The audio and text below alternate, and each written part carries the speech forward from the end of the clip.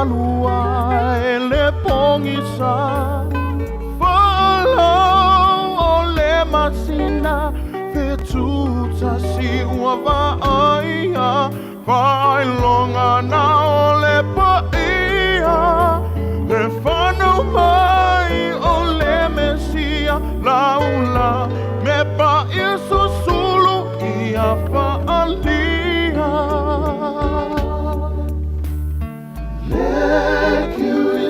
Masilo e matao le fia fia Elia i se tasina telepetia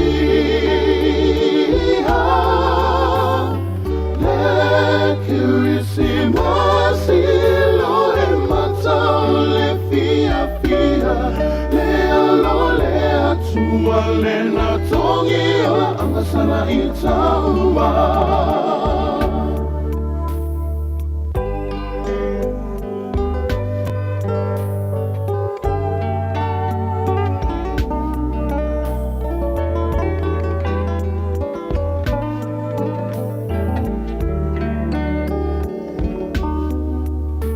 Lo watu ai whawhetai Lau mea lo whaua e au mai O Yesu le ua awhio mai Kirisi masi ua e au mai a Le mea sili lava ona taua O aulia mai e taua Le kirisi masi fia fia Alleluia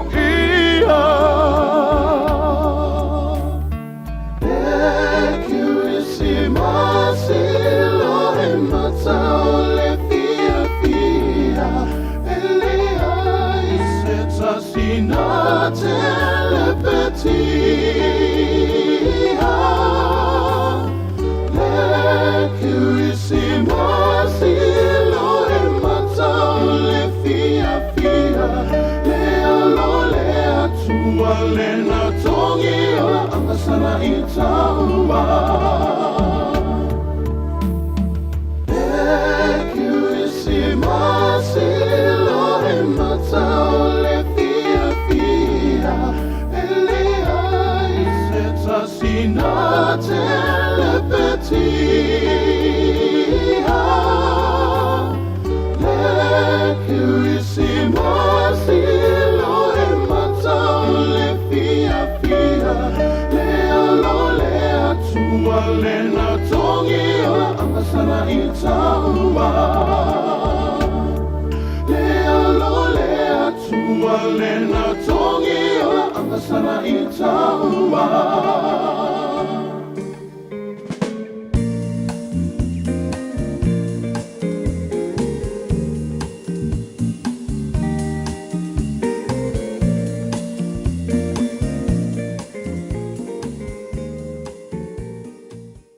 Ua na o le radio Samoa se furulima iwa toru a mo e tautuaina o e ilaungangana fitu aso le vai aso.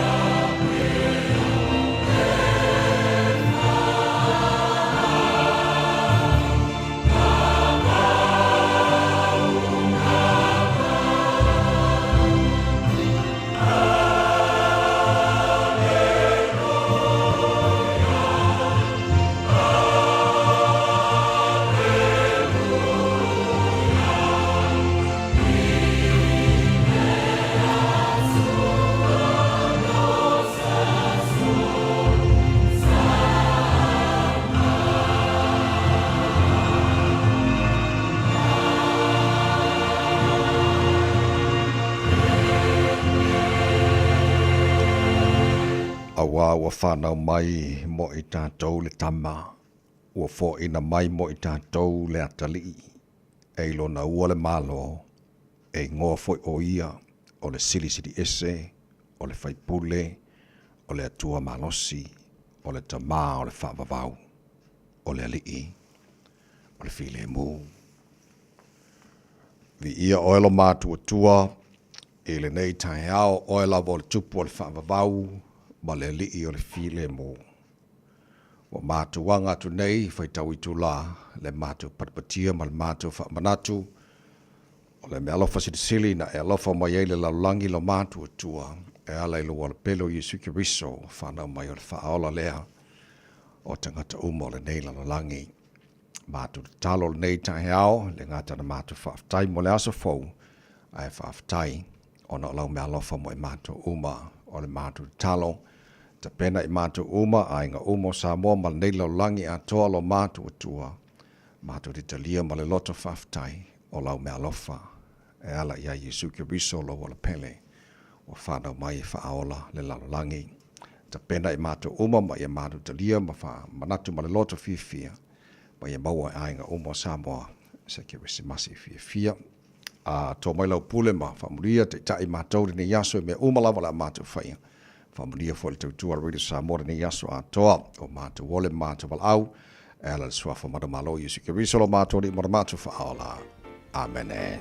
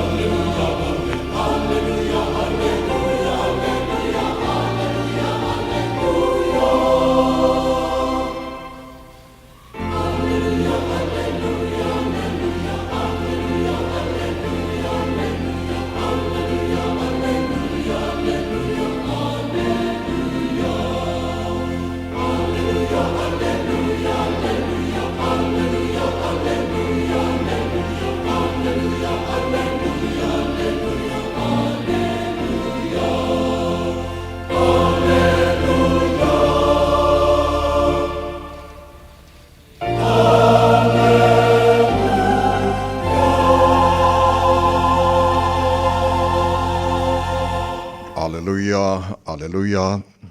Pespesenga o Krismasi mana vai pesere kanesia metutisi whangatongo Amerika Samoa. Le tautua Radio Samoa se whalima I matolo a mo. Sauni mai mo le tānto porkalame maro le tai au I nai sekone.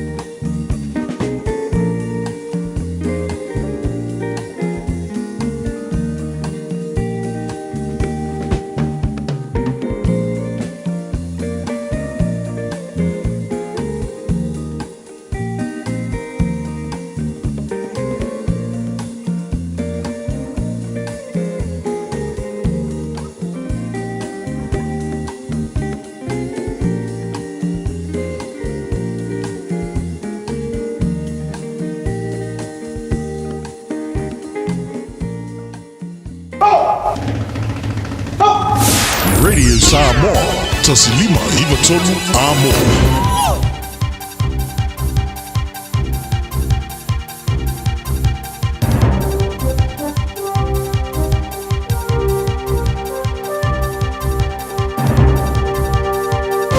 Good morning. In this update, a warning for drivers. Police are out patrolling in force. The official Christmas and New Year road toll period begins at 4 p.m. today and runs through until the 5th of January. Last year, 21 people died on the roads over this time. Road Policing Director Steve Greeley says they'll be focusing on seatbelts, impairment and fatigue. A third man will face court today in relation to the violent death of Napier man Boy Taylor. 2 people appeared in court yesterday charged with wounding with intent to cause grievous bodily harm. A 19-year-old faces the same charge. Suggestions this morning that emergency departments would get a much-needed easing in pressure if more people took advantage of New Zealand's telehealth service. New research shows Healthline prevents nearly 23,000 unnecessary ED visits annually. Research from the country's Midland region found about 10% of people turning up to ED a year could have called Healthline. Auckland University Professor Mike O'Sullivan says Healthline has the capacity to pick this up. They really direct you to the appropriate level of care. In a lot of cases, that can actually be self-care at home. And I guess the message we're trying to get out is that if you kind of sit on the fence, Healthline is a really good place to start. A break in tradition for the royal family, with the King delivering his Christmas message from a former hospital chapel rather than Buckingham Palace. The palace says as a nod to King Charles' ongoing cancer treatment, he selected an ornate old building in central London. The King's grandfather, George VI, laid the church's foundation stone in 1928, and it's now described as a place for quiet reflection. The 76-year-old King has been diagnosed with an unspecified form of cancer, but the palace says his treatment is moving in a positive direction. I'm Kay Gregory and that's news. In sport, the disappointment continues for the White Ferns one-day cricket side after their 75-run loss to Australia in the third ODI in Wellington. The loss also puts New Zealand's automatic qualifications for next year's ODI World Cup in jeopardy. They need other results to go in their favour if they want to avoid going through a qualifying tournament. Captain Sophie Devine says they put themselves in the contest but weren't good enough for longer periods of time. I thought 30 over mark, we were right in there with a shout. We were pretty close to our targets that we set at the innings break, and then to lose a big cluster of wickets, you can't afford to do that. Australia have won the one-day series 2-0 after the opening match was washed out. And a major blow for Arsenal, with one of their key footballers facing an extended stint on the sidelines. Manager Mikel Arteta says England forward Bukayo Saka will be out for many weeks with a hamstring injury. That's sport.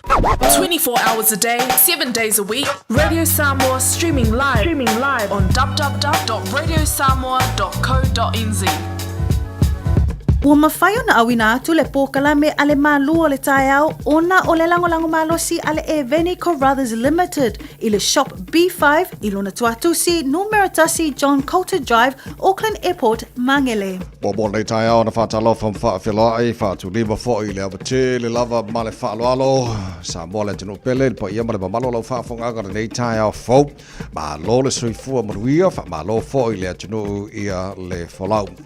O te whaatalo whaaswafa mana malo lo tātua li whaolo Yusuke Riso le wa mai le ola wa maui lo tūsu fu mana mātu malosi ma tātua o lia le nei aso o le aso o whaia le tua tātua te ori ma tātua fia iai para patia le anga le leo le tātua matai siri le langi o le o tātua to ai whaitau i tūla le tātua ngātu mo le wha mana tuina o le kirisimasi o le neitau sanga ma nolo wholau manuia le tunu alo whamailo tātua tua ia ma ia ta pena lo tu se fo ma tu wala ma ia ta tu talia ma le nganga fa aftai ma le loto fifia ia le fana mai o le pepe Christmas le fa ola mo la langi a to vi ele lo fo le tu o ta tu filo madu ale o mala nei tai ha fo o le aso lua nei o lo se fa ia so te se mo ta fo lo le lua fe lua se fu ma fa o se mai lo fa fo le por club ma le tai au Radio Samoa Falema e Matoru Amo na tasha ba e lua be na fo in fa lau tu le tu funga te to loto in sinio Facebook ma YouTube ala Radio Samoa sarata spatia ma fe Star Algae lo sio mo ona nei tawai meni tau tuai no se pa ile tu laiva ile tai au nei ya Joshua mani o falau malo la vole usu ni kaia Malo le usu la sunga tawai fa pe fo ile sunga ya Natasha le nei tai au fo and a happy blessed Christmas Eve talo falava malo ni ya fa talo fa tuai le pa ia mawalunga Samoa Di ia le ali o tata wau lia mai le ne aso fo malo la va soi fo manuia malo le fo lau Langi mama la sunga la o tawai fatalo fo foi le so ya ni wa fo lau le nei tai au Samoa what a blessed morning malo le soi fo manuia o tata wau lia le nei fo ya so ia ko ki lava sa o tawai o so o sianga Tato lunga le nganga ia tato tali talia le failonga ina le fana mai mal soi fo mai o tato faola. Sawa. Ia le lei sa fai tau masina fai tau vayaso fai tau waso le fai tau itu lanta tu anga te famna tu Christmas le tau sang. Ia ole nganga atoa ia le o mealofa tato tu fa ile nei o langa lo tato ia ia famna tu ia tato oma.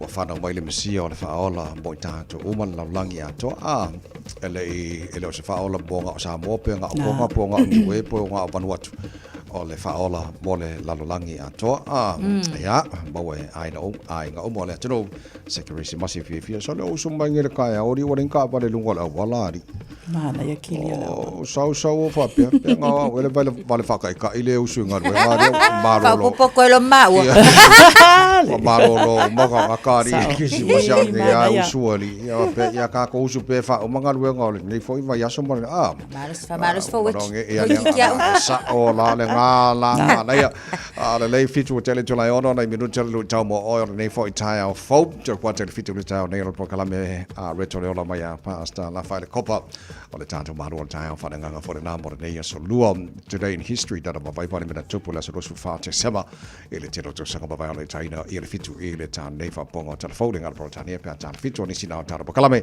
o le tula mo bua o le maro le tai au tanto le po jama to balunga la wala nei tai au fo Failo mai ele waka ko tahi le nei tai au fo ia o lo o ma le pisi lingo tato awala se va inga State Highway 16 State Highway 1 ma tu ma saute fa pe foi o lo anga ia tu mo le malaiva le nei tai au State Highway 20 A and B ia o lo kilia lava le awala le ai ma se poloka ma o se tala fia le ai foi se fa lave o lo lipoti mai i le nei taimi o le tai au tato ulua i lipoti le nai lunga o le awala Tautua Radio Samoa tasili mai vatolua mo ino tula i mai le taimi lewa fitu minute te ai leono.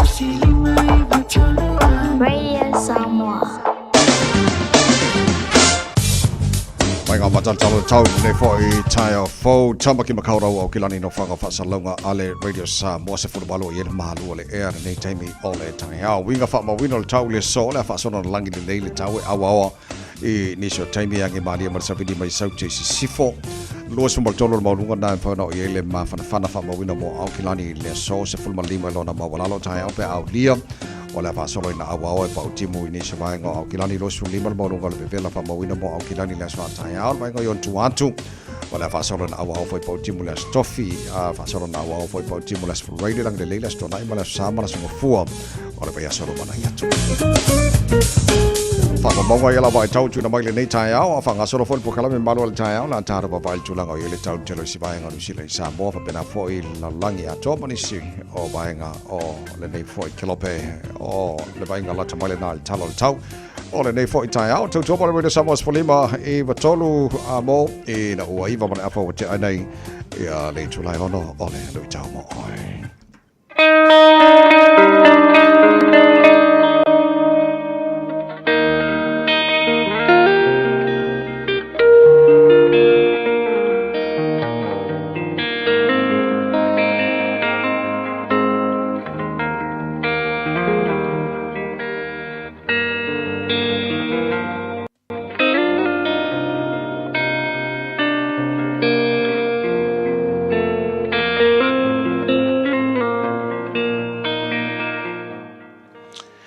soa fa mau lunga I Yesu Keriso ia le o toi mau le amanoa toi o folofa atuai o poponga o tātou proklame o le luitau mo oe ma kalatia lona tau pue 5 fa upe lua ma fa upe lua tolu o lo fa matala I le parkala fa atoa le fua o le nganga a se vaenga la fa upu le fe mai o le anga malu ma le lenga o ia e le fa tu la fonoina me fa pena.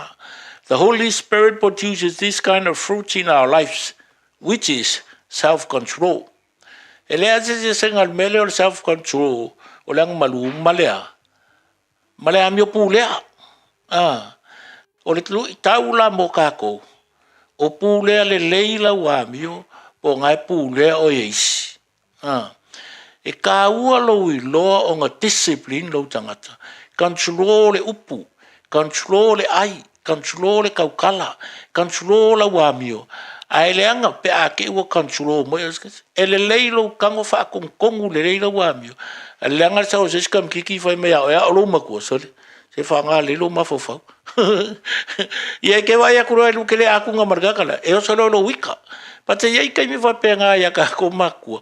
Wa ve vor ka ko makua ye mo mo lungo lo kulanga nga luenga pole kalesia. Ke pule fa sa ngo ya o ya. Ba pule o ya me fai. No. You need to have a self-control. Al mela nga o le nga maluma le nga ya. O ska singa fu o le nga. Ye matua le nei aso. Ile mea nga ke ngalu e. Fai ngolo ainga. Awa fai ke a mio le pule. Ye fa penga foi nga e mo le kali o le amio le pule. Ai a fai e pule le leila wa amio. Nga wa ka umenga o sta sina fu o le nga ngolo ia toe. Ye maruia le tua I fe au mtuto lo fe nga I malausunga. E le ne yaso.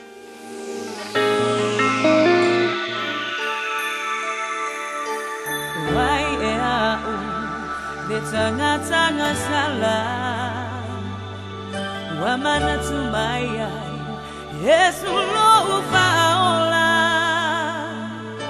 Kerisi masi wa ulava le papongai Yesu lo umasai te wa afetai wa ulava le pongai ole kerisi masi Wasoi punai ai lo umasai Soy tu amai se alasili ona mawalalo awa una tanga salai na ia ngalo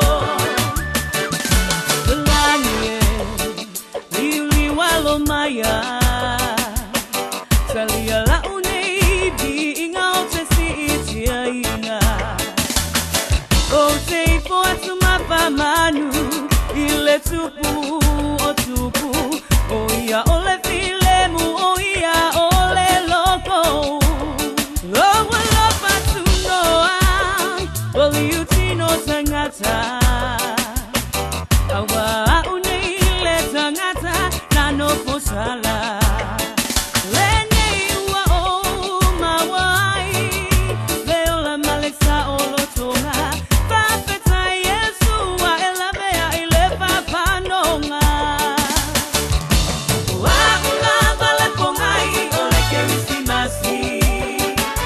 Wasoi punai ai lo umasai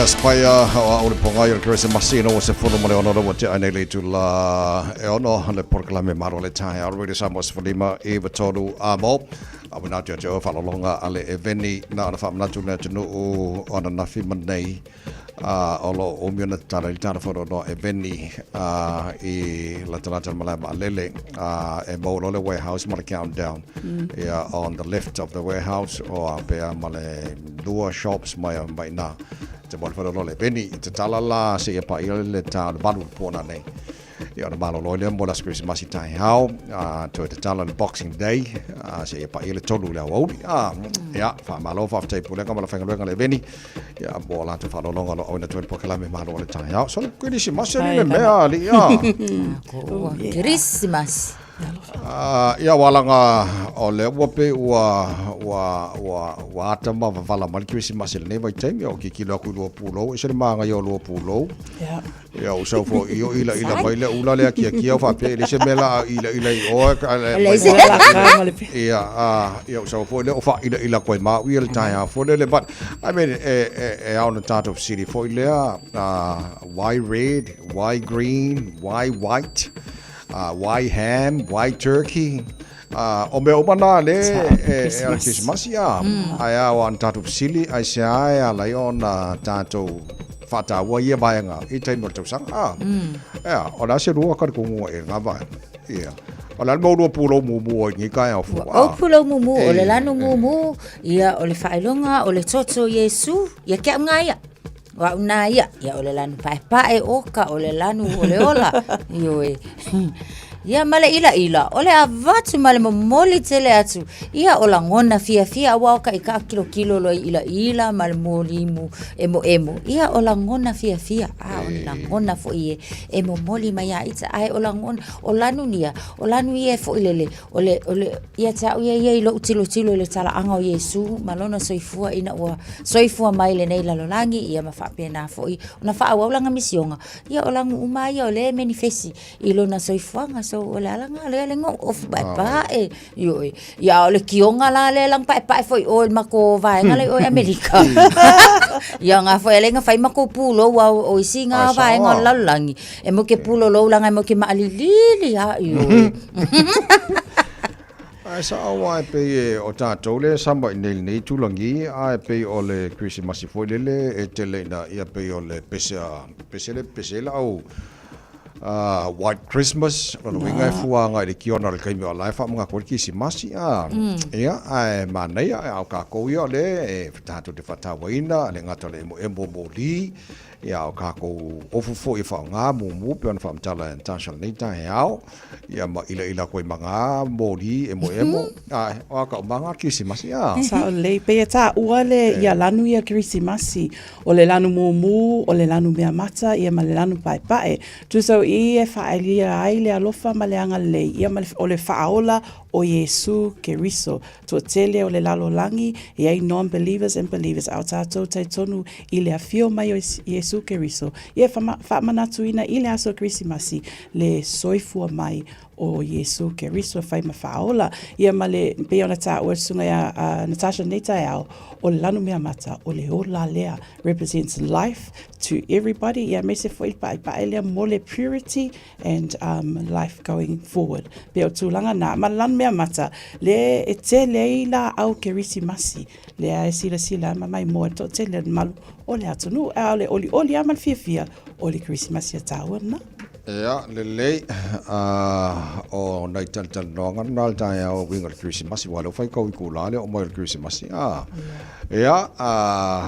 palasa fo I me ai Christmas te lo tele in fia inga fa tau le ham ia pole turkey foi la tau ia masinga sa laki mo manga I kene nga ia ai le kau ye le mo paru sami ma ia wala nga fo ka pinga nga manga ke no si ai pai fai fa le mo paru sami ia mo manga ia nga ne ku sa ma fo ia so lai sa mo ku sa ka penga no Christmas ku sa marco inga ka penga ia la bo ma lo nga kwa le ka ko ka angi si mo manga I o sa sa ko po le fa la lo manga I mean no preparation so my son mena tau me Ya wai nei masih se koi fiaru se bangar kai mine mangi me maka foi le a sawala sa palai ya ringa last time ole ko por fa so le luma or kapinga mama wanga pa wal mele la fenga ka ko ole body polo or kirikiki yo ka lo isa morga sa ole le tsa walai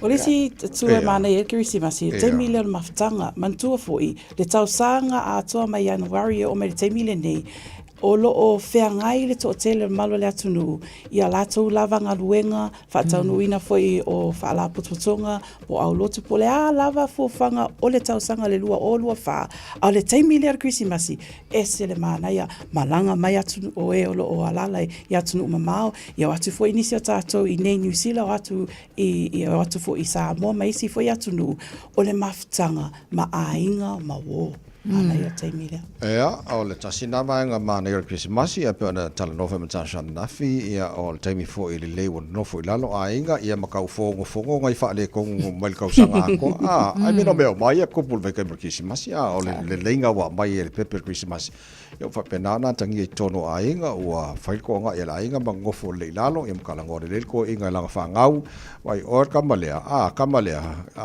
vai waru kau sanga o salar ka ko ainga i lo wa bio a vea ia whanga mai o le pepper Christmas se suia ia lo wola ia lo ai me le message manga ia nga ave foi le ia wa po a fe se ingam fake nga ngai le tau sanga ato ia pe kai minge fono ai nei vai nga fa le tono fa pena ka sia ia mai le pepper Christmas se le nga fa pena tono ai nga mai ka le sia tele ni vai nga fa manu ia ina ta tu sa vai ia wa le wa ta tu tala no nei e pa wale me o ke le lo e penga kelingi me ila ke mi fa na wa Yesu nga le fetu wale nga o ilo nga susulu fetu le nga mulmule la vai nga nga Yesu ia saulo la le turkey ia amu ia ta tu le wa ta ma fa turkeys and hams ia ka ilo ia le fa na o fa ola penga fa singa la me ka sami o se fa mari awa le ngoi sa vali ia fo le lo ta ma fa amu ia ta so if we can get that gratitude the attitude of gratitude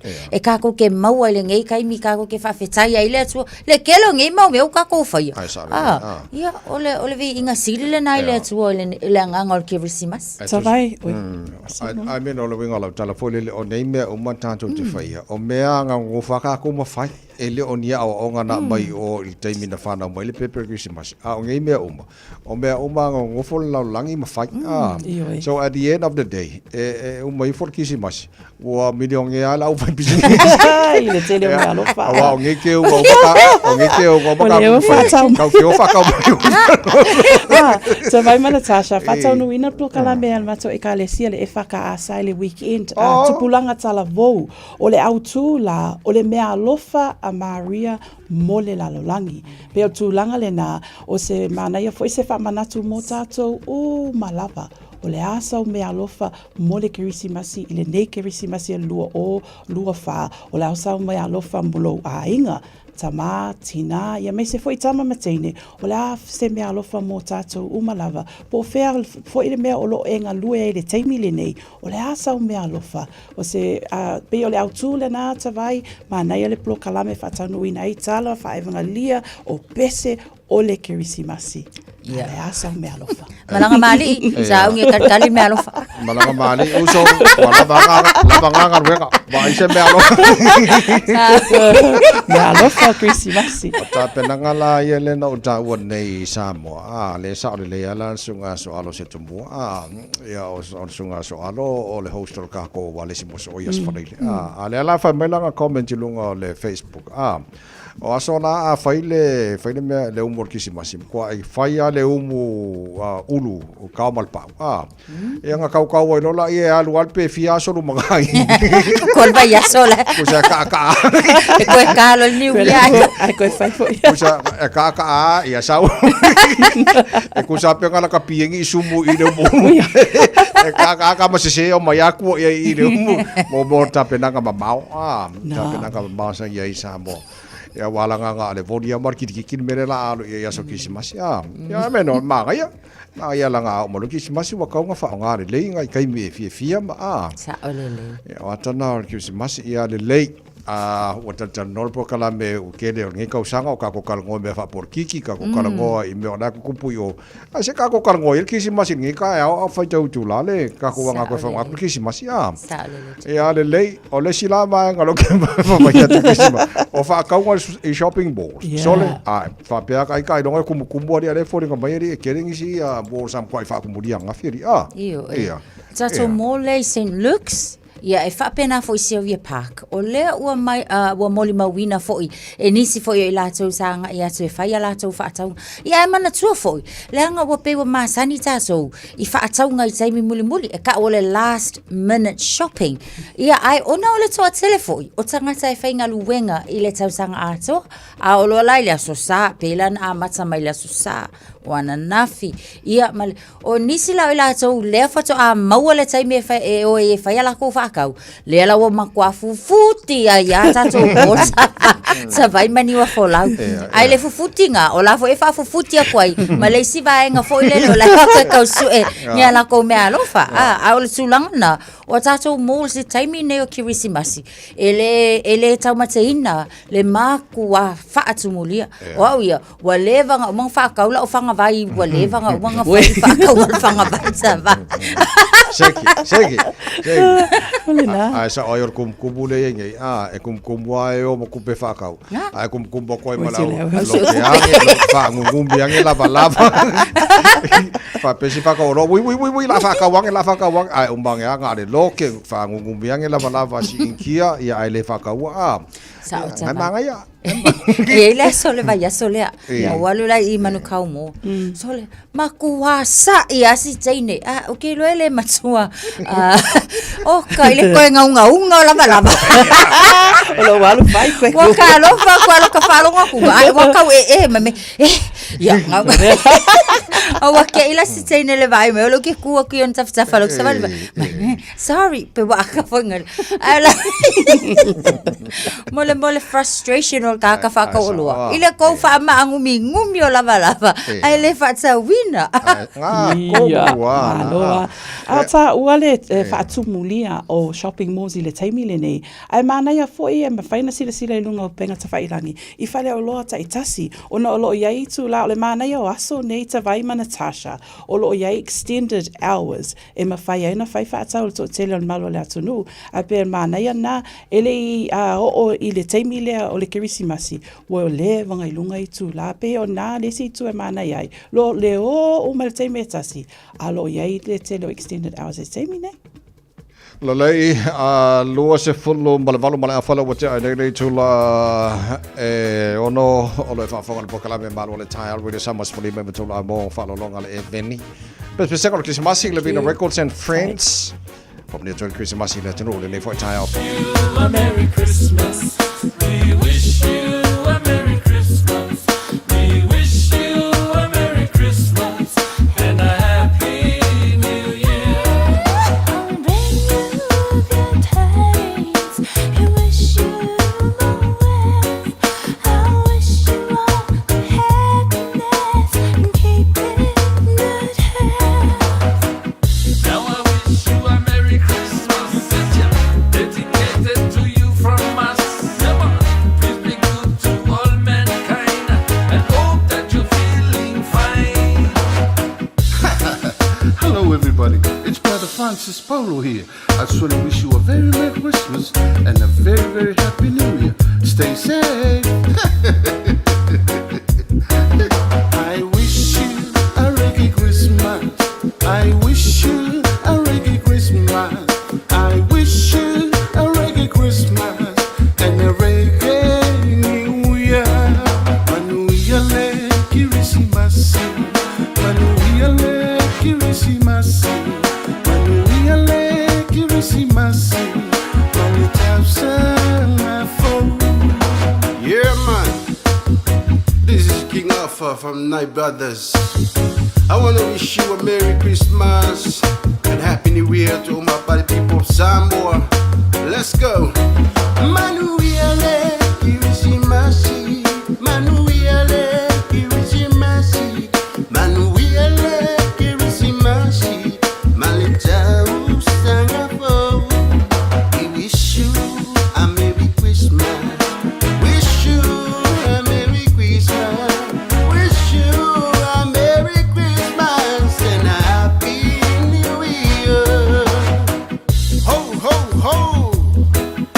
Matt's enough for here.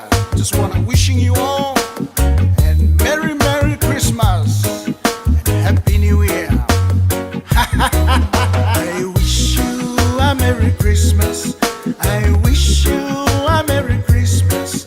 I wish you a Merry Christmas and a Happy New Year.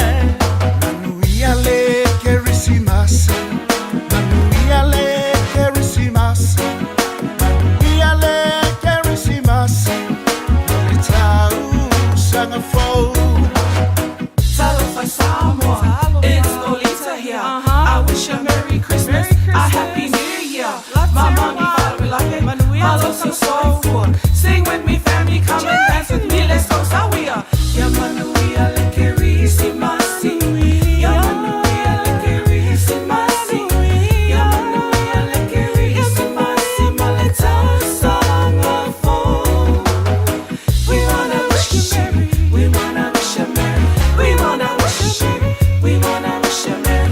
We wanna wish you Merry. We wanna wish you and a Happy New Year.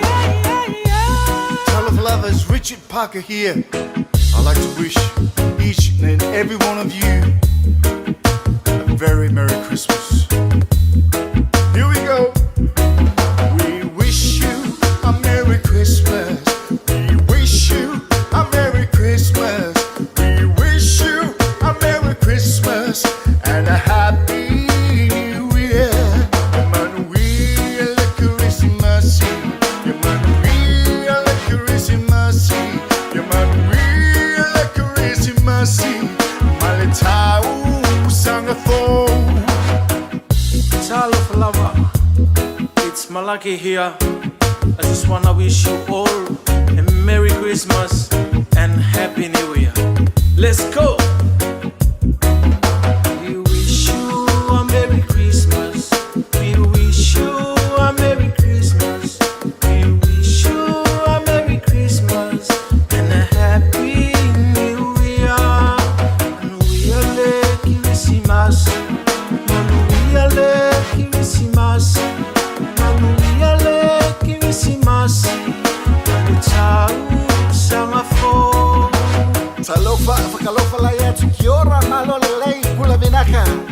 This is Tofi, File Sophia. Wish you all a Merry Christmas and a Happy New Year.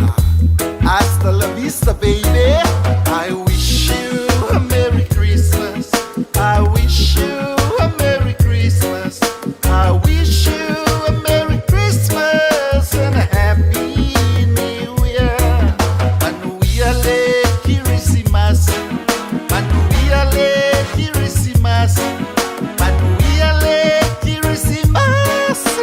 Malita usanga fo. Hello, for lover, and welcome. This is Tele Sulutupe Faangali. Have a blessed Christmas. Stay safe, stay beautiful. Chee! We wish you a Merry Christmas.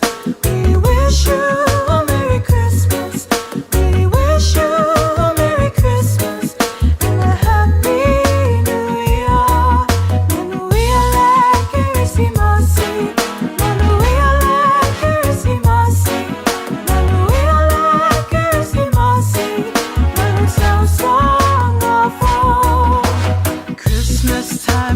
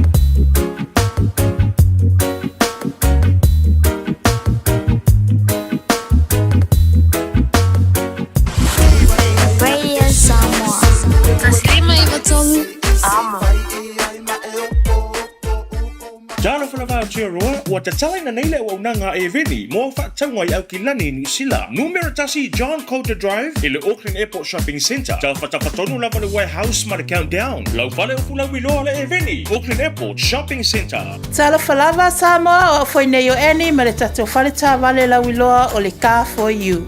A whai lava ta sa ili sa tā vale, le aise laisene pe maua le laisene a o e whaingaluenga tū mau, ma le leilo suafa. Whaingo fia lava i le Car for You na fisosoani mo oe, maua tatou cashback pe a mana mia le fisosoani. Ta lofa lava Samoa o a whaile nei o lofa, awa nei ngalo le tatou Facebook page le Car for You, pe te su mai le matoto atu si tolu se lao Craysel Frodman Rewa, pe fraso tai mai le mato telefoni, over te lau lolo a fitu whaiva na walu, pa fisili mo en po alofa. So whase fua.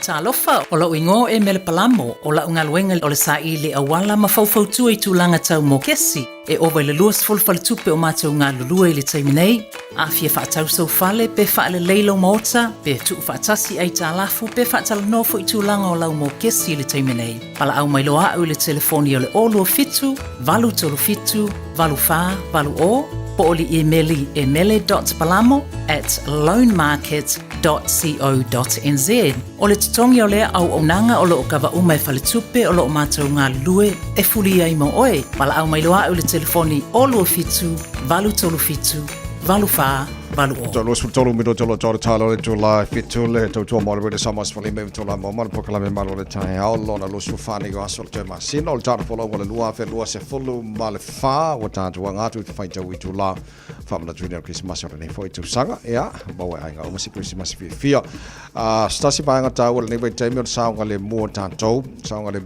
le maua ta shamba ni o folau ona ne le fa le fiafi amata yon fai tau ia le tai mi antor Christmas se pa ile tu le aso limo Januari o le tai mi antole le ola nga luai le mo le sa nga le mo ke le la sia ke le o ia na maua i tarfo le nga pro tani le na mai nei tai e ona no fauta le i tanto le fai fusi pau o nga ma aver ka vale le ngi la senge o mea umana le la nga ia sia ke le so o fautuanga mai le fai tar pokalame ma le matanga vengo le ia so umala vai so uma o le fa manatu ina ia sa nga le muta to le vai taimi o le nga tu mo Christmas so afta vale o to fa fonga mai nei tai so se taimi te fa fo e lo sa maratua sao nga le mo lunga o le awala o vai nga taua ia mo tatou ia Tatou te fia maua umasa ki Christmas le lei ma fia o le fale fia ia e ala no tupu le fale tonu ono mo fata mala lava tatou le si tu ele ngata le avata vale au pase se avka vale ia mauti noa o lai fa la ko fuspa nai tamai ti tono ta vale ia mauti no foi o lai fa maule no fo le tamai titi ia nga ko kiliki aku foi le male fusipa o le no fo lava le ta vale ia ina ia awane ia ni se tai me tatou te fa no ai o le o tatou oli uma foi ia e mafuta fata ainga ya ako lucia kula male seren atavai o kama ya kali mai le seren ele tali ele vai le sala pe a maua ia le foi tu kapaka io se poleale le un kaka tavai mani o folau ke lo sila fia ke fai aku nga o savali vali fo ila so sa ina o male lotu ila fia fisa vali vali ni si va ngo si falolo o le makwai un kaka o kanga kasole pakala tu ta vali pakanga fo nga e sa vali falolo ala wa kau fao fo ilele ia nga fai ala le fa e pu pi o feika ala le kele o vango fo ilele o lai ai o sa vali mai file mu le ai se me a fia ai fo fai nga fa tau ia mai se lai ai ngo lai ave nei fa na uta vali le ta wala maua le ono sai taimi ni Christmas lo fia ngai tatou ma le pisi ia ma o le telefo i o vaenga lo fatau no ina le taimi le nei au tulanga na ina le failo atu i lunga awala o le taua ina ia usita ia tai ala matula fono i lunga o le awala pe na failo atu e sunga le o nei tai au i o le asfarele le aso o i aso lua le aso le nei lufu fa po Christmas Eve i le fa le auli le amata ile faitawina o le routau e o atu i le aso tolu o Januari aso lima ia ile tausanga fo e fatau nuina ai lea fuanga ai o le taua le nalo failo atu ina ia alu fo i le sawa o fatu langa ina ile vaenga o le awala o loo e malanga Ya, so o nei tu ala lona tātou pokalame sa mo le tunu pele nau ina ia o mai fo so maro lo ki se masmal tu sang fo ua bawa o mai ainga se le ngata o saunga le mo ia fa pena fo le fia le vai tau tu sanga ko le happy ia vai ka bu si masi ia le mo wange me se me alo fa ai kasi nga happy fo ia ka ko ma wala me alo fa mo fo le fale o ko fel ba ala awar ko fel wai ia wo ka ko nga le si vai nga ta ua ba le na ia tatu ai nga fa mole so swani ia le si ainga ma na bia so swani le si ainga o hampers mo lo i Canterbury no ki lo kwa so ka ma ngai ke le la ko le fo mo nei fa mo dia nga fo ki masila ko sa o le tawai ma naia fo i se to fawa e fo i le tato au lotu le la lo i Canterbury le Methodist o lo fai loa mai o lato saunia nisi o mea alofa po hampers moe o lo mo mia le fsoswani e le o tangata uma e mawhai ona maua mea alofa i le vai taimi lea o le kerisimasi ona o to tele le lava le se le ni peto o tele fo i o lo o le ngā lulue lea la o se langona po se manatu mana ia o lo fa taunu ina le Christchurch Methodist Mission o se lato nga luenga lea e fa taunu ina i tausanga u malava lato te nga lulue fa tasi so o se si lava o lato si la fia lo fa iloa mai i lato e saunia ai po se pisinisi po se aulotu po ni a inga fo i po se tangata to tasi o lo iai swafa o lo mai i tutonu i a le ma naia ma le mata ngofie o hampers o lo saunia mo i lato fai mai o le tausanga le nei i le numera o iai taimi nei e ono se lau valu se fulu tangata ua wha manu iaina ona o ia fisoswani po ia foi hampers i tutonu lava le nā numera tol se lau fitu se fulu ia alo ma whanau. Ma nei a tele le fufuanga. Wa a maua nei a inga nei na whamanianga ua lava ma te toile na fia ile a inga mo never time o Christmas o tātou iai. So se fulmar fitu mido tolo tolo talo le tu la fitu mai alo fa fianga mo le 5 stars so Malaysia tātou li poti wai wala ona batu lo le tātou balu o tātou fa nganga a reto lo la mai a pasta la fa le kopa. Au tātou iai ile aso dos fulfani o December Christmas Eve. Poi tau July tātou anga te whamanatu. Se masa nei foi tu sanga malo la voce fo kia ora good morning o ka la uhani o la uhani pa sili sili o te pa tu saina i se apa la pi o se pisu pasili o se vasi que mai fiti pasina sa pasui o ni tamato mani pi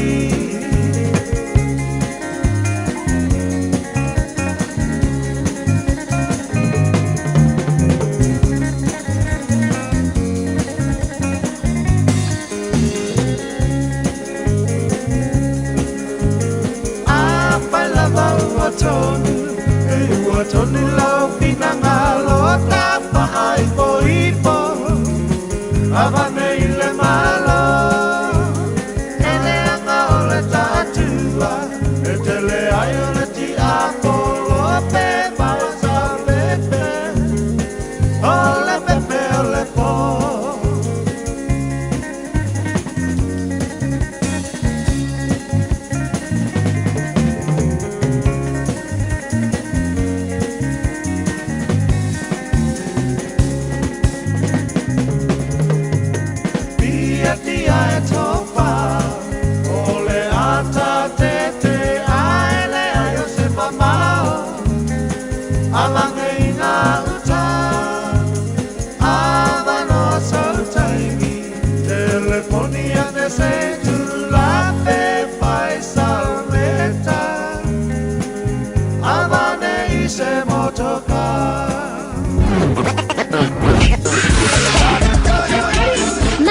Soy fua, ol si fufonga Samoa, Radio Samoa, tasilima iwa tolu amo, se kia Radio Samoa.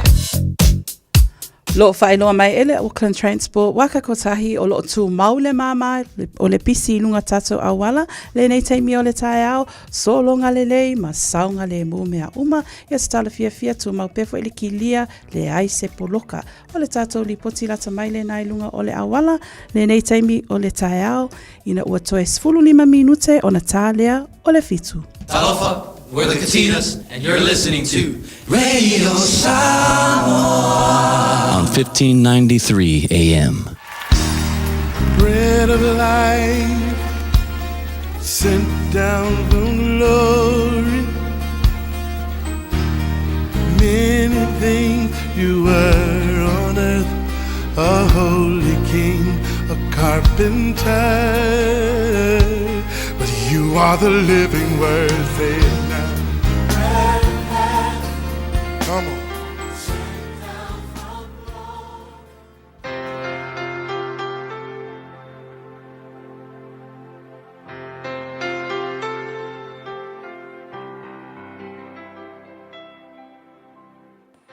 O te fiafia e whawhila e te fo e te oe whai ona ma futa mai ma mai moa whafonga I tātou polkalame o la reto le ola I le nei aso e ao lata lata I tātou ia I le whainunga ina o le kirisimasi. O whai tau umalawa le neiva I aso o whai tau o mena tutupu I le vai tau o le kirisimasi.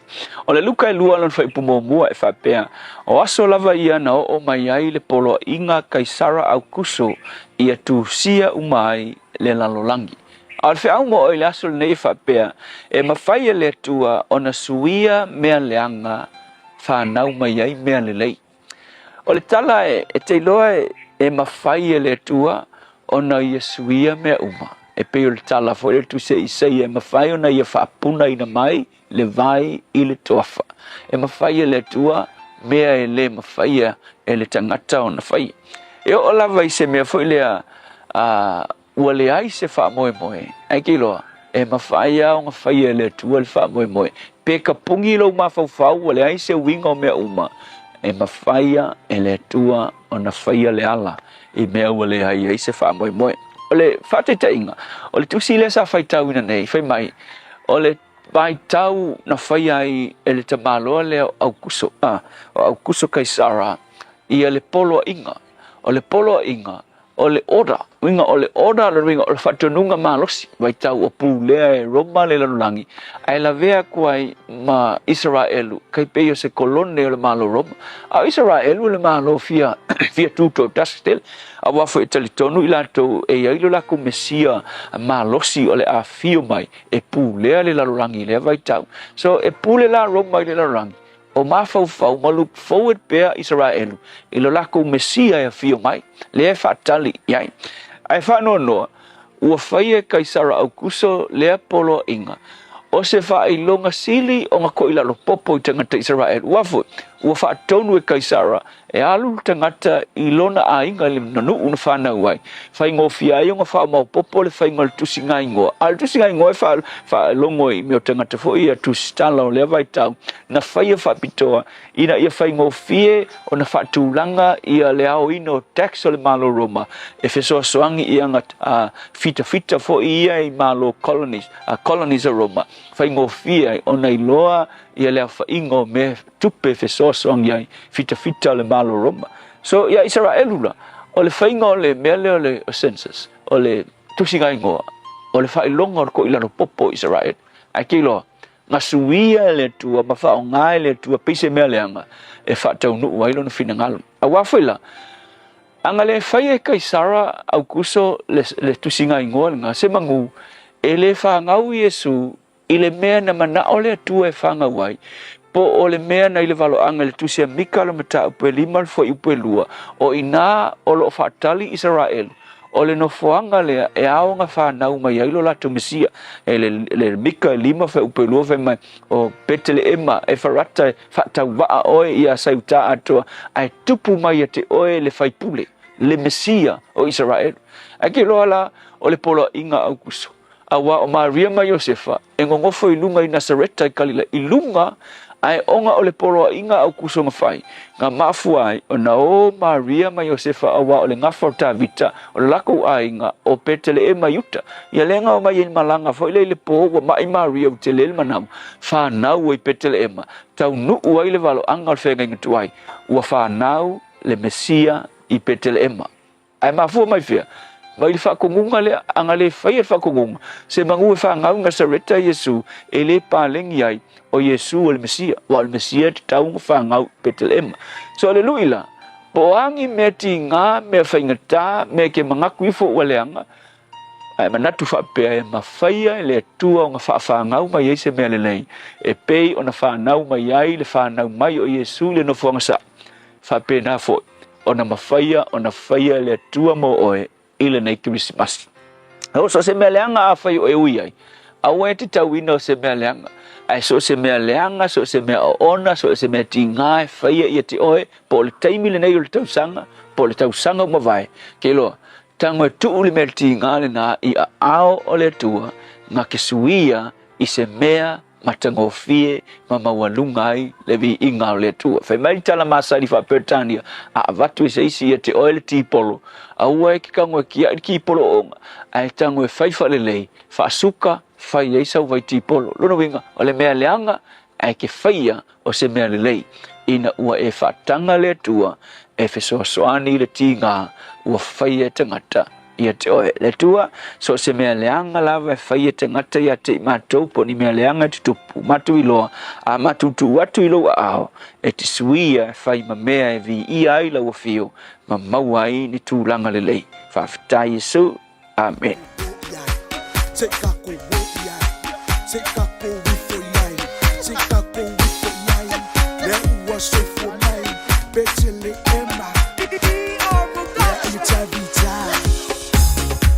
Betele ema te aipa ia afana le tama o le fola te tupu le pulubanga betele ema te aipa ia afana le tama o le fola te tupu le pulubanga Elona ua ole malo ole faipu e tua malo ole sili ese deliti ole filemu Elona ua ole malo ole faipu e tua malo sili ese deliti ole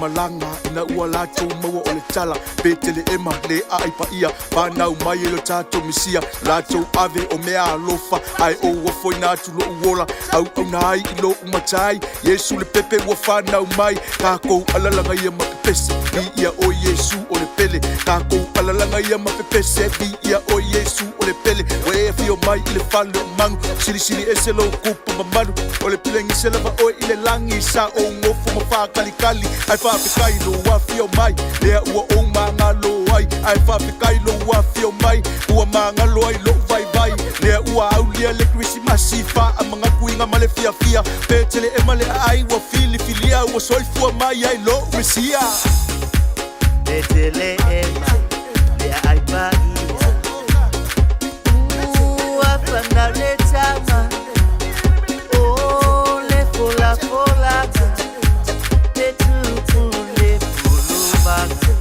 Betele ema ya aibaia afana le tama o le fola te tupu le pulubanga elona ua o le malo o le faipu e tua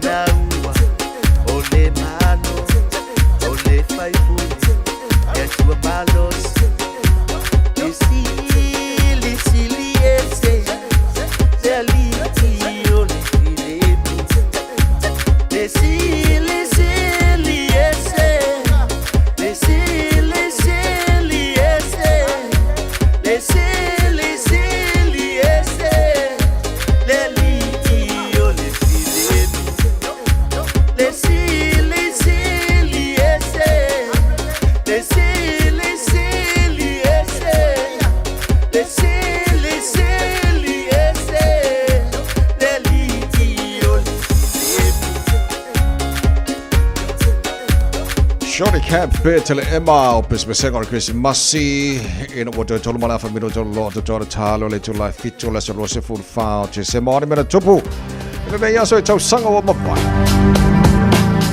I le tausanga ta siva fitu tolu ia le tausanga lea o sa soifua mai ai le susunga lea o Stephanie Meyer. O Stephanie Meyer o ia se tasi fo i o tusitala i tutonu lava o Amerika. Tauta ua ia malawi loa ia na tele o tusi sa ia tusia. A le aso le nei luas fulfao te sema i le tausanga lua o iwa na maua ai le susunga ia Violet Coley o le au kirikiti lea intia. Sa ia o si ai le se lau o ana ai na maua i tutono ta alonga i le tasi aso o le kirikiti ma o se fiafianga tele le na a le au a initia. O le sunga lea ia Violet Coley o ia foi na avea foi maisi foi tangata sa ia ele ngata i le taina o le pate a o le sa ia te aina le polo o ia sa avea foi tasi o tangata ta alo lauiloa o le au lea a initia. Ia se vainga le na i mea na tutupu i le aso le nei luas fulfa o te sema po Christmas Eve i tausanga o mawai. Tautua Radio Samoa ta silima i vatolu a mo ina ua toe tolu minute o na tālea o le fitu. Na alofa Samoa, wa ule nei o kasu ti alu, a wale suia le ngila ua ule kio. A eva mai ina se furu lima iwa kolu, a mo, Radio Samoa, bevela a. Ta alofa Samoa, o leo whanga solo whainga me alofa o aso whiawhia o lau tiumana wholesale autos. Tui in mailo sa, ma mo atu ai sau se leni tolu afe le cashback, ai ai inga whaaktoa. A fio ane lo le tiumana wholesale autos, i le lua valu Ekensen Avenue i o Tahuhu, pe vala au deli pule i a ngalwan mana tai ngalwan mana, i le lua fitu ofa o lua fitu. Lua fitu ofa o lua fitu, po le over se lau whaono lua ono lua tasi. Over se lau whaono lua ono lua tasi. Tiumana o le tali ole, yoi. Ta alofa Samoa. I mawhai na fisoasoani atu Dr. Jen pe a whai te a fiele mai suka. Tauta mawalunga, le maua se whanau, mai sela, fatu ngao, ti ngā le ua po tuli, whaalusi le tino puta, ka nesa, ma le tino mangeso. Maua fo i le kulimi fulunifo mo nifo ti ngā, ma toi whaafilesi ai lau manawa. Tele nisi o loa e fisoasoani i lo soifua maloloina. A fio ane loa e ai Dr. Jen, i le tuatusi lua ono Great South Road, Orahuhu. Telefoni lua fitu ono tolu tolu fitu fitu extension numero lua. Jalo whanawha tia roa, ua te talaina nei le waunanga e veni, mo whaatangwa i au ki lani New Sila. Numero tasi John Coulter Drive, i le Auckland Airport Shopping Centre. Tau whatawhatonu lava le warehouse ma le countdown. Lau whale ufu lau iloa le e veni, Auckland Airport Shopping Centre. Radio Samoa, tasilima iwa tolu amo.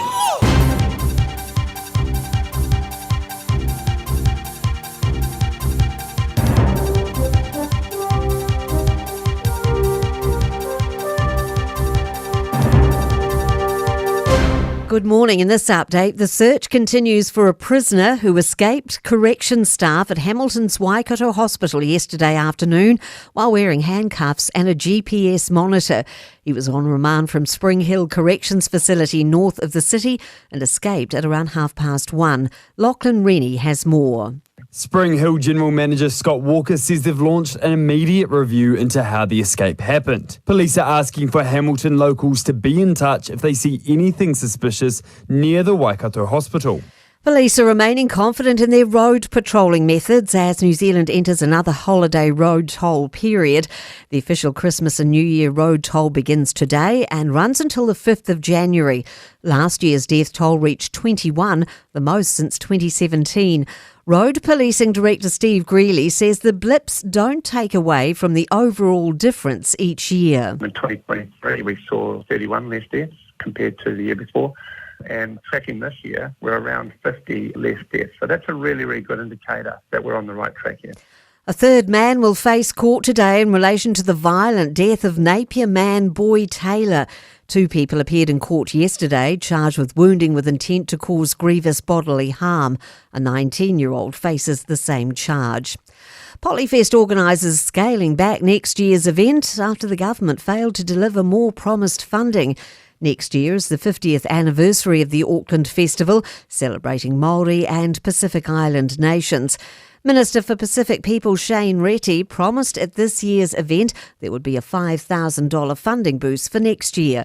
Polyfest Trust Chair Stephen Hargreaves says this hasn't happened and they're trying to make it work. We've had to cut one stage out.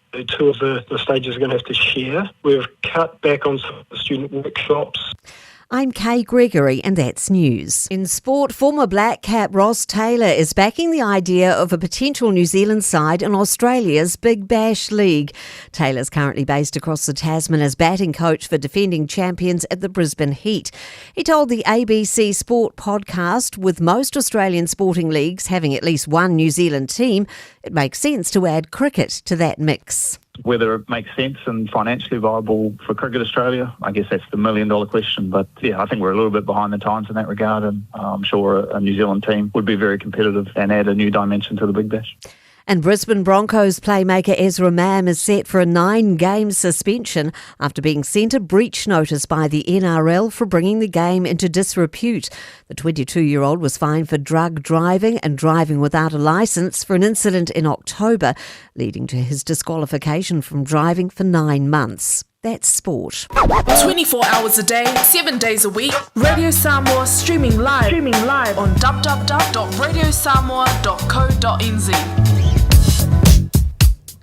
O lo solonga lelei lava lunga o tātou a State Highways i le taimi le nei se vanganana i vaenga iti ia o lo na ua amata fo'i ona uia ta avalafi i le taimi le nei Belmont Street i le vaenga le na anga iatu i Wynyard Quarter and Victoria Park o le na ua amata ona mai tau atu le taimi le nei ua iai nei vaenga na ua pisi mai whapena fo'i la i le Auckland CBD to tonu Auckland CBD Victoria Street West o le na ua amata ona uia ta avalafi ma ua tau fallinga pisi mai ai Queen Street fo'i o le nā fo'i e whapena Wellesley Street East o le tūlanga fo'i le nā o iai ia o nisio vaenga i tono tātou suburban areas in Auckland St. Mark's Road i Epsom o le nā fo'i wa amata o na mai tau atu whaisi pisi mai Montgomery Road i Mangele o le tūlanga le nā iai Timber Trail Drury ia e whapena fo'i nisio tātou o whaimalanga atu i whawhakuto au kilani le nei taimi o le tai au Wairinga Road se kauwhata o le na ua amata ona o tilo atu i lunga o le tātou whaafanua ia ua amata na whiololo le pisi ana i le nei fo i taimi o le tai au tautua nā ia saunga le mu le whainga malanga i le nei fo i tai au e mafuta mai ma e whaafongfonga mai le malua le tai au Radio Samoa whaminute te ai le tu lai fitu. Talofa Samoa o Jerome Gray le nei. Pe o e e lau ta vale po e whaafonga mai i lo maota. Ia tu pele ni lo lau le tio le 15 i watolu a mo. Radio Samoa numera tasi i New Zealand. Malo lava se fomaria le tino nei taimi o le tai au o le vainga la tamai le talo le tau tātu o matamai Samoa lua se fulu ma le tolo le ire vevela le Samoa le nei vainga le tai au le aso lua su whanei Samoa wa te afori fitu i Samoa tu sa le matanto i nei New Zealand le mara e mai langi le mai o le tau i Samoa le nei vainga o le tai au fau winga whama wino le tau mo Samoa la whasono langi le tau e nisa vainga o le apa oi timu i le so tolu se fultasi le tolu se fulma lua degree Celsius mo runga o le vevela le Samoa le so lua suma lima e lona mawalalo taro tala mai Samoa ia peata ia le tu la e valu le tai nei se mai le talo le tau New Zealand nei i le motu i saute fatalofa i le atunu pa angal tara pakalame so se vanga le motu i saute Westport la fasona na awa lang le tau lua su tasi mo runga ma fana fasona na awa fo lang le tau Wanaka lo su fitu mo runga vela le air mo to le so timaru wala fasona na awa pa timu ni so taimi Luas fulu molunga le mafana fana Queenstown luas fulu lima molunga le bebela le sola fasolon awa lang le leili tau mo to le nei fo yaso lang le leili Nelson e le papa yatu i Dunedin o la fasolo fo ina awa pa timu mo nei yaso yang i mari ma savidi mai matu i sa es fulu iban molunga le maru le efa mawina mo Dunedin le so le ayo funga la au kara estete malo se fo mo ia fasolon awa pu o le tai pa timu lang le lei le awa uri ma le fia na nei luas fulu molunga le mafana fana mo kala stete le so ile motu matu pi tola ba lunga motu matu i Kaitaia o la lang de le tau lu su farma lunga le vevela le ai le so le Wellington good morning pa anga le maru le tai au so se vai ngol le Wellington fa sono awa lang le tau mo to le so lus futasi mo lunga ma fana fa mawina mo Wellington le yaso lang le tau ranga fa si vevela for le lu su fitu le so lang le tau po Whaasolo foi ina langi le leile tau Rotorua, Paraparaumu langi le leile tau Palmerston North, whaasolo na awaola tau e pa unai wangarangi le leile fiafia na nei, whaasolo langi le leile Plymouth, langi le leile Napier, Masterton, langi le leile for tau mo tau le so, Hastings langi le leile tau Gisborne, langi le leile for tau mo tau le so, Kirikiri lo Hamilton, langi le leile tau le so, lua se fulma lima mo runga le villa o le ea, mo Kirikiri lo le nei for yaso, tama ki makaura au kilani no whanga whaasalaunga ale Radio Samoa, Wawai atu wa tātou iere se fumariwa mahalo o le ea, ele nei vaenga o le tai au fau. Tu maui ngole tau le so, wawai atu o le awa mai le tai au, ia alo vala mai fo malangi le leila tau, o winga nal tau le so. Whasona na awa olang le lei nisio taimi, tu mau losu tauru mo lunga le mawhana wha mawina mo aukilani. Ele nei fo yaso tai au, pe auria Christmas Day, o la whasona na awa olang le pa utimu, te lo vaenga o aukilani whapena fo, ana whasona pa utimu le aso tofi, Aspiraila langi leile asto nai mala sama la sama fuara na yaso o luma na yatu fa mamonga ia la vai tau tu na mai e nei fo itai au fo da tunu ala papa au ni se vai ngor kelope ele tel tunu o lo mo ele tau mo tau ele nei se fo ta tu o dia fitu wala fo tele tu la fitu po kala be baro le tai Radio Samoa for lima to la mo ta tu yele Christmas Eve bole aso yo fai tau tu la ta tu nga te fa na tu le Christmas nei tu sang au te lo le tele officially tele mo no ti lo tu lungo le tātou Facebook. Fasilingia le aso rosfu limba o te sema. I mean, whamai si tal tununga lungo le tātou Facebook, alau titi lau ti ai. E leo le aso rosfu limba na whanau mai ai ia le kerisa o le whamna tuina tātou. Au te leo no ia o lopo le alua tal tununga man whafonga mai fo le tununga.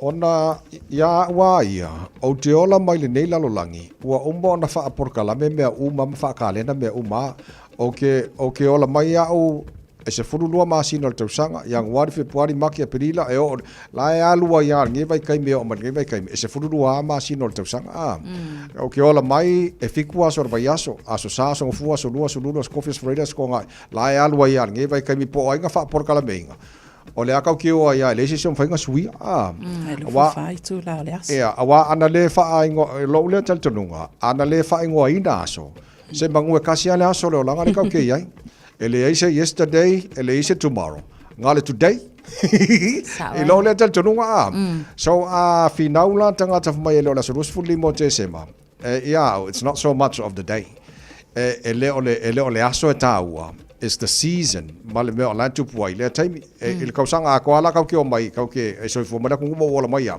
wa ele season o le Easter ele season o me uma e o fola ni vai kai mi ka ko ye so ele ta wala ya ta po le solusu limo te se man fanga wa yeso it's what happening at the season wa o ngana tu puai o le season male me e tu puai ya ka ilo ye ke la nga ku fa mo lo se la ngana me au le fai fa mo mole sa ta vai wa aturu ese foi atal tununga ona ni se tal tununga ese foi la tau kalena mala tau au tau lava ia Cristiano tau tal tunu I me wa uma ona te tonu la fiong pa ia le tuale tau tal tunu tau so afa pela la finga mai la tau ele la solu fulima according to their calendar ia wa mana tuala ile time o kalena Roma a tonu nisi o lo follow lava la tau ia le kalena le na Roma mana tuala e ile before Christ later o le BC and after Christ mana tuala o kalena Roma fai mai e kusa ile aso e kasi matau sanga e afi so e mawhaiala o ngā kau whapena e isi tapua inga e fuala ile kalena le na au tātou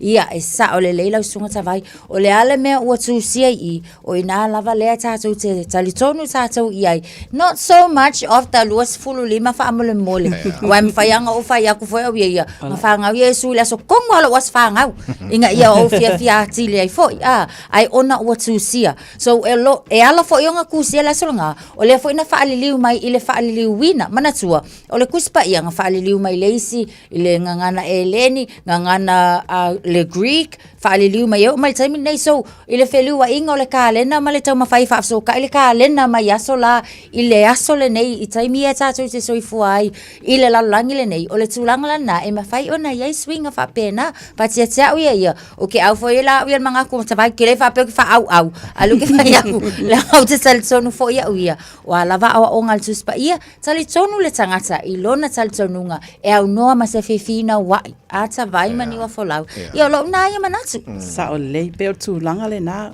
o uma lava ona whaapolo kalame ina mea uma. E pe ona saunoa ia tawai ia mesi fo ilo sunga Natasha Leneta e au i le kerisi masi e mawhai fo ena tātou whaapea. O aso uma lava o soifua le malo le atunu ia lo uola. O le kerisi masi. O aso fia, o aso oli mo tātou umalava. Le nei o langa, po fea e so wai lungala lo, a ia mau e tātou le fia. Pe on saunoa tawai, it's the season. O le vai teimi. Ia o le vai teimi o le fia ma le oli. Ma le mafuta ma a inga pe o tūlanga le nā, po le a lava le aso e tā uai, le 2.5 o te sema i le vaitau le tausanga, ia o le tau halava, o le whaamanatuina, o le soifua mailea, o le pepe o le Krisimasi, o Yesu le whaola. O le nā, I mean, from my jaljanunga nis every day is Christmas. A tuanga i le upu, o le Christ Mass. Tātou te whaitaulanga i le tua iaso uma. That's right. That's right. So aso uma la Krisimasi ala mo tātou uma. Ia le lei o mai ngā kako o su kako hambanga i Krisimasi. Sa o le lei tawai. Mau koe mase pepa sukalaki wala val ngā whaarua ki de lunga lo suka. Mana ia lau sau nuanga tawai. Mana ia lau sau nuanga lena e sau no mai ai nei fo ia Christmas is every day is Christmas. Fualai lau Krisimasi u whaku ke milingai. Manga ia lale ngā. Mawala le ngā. Au ngai koe lalo la Krisimasi.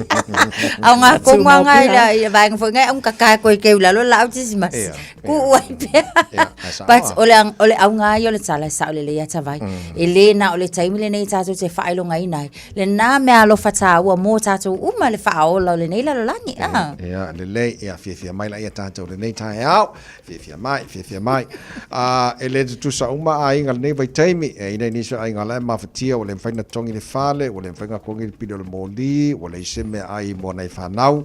So o le nganga nei vai taimi, reach out, mawhasaswani wha mōle tātou. Kere lau whaasoa, lo fatu mo ni se mana mi so swani fa mo le nei taimi ia o le nganga na le nei tau tatu ye fa mo ia mama i meska ko ki manga yo ngi ka au ana e tele la ka ku kai au ngai langa le wa la o Christmas ina ngai lo na winga ke pulingi au lo ke pulingi ke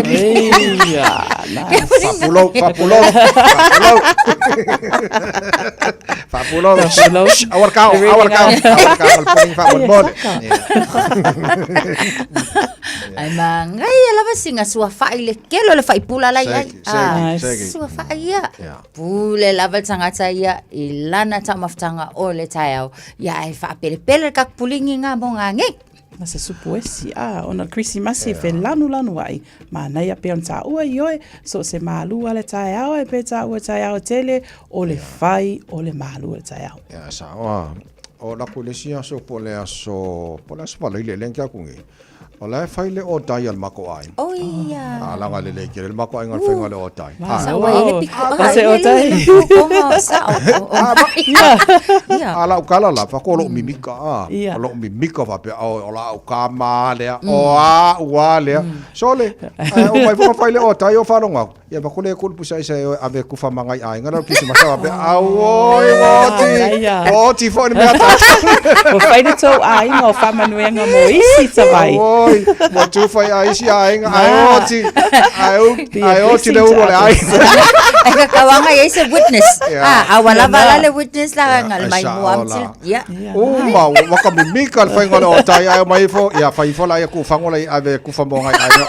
Awoi ka pololoa. Ai upe pawa. Nada. Ai mala oi. Mana ya. Suli mo tele chula pichu.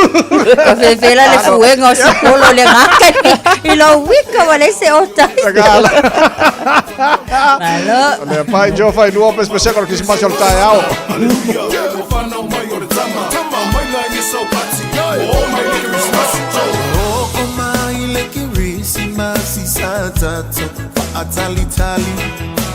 Uina ese la ngona o tangata uma ole lalo langi ai o te pi ia ma i le tala o le fa au la tanga ole aso na malo ia ole apa na ole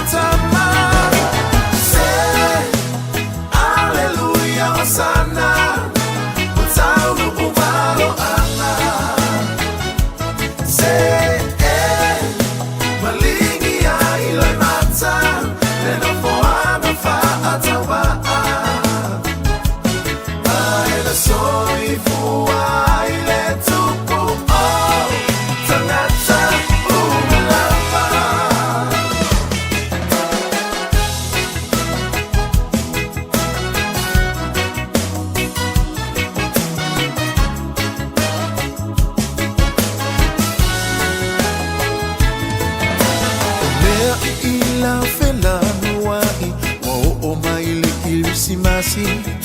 Ke fiu e aka, ke fiu e siva, ke pumai maleko e a ina. A ole au ke risiano, fa ama manu tapu a ina. Mafutanga ua mafana fana ua te oto ya iseita. Say, Alleluia, Hosanna, mutaunu umaro ama. Say, malingi ya ilai mata, nena fuana fa atawa. Aina sorry for ile tupo au tanata umalama. Janita, turn down. Wish you a Merry Christmas. To all the best, to all the friends around. Wish you a Merry Christmas. To celebrate, commemorate this Beautiful time of the year, Island Christmas, lots of good cheer. All of the children opening their presents, Mama and Papa sharing a kiss. A bottle of Aima will never be amiss. Everyone dancing and singing, all of my people from up here to Auckland, North and the South, they're singing aloud. I wanna.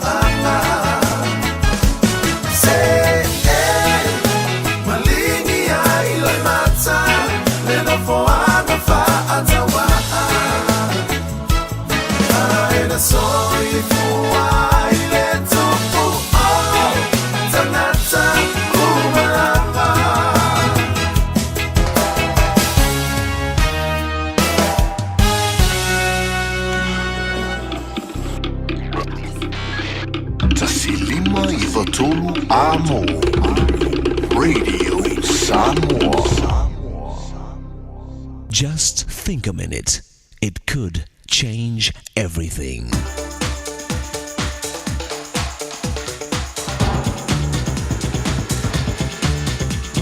Think a minute. A woman worried for over 40 years that she would die of cancer.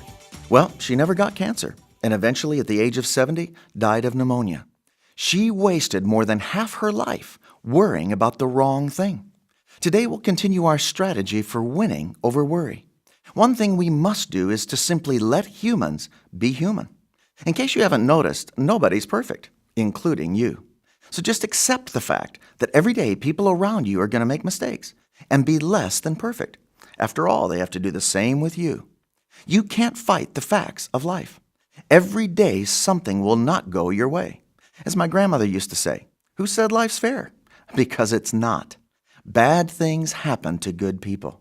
So we need to learn to handle life's unfair treatment and circumstances gracefully. Just flow with life, like a river flows around the rocks and obstacles that get in its way. For example, sometimes you may have to pay more than your fair share of something. Just do it generously and move on. After all, your relationships are much more important than a little money. Assume that you'll probably get cheated in life about 10% of the time, and that you may lose about 10% of your possessions. Remember, it's just stuff. It eventually gets old, rusty, and broken anyway. Plus, you can't take it with you when you leave this life. And just as we need kindness and grace from others for our faults and mistakes, we need to give grace to others around us. Then we won't suffer nearly as much tension, stress, and worry. Plus, we'll be much happier and at peace with others. Worry doesn't take away tomorrow's problems. It just takes away today's strength. You see, winning over worry is an inside job. The battle is in your mind and heart. Jesus said, "Who can add a single hour to his life by worrying?" Each day has enough trouble of its own, so live one day at a time. Jesus promises that if you do your best, he will take care of the rest. If you put your life in his hands, you'll have nothing left to worry about, since everything that's out of your control will be in his control. It's an amazing deal. Remember, if you can trust God to manage the entire universe, you definitely can trust him to manage your life. So why not ask him to take control of your heart and life, with its pressures and problems, so he can give you his inner peace and power to win over worry, no matter what you're facing. Just think a minute. If you'd like a free CD of our top 40 programs, write to us on the internet at www.thinkaminute.com and catch us tomorrow at this same time when we stop and think a minute.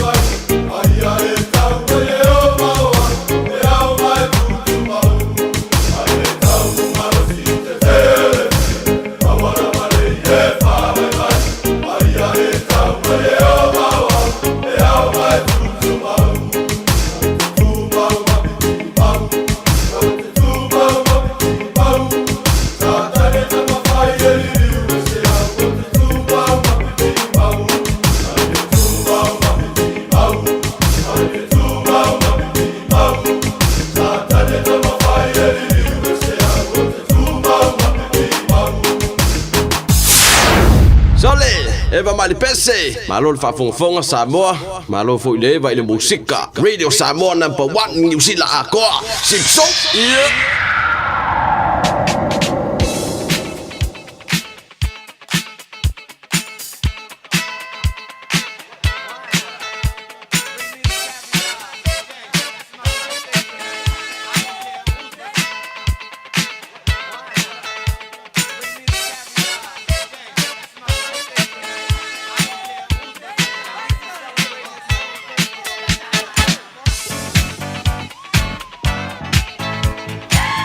A whatono le tula fitu whamani ngas whanau la so luana nei luas whawhao te sema wa matala le telefoni mo oe tolu fitu tasi lima I watolu whapena fo imale tātou emaili. Ile on air at radiosamoa.co.nz. Ola ma whaiwana whaangali tātou Facebook mari YouTube o le Samoa e pūle lava le kamara no matua po o pia vanga nei wawena mai la whamani ngas whanau ni whai tai o fau le lei o le tātou telefoni talofa.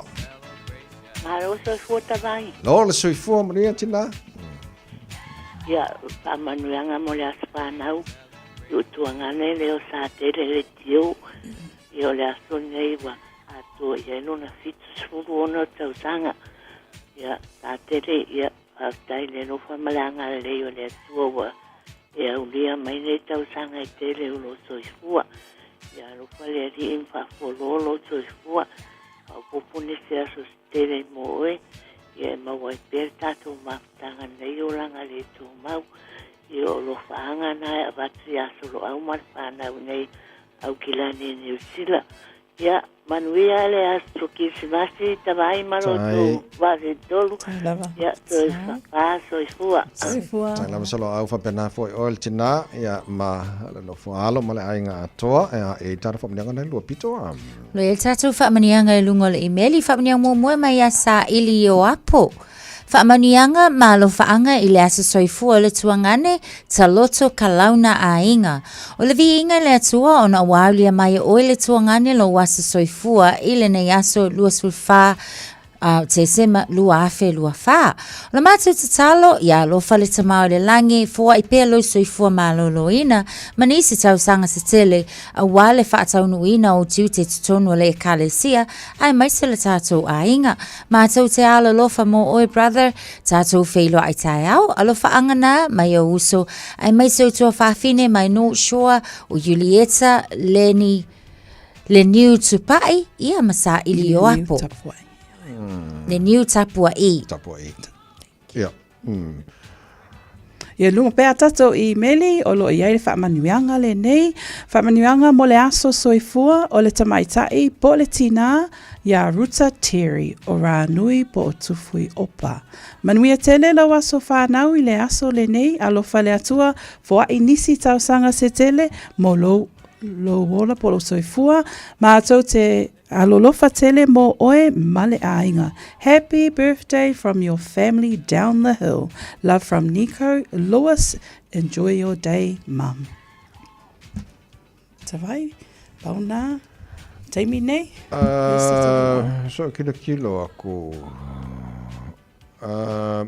Pele spamni angan ole o yo nga wo umbanga la ka ko imeli nga ia ai ele aila e pe ya ka ko o se ba ia ele lo fa te se ma sore ka fefe ele aila so ko sia ki ka ike ya wo i se ba o si le ma ia fo ma se ma si e ka lo fa ai ele ai o ka o ia le nga o ia le na ya ma lo so ne ta ni fo la mo ni la ne ya so mo ia fo i ki si mas Whaftai te le lava tawai Matasha sa mola atunu pele ia manuia lava singa ole Christmas Eve manuia te le atu fo ile kerisi masi te loa ile alofa maleanga leo le atua se aso iluma tawai manuia lava whainga malanga maua se kerisi masi fia ma se tausanga fo manuia I lau sunga male a inga whapea fo ile sunga ia Natasha te loa ita ua se aso iluma a mole nei taimi alofa te le atu soifua na ia manuia Pacific Love Band.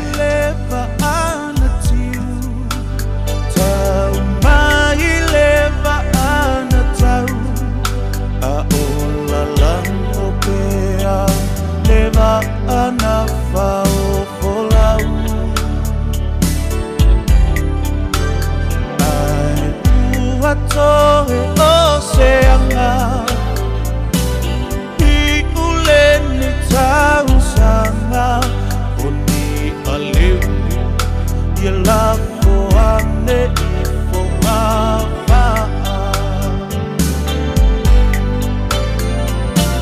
Samo tula imai tatota Lisa pai Le pepe le kerisimasi Uafa na umai O tala ufanua Wafana uai Le mesia Ainga ya faatu sia mau La fia fia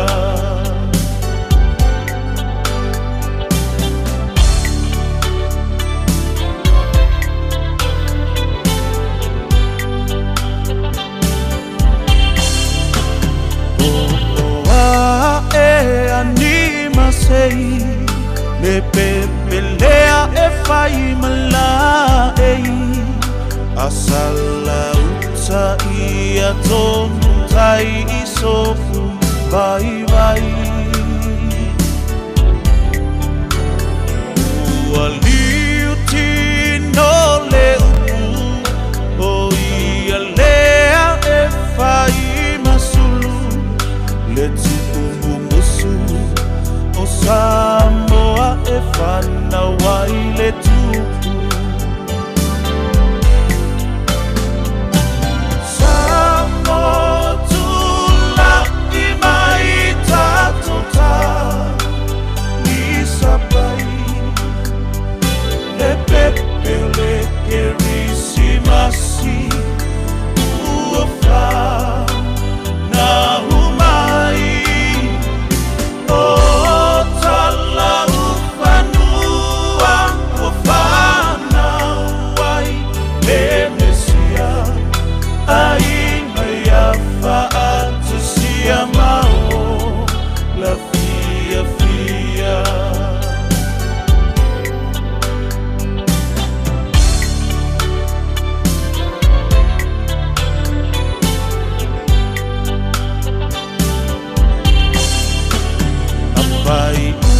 Si fasela mga Se tufo ia oseanga Ole kerisimasi Ifai mama usanga Olong fana mai Ia mama loai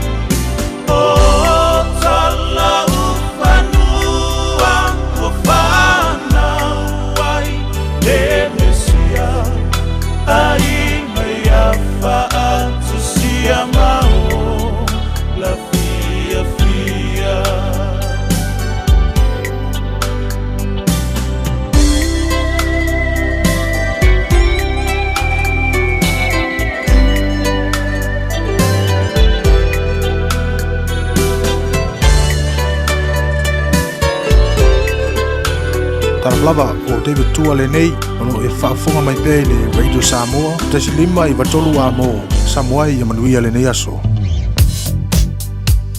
Tulangolo ia tātou wala te tele matua ki lia lava lunga o le ala tele le taimi le nei o le tai au le ai se poloka le ai se whalawelawe tau tāwale ia e whapena foi i nai a wala te tele le tūlata atu i le anga i atu le nai le vaenga le nai Waikato o lea foi o lo o siaki atu so longa le leima ki lia le lei tātou i le nei foi taimi o le tai au so av tāwale ia tautu ana whātau tai le lei lau sā ia ma enjoy le nei foi Christmas Eve mai se Yo toi tu laun tato lelo Christmas le nei fo i tausanga.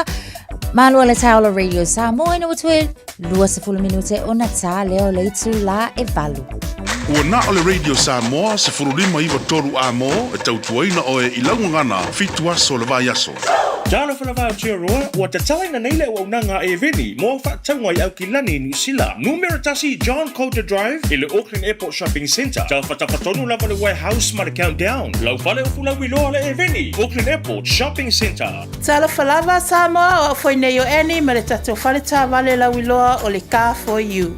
A whailawa ta sa ili sau tā wale, le aise lai sene pe maua le lai sene a o e whaingaluenga tū mau, ma le leilo suafa. Whaingo fia lawa le ka fo iona fsoswani mo oe, maua tato cashback pe a mana mia le fsoswani. Talofa whalawa Samoa o a whaile nei o lofa, awa nei ngalo le tato Facebook page le ka for you, pe te su mai le matoto atu si tolu se lao Kreisa Front Manrewa, pe whaso tai mai le matoto telefoni, Ova te lau rolo a fitu whaiva na walu, whawhisili mo and po alofa. So whase fua.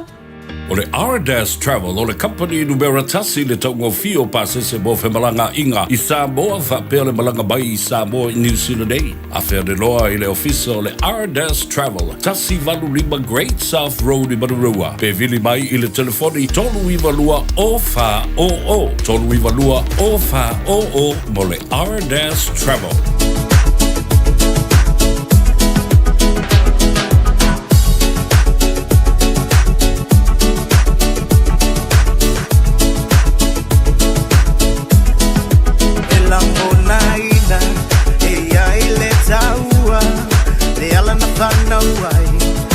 Tato mesia ia fialo fani tangata uma ole lalo langi tuma olo loto pa afilo a ioia nessa me alofa e amatu moia le tupole lalo langi o ana uma nessa me alofa e amatu moia le tupua fio ma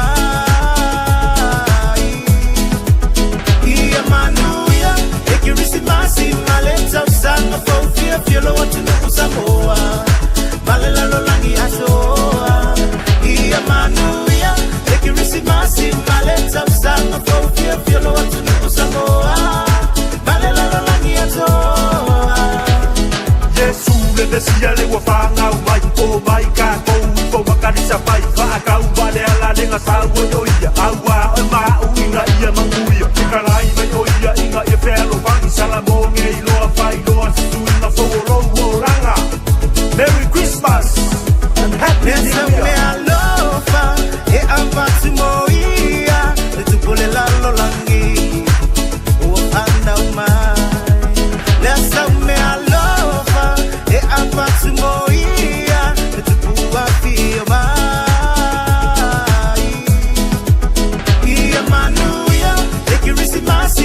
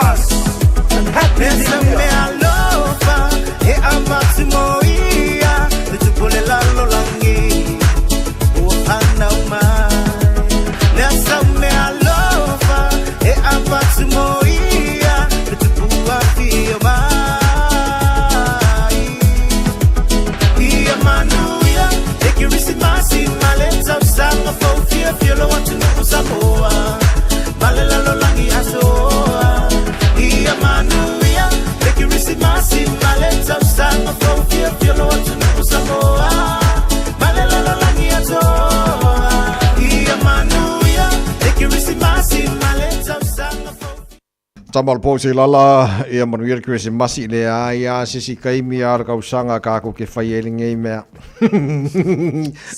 Ole pepese au pepese pepese ka kwesi masi ia ka ko sivam ka ko su es ka ko belo for kwesi masi. Jo es fa le valor tala mai samo pe tan valor de tan ne fatas mai fenga le loli polo chimana tasho ia boltan to di potel ne foi taia. Malo le soifo manuia la o fionga ngal malmana ia tanga imaya le nei foi tai au fo le ko ki ka Christmas le fakat kaling ma malo fa matsabai e malo level soifo manuia ole nga la vai tasi ole nga fio le nga fa tai to fa feel like foi le nei aso muli ole nei tau sanga ia ta to tele tu vai atu foi fa na twin ole soifo ta to fa ola malo le tau tai malo le usul nei tai au a pe foi in papelo e toi foi leva ma fa lo sunga le ota vai tatu team le malu le taiao malu lava fa malu si le neto sanga ia tu langa masani lava tatu te foi pelevi inga ile li o tatu toi pe nei e foi ia ma soi foi la le tu no ia si ola vai ai manuia lava foi le ni taiao le tatu team ia ma se foi se masalo toi titi lava tu atu le lodia alose e modia tu lo me alofa kai Rose faf kai de la cara ku fai ko ya ola tatu mai tasi pe ola sonanga la fionga le loli o le foi lava vi inga le tatu tua ana le si nolo na lofa le bolo sui fua la de dei mo fo sui fua manuia le tuno ya se matu bola fo nei tai au ya ka ko le o Christmas fa solo ha ko fo ne ya sa ta Esa unanga la sonta vai mantua poi sa mola tu no pele ia pe o la bala so muri o la Christmas e o la vane ngalo tatu man blau ti ma sani lava mino ilo a o le tai au ia fo i pele vi inga ileli le la va tu la no ia wa te lo fo i o town city feel to no la to fi fa sta vale ia tu la talaita to company for ne yaso ia nga tu mo Christmas tai au fa mole tai to fa tai atu le tatu team le nei foi tai au ia e ta molo atu no pele o te fa pelo atu mo le ava mal fa alo le nei tai au fo ai le ngata ile au la tofia le to so bine lava so fa ta fa taulanga ata lo fatu mo le ava mal fa alo malo le soi fo manuia malo fo lau malo fo ile tau tua ile tua malona finangalo a fe atu lau ma mauta fa pelo atu ia o sino le atu no na yo tamama tina ma tua malo lava le soi po manuia o fo lau fa aptai tele ile tapoinga pa ia malu fa malo ia foi le fionga consula ia filani nei fa pe foi pa ia malu lo pisa i mangele ai le ngata le ofisa taitaso le malo New Zealand nei tono New Zealand pa pena foi si o tatu atunu pele Samoa malo lava le soi po manuia malo foi le malanga manuia le nei foi tausanga ai le ngata le malo le tau tua tunu lunga la tele tono fa fingal venga ma se foi la tau mana va mai la tau sau ia tu le nei tai au ia fa pe foi tono lao ma mauta tau singa o tato matua ma lo lava le faiva o le tau si ainga ave ia le nei tai au te msalo la ale to tele stato fa mtalanga pa lava le tulanga tau fa malatuatu o le tato unanga ma tato promotions o le a fa wa pea lava se yo o ile tau sanga fo ia ai o le tulanga fo ia tato i tula fa ngalwenga o le fa pea ona tala le tato ofisa ile astonai tapunia tu ata au se yo lava ile astonai tala le astonai ia sanga fua so lua le vai so fo pe audia le lofo le li ia ona toi tapunia fo ile toi amataria fo lota tato ngalwenga masani ai ile tausanga fo ia tulanga masani lava tavai penta fa so ai e se lava lo fa ngalwenga Malaysia ai fa ngalwenga o mo e no winga ni stato aso malo lo atavai ai mo tai minei bolo watu no pele ia alfa maya tulanga pe ona iai mo modiato mato mo unga mato lo fanga ina ia tato mo uma ma fa pena fa manuia le tua ia i tono ainga tono e kalesia mai se tono fa pengalvenga ia mai se sia tato au nanga al tato radio Samoa mele nei foi tausanga ia fa manuia tele le tua tūlanga pe ona iai le tātou alo atu whamanatuina o le Christmasi, ai le ngata i lea, moli atua i fōi mal pāmalo, a velo o leo whātau ba, whai mafonga tau moni o le tātou pūlenga, le tamaitai pūle o le tātou finance, a nere lima, le whatua ia Rosita, loa mpa le vaina, woba mal sfutasi tau sanga o tau tua, o le tātou company mo o e foi Samoa awa o le tātou unanga o oba ma le luas fun mo tupu tau sanga o tātou pēnei lava ngamatani lava lo ia mātou ni euro pon pēnina paule nganga o le alofo le li tātou au dia i malmanuia le aso atai au ia le Christmasi ina ia maua e tātou taito tasi pe foi lo leo whātau vai whai mafonga tau modi o le mātou Putonga a le Marceline Orleans le fionga ia tui ia le fionga ia tole afua tui maunga le matou fatama fatina ia Anastasia Stowers pa pele pa ia mal mamalu o le matanga matou te fatai ai sa molo o to langolango I tu langa uma sa matou sa I se lini awa alo mfanau ia e mase foi me fai le tatou community sa so son ia le tatou matanga pa tailo to wanga lei ai fa manuia tele le tua ile alo atu le Christmasi ile nei tau sanga maleanganga maulano maleanga falalo o te fatai atu ai fo ile pulenga tatou Radio Samoa mai lava le tatou director ele ngatai lea fa pe fo ile tu foi le sunga le whawhengainga ia Louis Ponpasio ia foi la sunga tawai ma le tatou team sunga le o tawai le whapera foi le sunga foi po le fionga ia taito i whanga so uro mai lava I uso foi ma whapera foi tua whawhine le fine ia ana ma le tatou ofisa ia whapera foi le auta whao le fiafi ia ma le uso pele ia tia te masalu o levan taun fa uma ia ngadwenga le tau sanga ia ulea sai fa tai mo mato no manuia tele nei aso ai fa aso foia fa te tele la fioga la loli ya bolet foi la fa angal tara proclame nei maro el tai au fa pe foi le pulenga ma fenga wenga I lo fionga ya ma fal toma no falo ya ma ainga ma lo fa tai mo nei tau sanga ato ya ma lo foi mo fenga pa anga lo fa pe na tatu nga luele il ready Samoa ma le Jimana I ia le tua ya mo le tele la nei aso mo le for Christmas le fionga la loli le fionga mana ma le tatu o nanga Jimana na wa batu tatu teimi talai fa na fia nei le tino fo isa ilista vale mo nei fo I aso ele le va ve la o te le va te puni fo tatu ya nga tu mo le Christmas ya le aso ata ya to ono minuto lo jore talo le tula valu porque la me malo le talo radio Samoa for lima I vetola mo una te o fa lo longa le eveni la tu fa lo fo te mo I la talanta le mala lele so ma le warehouse I lo tuanga valele o mboli fo ia feile international airport ia ma domestic ia ke mau le leia nga le longo mai fta puni le valu na nei longo winga fa penga ke fenga lo pe o mako ai kuailanga manga pa ai ele ai la ke manga pa kwala te tala se o la va valu le fia na nei ia le lei ma lo foi don sai pulenga ma fenga luenga ta fa lo eveni ma lo fa ma lo sin nei foi tai fo o tātou iele Christmasi sa tātou tala noa nafi ma le whanga satini Natasha o le tasio vaenga tā ua tele ne vai teimi o le vaai leo nei alo ma whanau sa whai lo atu pokala mena nafi estasi o tamata isfuriva tau sanga Maya Johnston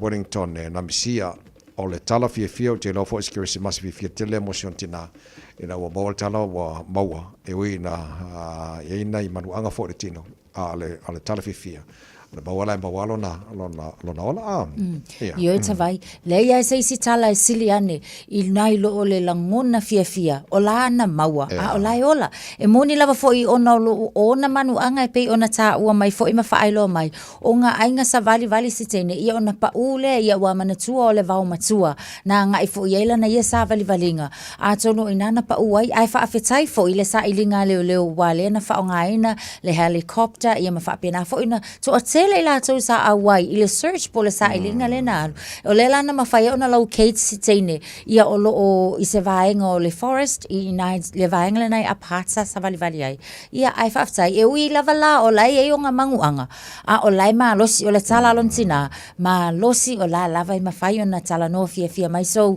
the greatest Christmas i sinei fo ia inga o lai ua mawhai ona toi maua le maftanga awa o le teine lea e au mauna i Hamilton a o lea na au wai atu ina ia alu spendla na Christmas ia ma whai aswefia mana i ona matua mai sana i ona a inga so vi ia lea tua wha awhetai o lea ua maua o la lava o lo ola ma maua pelo na malos o te lolo tau saili ili leo pesa wha pe i ona o i le vaenga le na mawai ia pat pe ona ta o fo ele ele se me sili ona wha awhetai le tua o le mo mo pelo na le uina foi na manu anga te lo vai ngo mo na faia e leo mai la tu na mo ina e ole avisi siaki il fale mai foi le ma tino la mo ia se tu lango ia fa le ia tili ona vai nga sa fa manu ia mo ia so tu langa na ia ai monia au o se Christmas fi tele ya si on tinama si la tu ai ile maua isa linga leo mai la tu sanga lui lai mau pelo na ola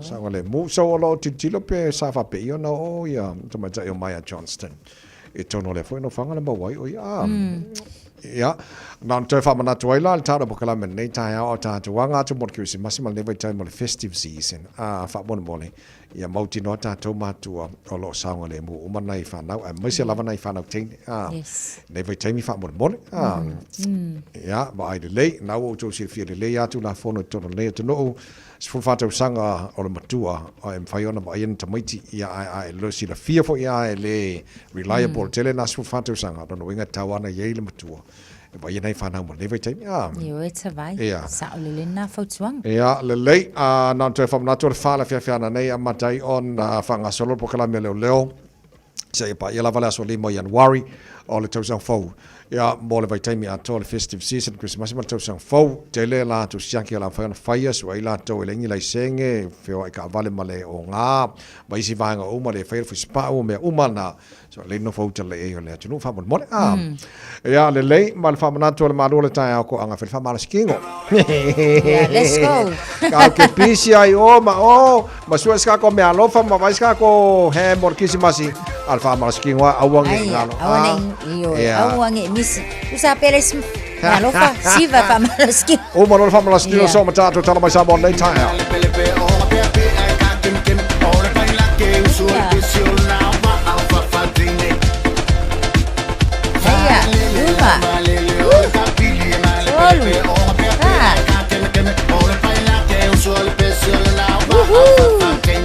Alsafa Lazy Pizzo Halo Luma Aya Lunga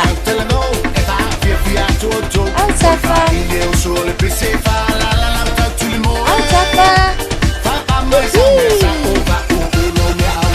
Halo Luma Aya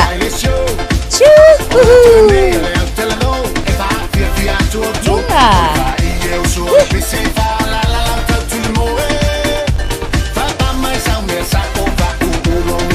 Aya, Savali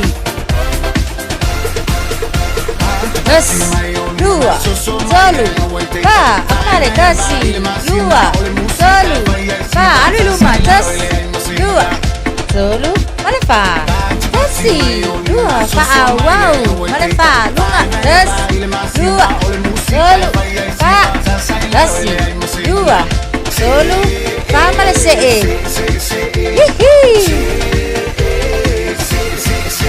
Halo Luma Tua awoi Halo Luma Merry Christmas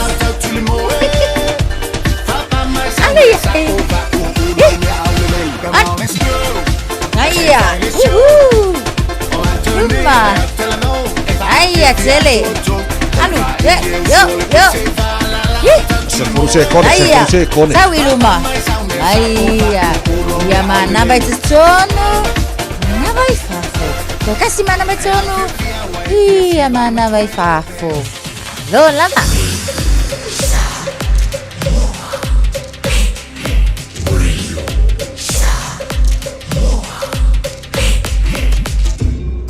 Moi votu.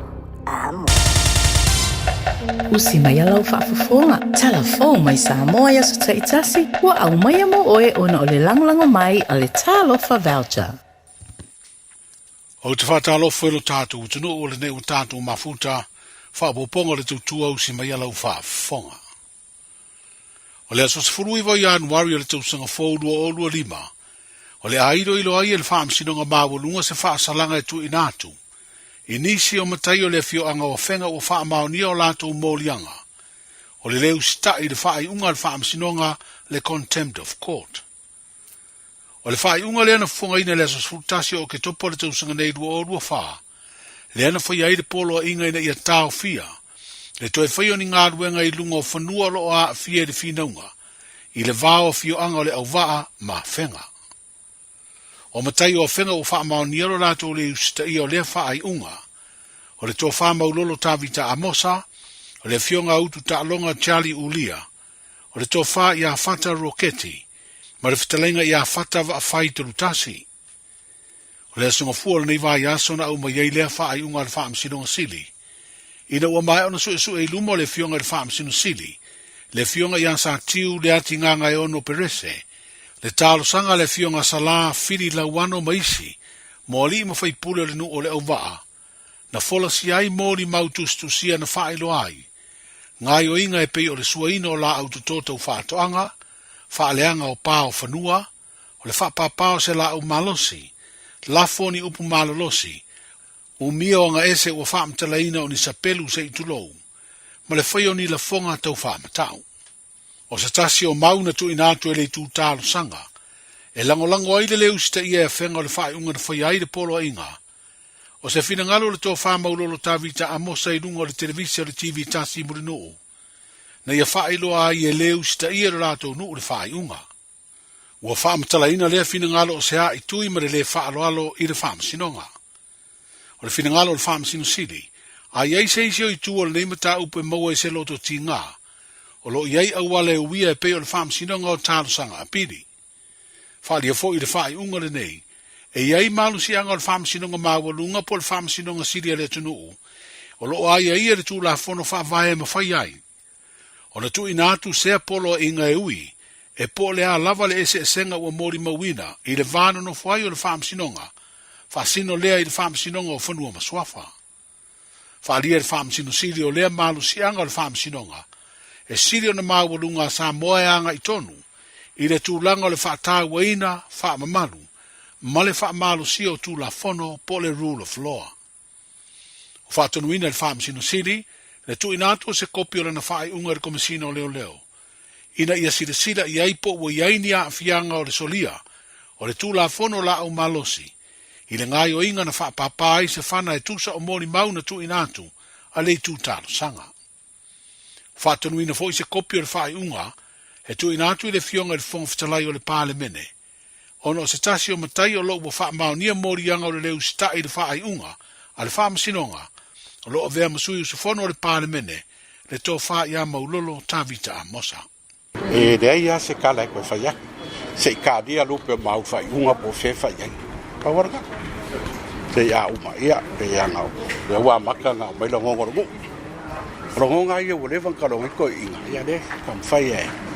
Ha kau lalo. Ale si vai ngol whai unga le whape mai whai li poti a vei o le pōwhitalai o no lo tūlanga o le te se e tupi o le tūmaru. Ia, o bea whape ngā. Ka kia pe i whawhekarai mar pare mege ua me masangi a baku o whai whanau se suela. Me whape ngā. Ia, ora, leisa upe ka kia pe i oini. E se whare forum ngā e veni mera ngā. A wala ko ia. Le fi nga mo me ko ki mo ba ko leva. Ba wana me de ke kam fai ko ye ma na ma ko. A wa nge u pale fai. Ko u ma me. Al me de ia rai. Si da fo ye pa me nge na ko ye ku rango le fa ki ko mo me de. Ka si de fi o le auti ka na. Ba me nga le ma fu nga anga fai fa ko nga o ba. Ya me fela kai finga o ko con parme. Ya me so finga lo fai o ia le fai o fo il le tu malo. Le alo atu le Christmas ma tau fo. Ya ni sa bangol le ga ba ko fo ia. Alo fa anga fa ma bianga fo i. Sa nga lo songa po le no fari al manecto le fa anga ma die. Ya me fo i ko ngai ma fenga. O fo le ve me tupu mai. Ke foi cuore tu malo ma mea e a fainga ia so fia e no fanyere a tua ia mau se Christmas fire mu ma le tausanga fo ma wia O se finangalo le tō whā maulolo tāwita amosa, ina ua mai o na lau le wha iunga a le wha msinonga sili. I le 5 masina tanu mai ulai o le tausanga nei na amata sa idi ai se pule, mo le kolisi o sangato Iosefo i alafua. O lea ua alu sa idinga e filifilia mai niusida le pitonu o Otara, se tama i tai whaia onga o sa Samoa, ai o sangata lotu foi o le kalesia katoliko e tau veina lea ngā ruenga tā ua. Wa wha iloa le komiti wha tonu le pulenga o lea kolisi mawalunga, le filifilia o le whaletua ia Ana Maria Anne Marie le tuunga tau ini idilia, na te tau ave le tūlanga pule o le kolisi o sangata Iosefo, a matatu ia mati o le tausanga fōu 2 O lo wha iloa i se pepa o wha amtalanga mai le komiti wha tonu o le pulenga o le kolisi, a ngā wā amatomai a o ina o lo umia le tamai te pule fōu, a wā o ia se whaia onga i New Zealand. Sa avea ma whaia onga le ngana Peretania, wha ulu fo i nisi o ngā luenga tau whaia onga, e le ngata ia onga tūlanga lua, a o a onga whiololo o pole intermediate. E peo nsi le fia o le pule a onga sa iai o le kolisi na wha mawae, i le tua nai o ni du tau whainga tāna tūle i mai, ona o a mio anisi o whanau o le kolisi o sangato Iosefo, na a fia ni vevesi le taulanga, manisi o whanau o le kolisi o malu o fau. Se temo le tau sanganei na se e tuaile li i felela o brother Gavin O'Malley, e tau ave le tūlanga sui pule ma vai le kolisi, leo le aia wha wau lea ngā ruenga se ia o, ina a mata le tamai te pule a onga fau le wha ungo le masina o mati o le tau sanga o mua. O le whaletua Ana Maria tau ili ililia, na soifua e New Zealand e peo na wha mautua i le teimi nei malo na ainga. Peita i e le tel tununga le asi tia mai e wha mautua i Samoa, ona o lona vala a wina ua whidiwhidia i ai. O tamai te televou o tala i Manu Masala, na whai masui o tūpulanga i Samoa na awai se mafutanga tūpulanga. Sa whai e lea tunu o na uru i se porokalame o wha ingoina o le tautua, o lo amana ia mauna i aile a veo tūpulanga mani te tai le lei o le numanai. O se whaata singa e peo na whaelo ai le ofisa le malo Australia i Samoa, sa mau aile avanoa o tala i Manu Masala, e au manongi mai to mai a o ina o isi tūpulanga televou o le Pasifika, na whapenao na awa i atu le whaata singa i na uru. O le toi taliu mai lo tātu o tunu i le mai o lea mafutanga, o le atu whātua ia i la ua whaalumanga o to mai masile fia, na o la au ina mai lea whaata singa, ina ia whaamalo sia, mauna i a isi tūpulanga o lea tunu. O le la au wai whaata singa o se tau mawhainga, na ngā lulu e whaata siai le malo Australia, ma le malo o Samoa. O le aso limo Februari o le tausanga fōrua o lua lima, o le alau wai se whaasalanga le whaamsinonga, mo le tamai tai Filipino o Ariane Faye, wa suia lana te te elona i o ina o morianga e lua, morianga i o le whauru fale whaasori tūla fono i Samoa, o le nā koti o le aisa, malona umio ni ututau o se la au malosi, ina ua ia whero tātu o tunu i se malanga mai pangopango i le wha moe moe, e pu e aile isi ana waalele malangatu i lo nā tunu o Filipaina. Na sauni o le amalanga e se ma Samoa, a o le teimi na siaki e ana ato i le vaenga o le puipuinga, na maua i le na ato ututau manitanga pepa i la laiti, na whawhawa i le aisa e tūsa le mamafa, ma le o tesi ma le valu tolu kalama. O le vala uino morianga o Ariane mo le tu inato mori maua leo leo, ai wha ilo ai e lana lo ia o mana o le tamai tai, e io e loa i morianga. Na wha tūlanga i loa le asonga fua le vaso nei e la waise wha salanga, pei tai e ei vaenga e li mai o na tapena lana lo ia mo le forasanga whaiu, e fua i eise wha salanga le mafua anga le toe tolo atu, o le lawina o le wha salanga i a Februari o le tausanga fau. O lo wha awau na nofo o ia i Samoa ni ai inga, a o tala i tua e wha tali le aso e lawai lona wha salanga. A o le i tua le tātou mafutanga masani le tautua mai Samoa i aso seitasi, ona o le wha manatuina o le kirisimasi, wha o ngā ia le nei awa noe mamori atuai wha manuianga lo tātou tunu atoa, Samoa i New Zealand maso se tafa o le nei lalolangi. Manuia le kirisimasi a te auto uma, mamori fo i wha manuianga o le kirisimasi, i le pulenga o le tātou le teo le Radio Samoa, wha pela na unga lulue i Aotearoa i auto maua, se kirisimasi fia ma le manuia. Tātou whenua i las freire mo le tau alunga o le ngā luenga o le nei vai aso, ai mo le nei teimi, soifua ia.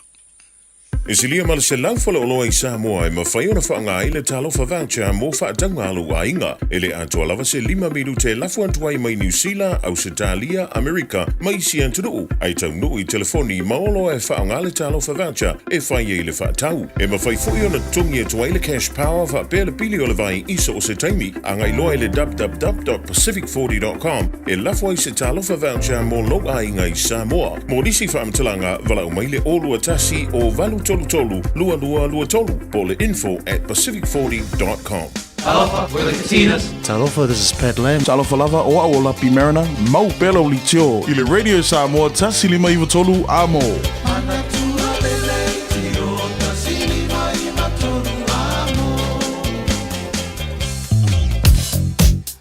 Lo tu mau lava le solonga le lei ma le mamau a tātou traffic I le taimi le nei lunga lava o tātou motorways o lo o solonga le lei I le taimi le nei se ia vanga nā lava nai pito nu ula iti lava fo I o lo o mai tawatu I pele vaenga le nā Spartan Road I nai Takanini e whapena fo I Afriston Road I nā I Manurewa o leo lo o mai tawatu I o le nā lo o whaisipisi mai o nai a wala la iti nā Simon Street I nai I to tonu fo I o le taula au tui au kilani na pau fo I le nā o le vaenga o lo mai tawatu I o le nā fo I o lo matapisi le taimi le nei nisi o vaenga lava o ala tsele so longa le lei ma I le taimi le nei tau ina ia manuia lava ave ta avale lau whainga malanga I le nei taimi o le tai au se fululu minute te ai le tu la valu. Talofa Samoa o Jerome Gray le nei. Pe o e e lau ta vale po e whaafonga mai I lo maota. Ia tu upele ni lo lau le tio le sfulu 5 iwa tolu a mo.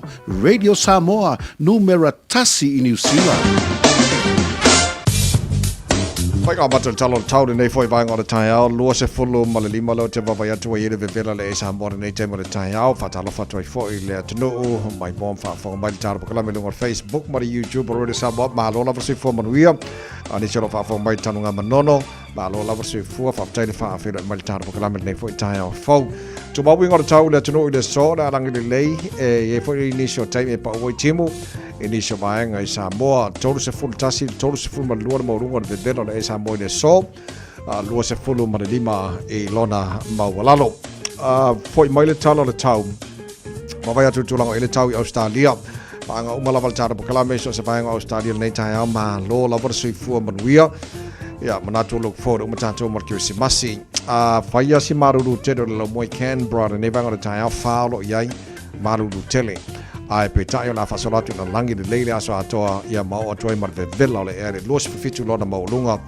ono ilona maulalo Sydney Australia malo si fo maria pa angal tara bakrame nei tema tai au le mana ia malu le tai au se fulono o ile malu nei vai ngora tai au o le fasolo fo na langi de leile tau mo tau los far mo lunga de vela fa mawina ne yaso se fulono ilona maulalo bel pone malo si fo maria tatu no mai mobile por kalame nei tai au sfutolo lo ile malu nei vai ngora tai au o le fa solo ina awa e pa ultimo initial time o le tai au nei lua se fun maluan marunga ma fana mo to le so sfutolo lona ma lalo o le telo isi vai ngalo te papa ia tu lua se fun marunga ma fana e ho ba to la materen awa le tau susulu matango feel like Adelaide lua se fun marunga marunga de vela oka e Perth Australia susulu matango feel la tolu se fulu malunga de vela Brisbane Australia ma se fo manuia wala langi de lei fo le tau mo tolu so tolu se fulu tasi malunga de vela fa mawina mo le nei fo ia so lua fa solo na malo se video pa utimbo le tela vaenga Darwin tolu se fulu fa malunga de vela o vaenga o mana Australia ma tu langa ia le tau ia mo le nei fo ia so lua manuia ia lo atu markio si masi pa o mal tara kalame so se vaenga Australia se mai talo le tau ile no fa fa salanga Radio Samoa tama ki makaurau au ki lani se furuiba wa yele ma fana le ere ne mai ngora tai au e tu mau ngora tau le so Christmas Eve ala fa solo na awa lang de leili tau mo tau le so yang I Maria Marsavidi mai sauti sifo tu mau los fo tolu e mau lunga ma fana fa mawina le yasos fu lima lona mau lalo ba vai tu fa fo le ma ne ya fa solo lang de lei mai fa solo na awa pa ultimo tai au Christmas Day telo baengo au kilani fa solo fo na awa pa ultimo telo baengo au kilani na stoffi Boxing Day ia fa pena fo malas for raile pe tau la langi de leile astonai asusa malas ngofua ora na va yaso o lomana yaso whamabongo o mana la mai tau, i le nei taimi o le tae ao, le tau tōma o le Radio Samoa Sfalima i watolu a mo i na ua se fulu ma le ono le wate ai nei i a le i tu la eafo i e vanu. Ko vai su e ngose me alo forkisi masina na ka o ngalo e markai mir kai ao. Ya, malo faftai fo i le whionga le loli, le whionga ngan mana, tu manvao, tanga be tipi o tanga vaia, faftai o le ngata o nanga fo i tāru tala mai Samoa. Ya, o whamanianga fo i le ngata o pulenga, o whainga ruenga, Radio Samoa, whapena fo i le mamalo le tino, ya, mori fo i Christmasi. O whionga man faltua ma le nofo halo, tātou wheloa i fo i nātou sanga pe au dia le lofo le ri, kako koe pā o i fo i lea. E sui a son kau sanga, kau ke pā o ar kako pā o le kasi. Or kako fakia le kasi. Vile lofo le tua, tātou tala mai Samoa, te whasa lawina pe atare tula se fulu ma le lua la ure le soma, le fitu po ana nei. Talsi le lofo le tua ia to fima lia ia vaenga uma o loo tule mai. E le awhianga leo a whenga ma le whianga leo wa. Tu lau pa ia ma le malo le tunu. O te lofo e ua manino ia au lape o vaenga uma. E le ia se siria tu lunga le tu la fono. Le ai masesi pe ke fai pule, pe ke makai, pe ke fai au, pe o le alawa pe ke ave vadele. Le ai se siria tu lunga le tu la fono. So fai ala tu langa uma. I o tu la fono. Ia la foi le ia ma le ia te tau tangata ia fina wina i pe ailo. Ola i vaenga le o ato tol tu la fono la to ai manela le ui a wala filemu ina ia saunga le mu tangata uma ia le na o lo faro no ko fi fili ni pule li o la o asinjori mana ia fo ile fo tulanga wa ia te vai e mai se fo o le filinga ia o lo o fili ati se tasi fo i wala lo ala na tautua i nei fo ile nei asunu ile tu tawa onga ngata ia onga tulanga lua ia o le intermediate ia o lea fo ila o mai ta watu ia wa fa manu ina i le tato wa o ngale nai Samoa ia o se tulanga le lei ato no e telefo ingi readjustments mani swinga o le ato iai a o le tulanga fo i le mole soi fo tautua ia o lea lava fo i ua ngia ia ma o pe le whaafonga fo e Samoa o kalemana ia tawai ia le li Sound lei ya le lei so tatu tala mai Samoa o to whaafonga atu o le koe wheloa i ma le sui Radio Samoa mo le whaafonga o tatu tala mai Samoa le aso whareile no ingala malu lo le lei wha malu Christmas i tahe au i ma Boxing Day ya koe wheloa i le ma le whianga ngan mane e tatu tala mai Samoa pe au nasa whareile wha o mangi vai aso kwa manga i fwoi sone kako furi e var Christmas iwe te whao o el Boxing Day ngā le box lava i kong ai sa le lei le lei sfun mara iwa le o te anele tu la valu o si mai lau whaafonga e tātou ma wha Samoa nei fwoi tāhea Tā alofa Samoa wa ule nei o kāsputi alu a wale sui ale ngila ura ule kio a eva mai ina se furu lima iwa kolu a mo Radio Samoa Vevela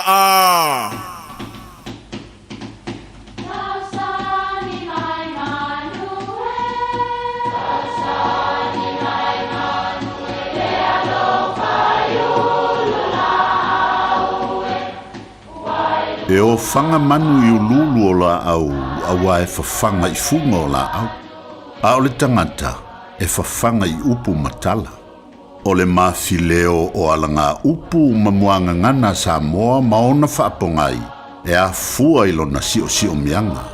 O lona lea sao i le whaatufunganga o le iloa whaale aso, mai le tautua se ia o ina pule. O alanga upu mamuanga ngana, ua lantou mamanuina le tō whamanino a Samoa, mana tua fo'i, e tāo fitau muli le atunu. Ua luti, ao ni umatangi. E wapele tala o fōlaunga le atunu i naona po, e ein teimi e a whea isi nuu pe a matangia ma souru sami. A o whaatali ei lan teimi e toe maluai, ina ia toe whaau le malanga e masani o na mate tautai pe a tau whai ui ule matangi ua luti ani umatangi olona winga ua valo ia e o atu tai au ua malu mai te tau ona toe whaau le malanga O nei upu, o ni upu e whaaleo ai se nganga ia vaatele I loto ma fina ngalo e iai lava se taunu unga lelei e iu iai se wha moe moe. Ua loa loa aso o fitia lu tātou a inga I le popole ma lele mautonu. No le ngase o si o tātou tina peitai. Nai suinga I lona malosi I tātou te talitonu ai. Ia ua luti ani umatangi. Tau lava ina ia tātou whātua ma talitonu le tu la fo ina le tua o na tangata. Talusia ia taulu ia a ni taitafe o tafenga suinga ua ia nei si o tātou tina. Ua luti ani umatangi. Manuia lau whasonga Samoa. Malo. Mangai fo iri sia upuri a. Ngau mau a. Maua lelei ova. Maua lelei ova. Boy, mangai ia sole. Lelei ia ole a tātou sole so ko le lo sing. O fe adit ka ko camera di oi ia lelei.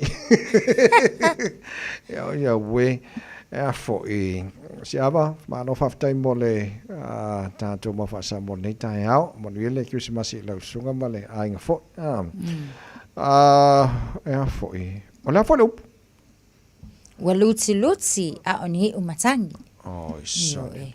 Ka ko la ale mawas me alofa ol kakalo le nga ka ko ile nei tausanga. Makua I ila le box ia mafa pena ona tato talo. Walo le kausanga o ka ol me alofa ale ise me alofa. Ia wana oni valo anga lava. Kusanga wa fai sa o ya malanga mani wa levar kausanga ka.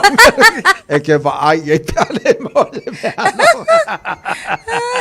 Uso lo fatu mo so ya ia me foi le ale tupunei ia opo kai ao ale o nei o tai ao wa ka mai le I tatu mana onga ele o nei a ko o nao o whakatikali ia po kai ao foi le loa o mai manuia ai loko kele ma le foi se me alo foi ki simasi ele o mai kisimasi sa ole le ia ta vai mai tia ale se me alo fa ma kwa fa ila le vali ia fia Oi, tia kaora upa fa Kasi la vali. Kaora upa fa mo vai o ave. Oi, ia le lei o tatu ma fa sa mo na nei tai au, lo se futuro le wote ani to la valu ia lo fa ka me se ka wo Chris ni kai au. Oi, ka lo fa ia Chris malo, lava Chris on sai, ta lo fa ia o mai o ni tai au.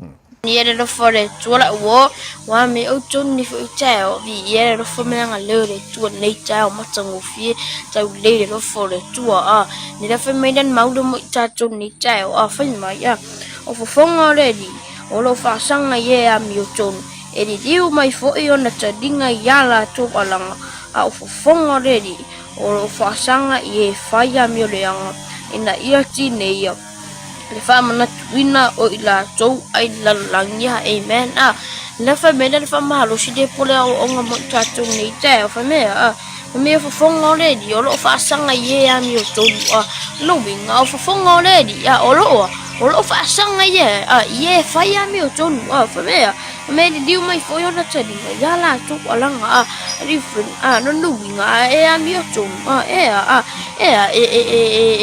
di mai fo ina on tadi ngai o tatou alanga pe fa tatou a mi o tou pe tatou a mi o tou fa me fo ina yo fa le fa yo pura fa me a fo fonga le o lo fa sanga ye fa ya mi o le ina ia tine ia le fa mana tuna o ila to ai lalangia me a fo fonga fa yo le o lo fa sanga ye fa ya mi o le mai do lai fa me ina ia tine ia le fa mana tuna o ila to ai lalang amen friend tato bore tao ni tato bore asuni tato mautino o fo fonga le di o lo fa sanga ye a mi o tonu no winga a mi o tonu e di liu mai foi down tadinga e di liu mai foi down tadinga itanga te a mi o tonu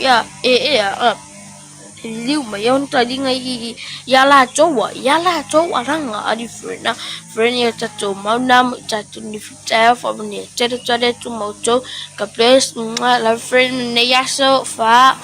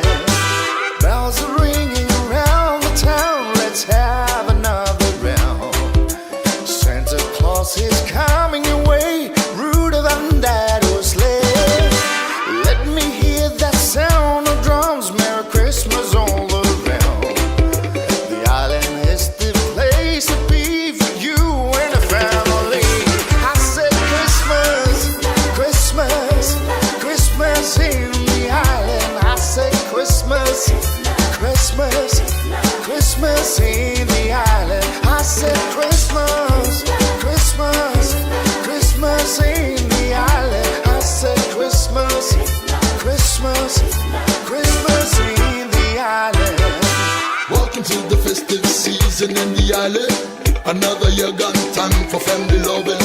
Let's get together, grab yourself some liquor, and let's party till the morning. Come party people over here, my party people over there. They wanna see you put them digits in the air. My party people, let's get together and celebrate another Christmas cheer. Christmas, Christmas in the island. I said Christmas, Christmas, Christmas in the island. I said Christmas, Christmas, Christmas in the island. I said Christmas, Christmas, Christmas in the island. I said Christmas, Christmas, Christmas in the island. I said Christmas, Christmas, Christmas in the island. I said Christmas, Christmas, Christmas in the island. I said Christmas, Christmas, Christmas in the island. Hey, hey! Talofa, o Salmasinga, fale lua, Tim Toilolo, o le loia Samoa. Fapitoa la o nanga I mta uputau immigration, pepa malanga, tangata overstayers, so stoinga visa. Apena foi le taxation, por tu la fono tau la fonga. M5 foi on o tau avena mta upu fal tu la fono I Samoa. Famal mole vidi mail numera, o iva lua nono, o tasi lua lua. O iva lua nono, o tasi lua lua. Faftai. Jalo fala va tia roa wa te tala na nele wa unanga e veni mo fa tangwa I Aukilani New Zealand. Numero tasi John Coulter Drive I le Auckland Airport Shopping Centre. Jalo fa tapatonu lava le warehouse ma le countdown. Lau fale o fula wilo le e veni Auckland Airport Shopping Centre. Jalo fa Samoa. O leo fa nga solo fa nga me alofa o aso fia lau chimana wholesale autos. Tui in mailo sa, ma mo atu ai sau se leni tolu afe le cashback. Ai ia ia inga fa aptoa. Afio ane lo le chimana wholesale autos i le lua valu Atkinson Avenue i o Tahuhu pe vala au deli pule i a ngalwan mana tai ngalwan mana i le lua fitu ofa o fitu lua fitu ofa o fitu po le over se lau fa ono lua ono lua tasi over se lau fa ono lua ono lua tasi chimana o le tali ole yoi o te yoi le te lo fina ngalo le lunga o Facebook ma le YouTube o le tantu po kala minea Natasha a wal popole pele se me ala for kisimasi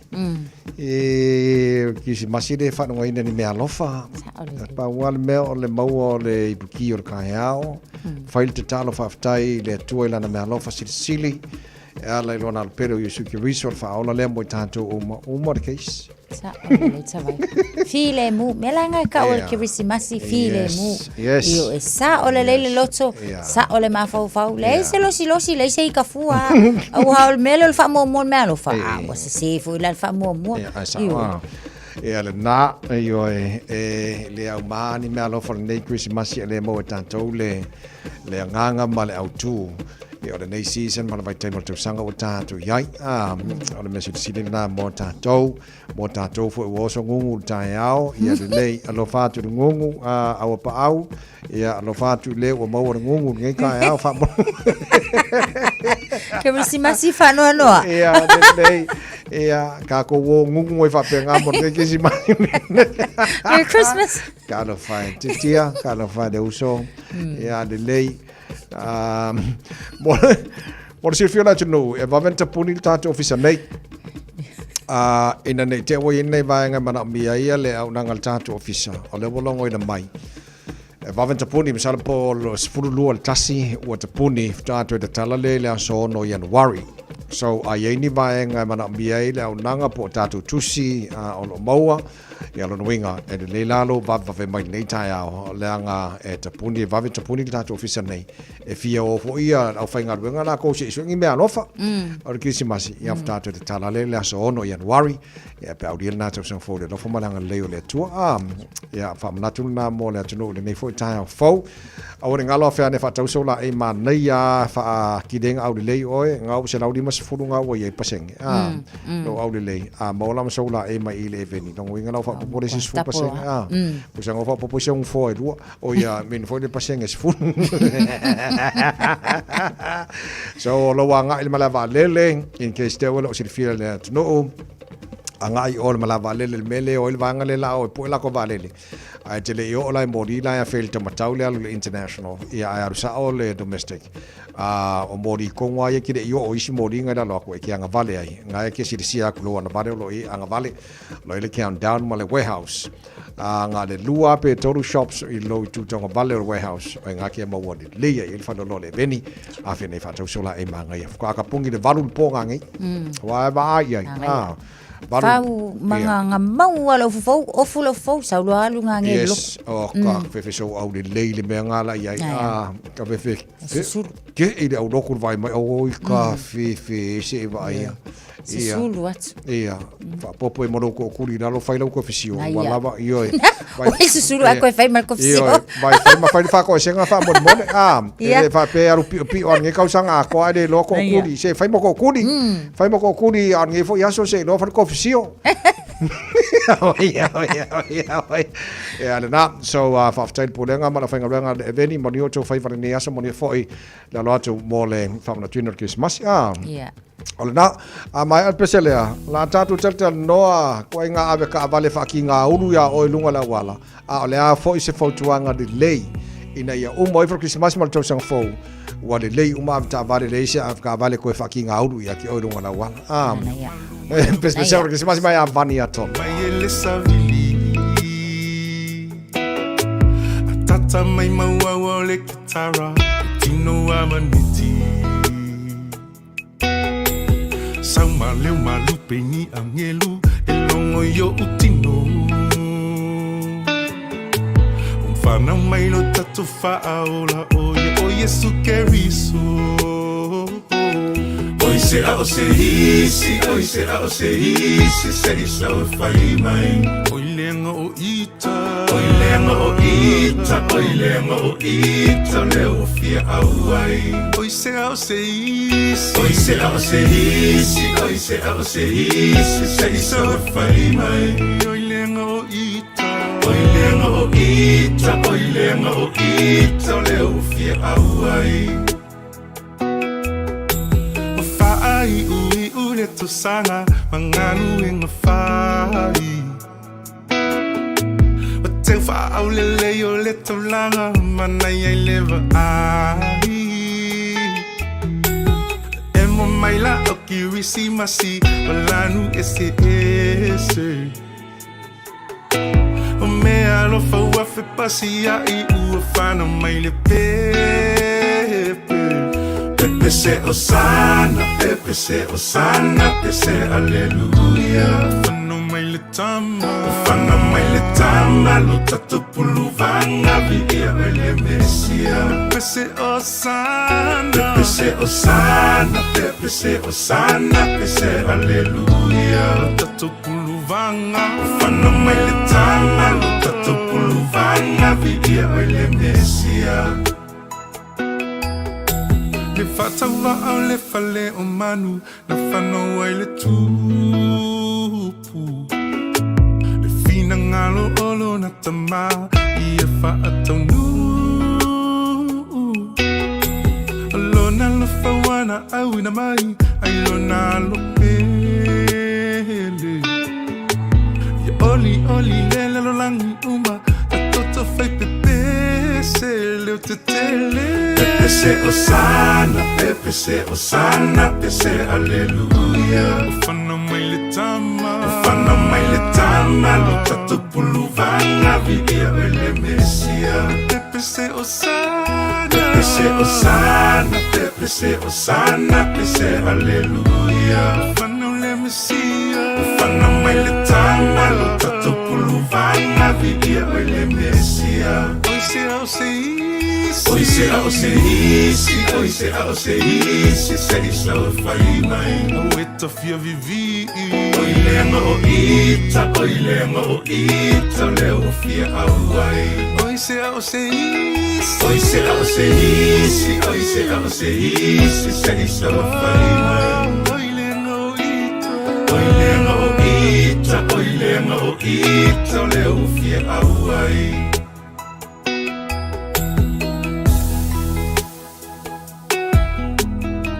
Ia sa mola tino pele le angatu whamanatu le asa Christmas o nei tau sanga. Bawa e ainga umo le atino u file mu o le whanau mai o le pepe Christmas mo i tātou Prince of Peace o le Berenice o le file mu. Ia maa whaatofi mali ai mea umo i tono tātu ainga o vevesi laulangi so se mea. Vevesi au tino u e o fu e kalesia lako o vevesi foi. Ia maa inga a ia avea ia le nei Christmas se maua tātou le file mu tātou tira nofore leia i lalo. Whai le tātou te talo whaaftai le tua i lana mea lofa. E ala ia Yesu. Ia ma fia uma ainga. Kirisi masi ngā mo kako? Le nā, le au ngā tonu, le nā tawai o Christmas. Ia la ngā. Ia le lei. Pele whaalili, le lei. O le awaru fo ia umu whaila au kofisio.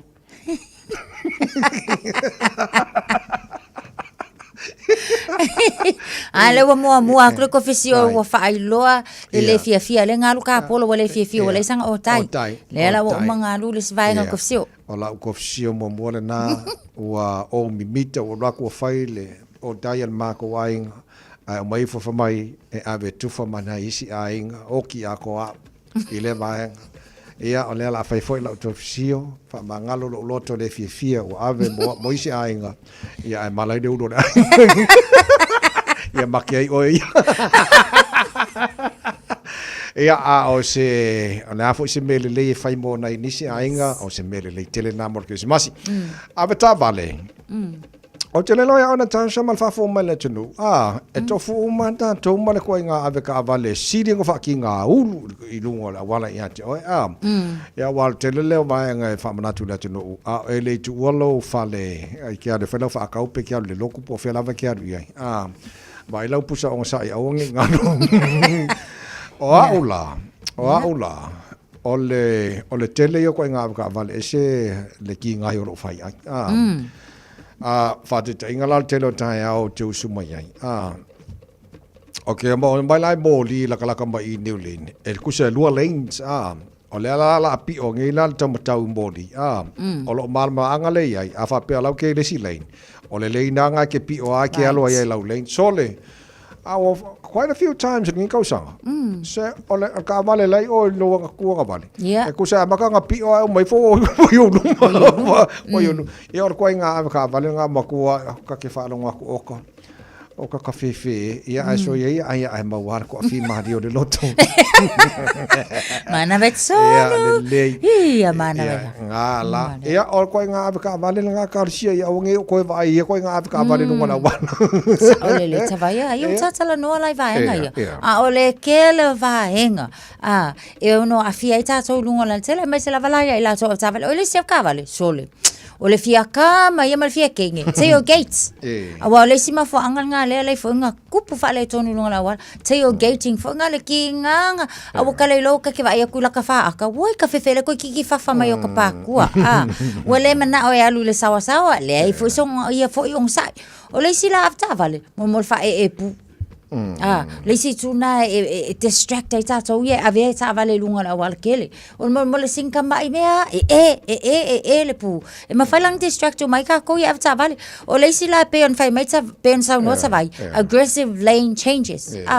O le me fo ngale nga e le fai lau test okay lo ngala le lo penga fai o langa test sa vai. Le kai minga lo su longa lai sengi a wai le fatanga ina foil sai me fai ka ko test. O le lane na vetel wai sui e lau lane. Ia nga fa ko a sui muli la ia le si lane o le si kai o le si la vanga ka tsabai se la vanga fo ngale I ka ko intersection ala wa paka se wa fo ila se le ku fo yo la fo e se le tu e tsawo na lu ai ale wa ku I se fa ka se ka kilia uma ile ilunga le intersection on to fa sa ole lang ka vale o se polo kai fo la I nga o fitau la nga ala yo le si fo vanga e le fia give way o ye lav ka vale o lai wasa sauna giveaway ai mai se fo inga pedestrians o lai kolosi lefia giveaway ai fo tato road rage number 1 atavai road rage a wal fia fusuka ko lunga la bukele o ngosa ilava afa ali ali mai longa lima ya te oe ya fa yesu ya yang lele ya fa malolo le lima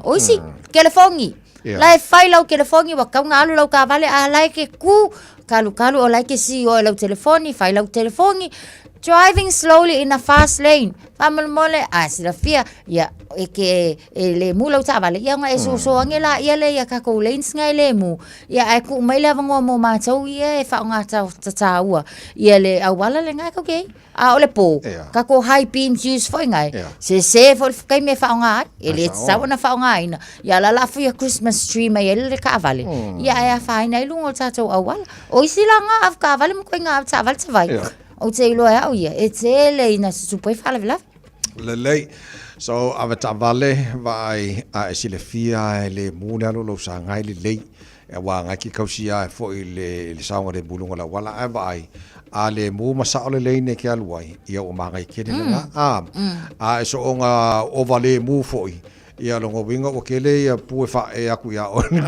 i lo so onga le mu le le ia so ona vai nga mane ia na fa mana tu mo tatu ava ka vale si ia lo fai se allo foi ka usil file mu longo la wala ia le awange la venta vale ne vai time ko si masu tatu wanga ia fa mon mole to fa manatu e fa swa va no for le fale fa sa malo longa le fa sa ta maftanga malo lo le le ai wone e alu longa la wala la ki fa swa mai avel ta mal fa mon mole la ngai le ngata na fa inai oe ai fa inai fu mai stangata ala ele o nganga o yanga ke fa mon mole le mano le tino ia ia sa ngale mulang ia tumo ki si masi fa mon mole ngai banga ka wanga mo ka ko fo e ne banga fa fonga mai o America Samoa Leticio fa tele mo fa ki si masi mo la sunga mal ainga fa tele fa tsi mai ia le fa mai pe le fa lili ko anga ingu fa la au long sai ia ba fa kaul ku sia yop yo ingu al fa la au fa kaul ku sia yop ia ke lo ai ba wo ma ka ko long sai ni ve kai mia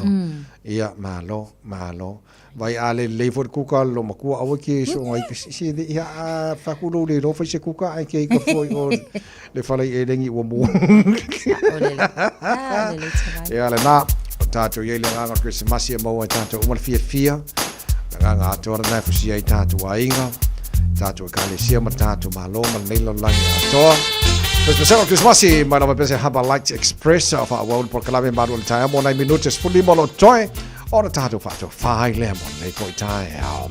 Tātou whita i tunga tūta mga ruenga maro dong sa. Malos.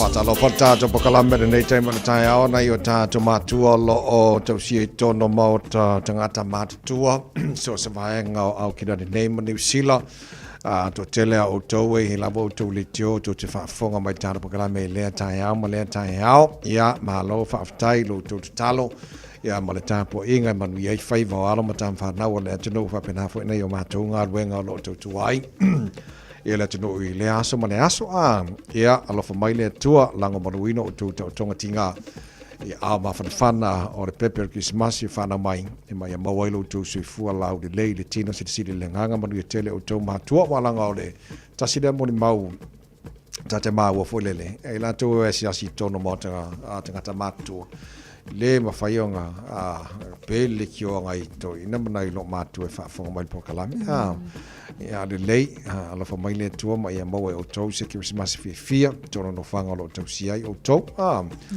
ia mo foi sia mangoa ai o ke usu se pese mo na i o tato matua i o manga i ke foi na vai manga o nga wenga manga i o ni Krismasi la tato iai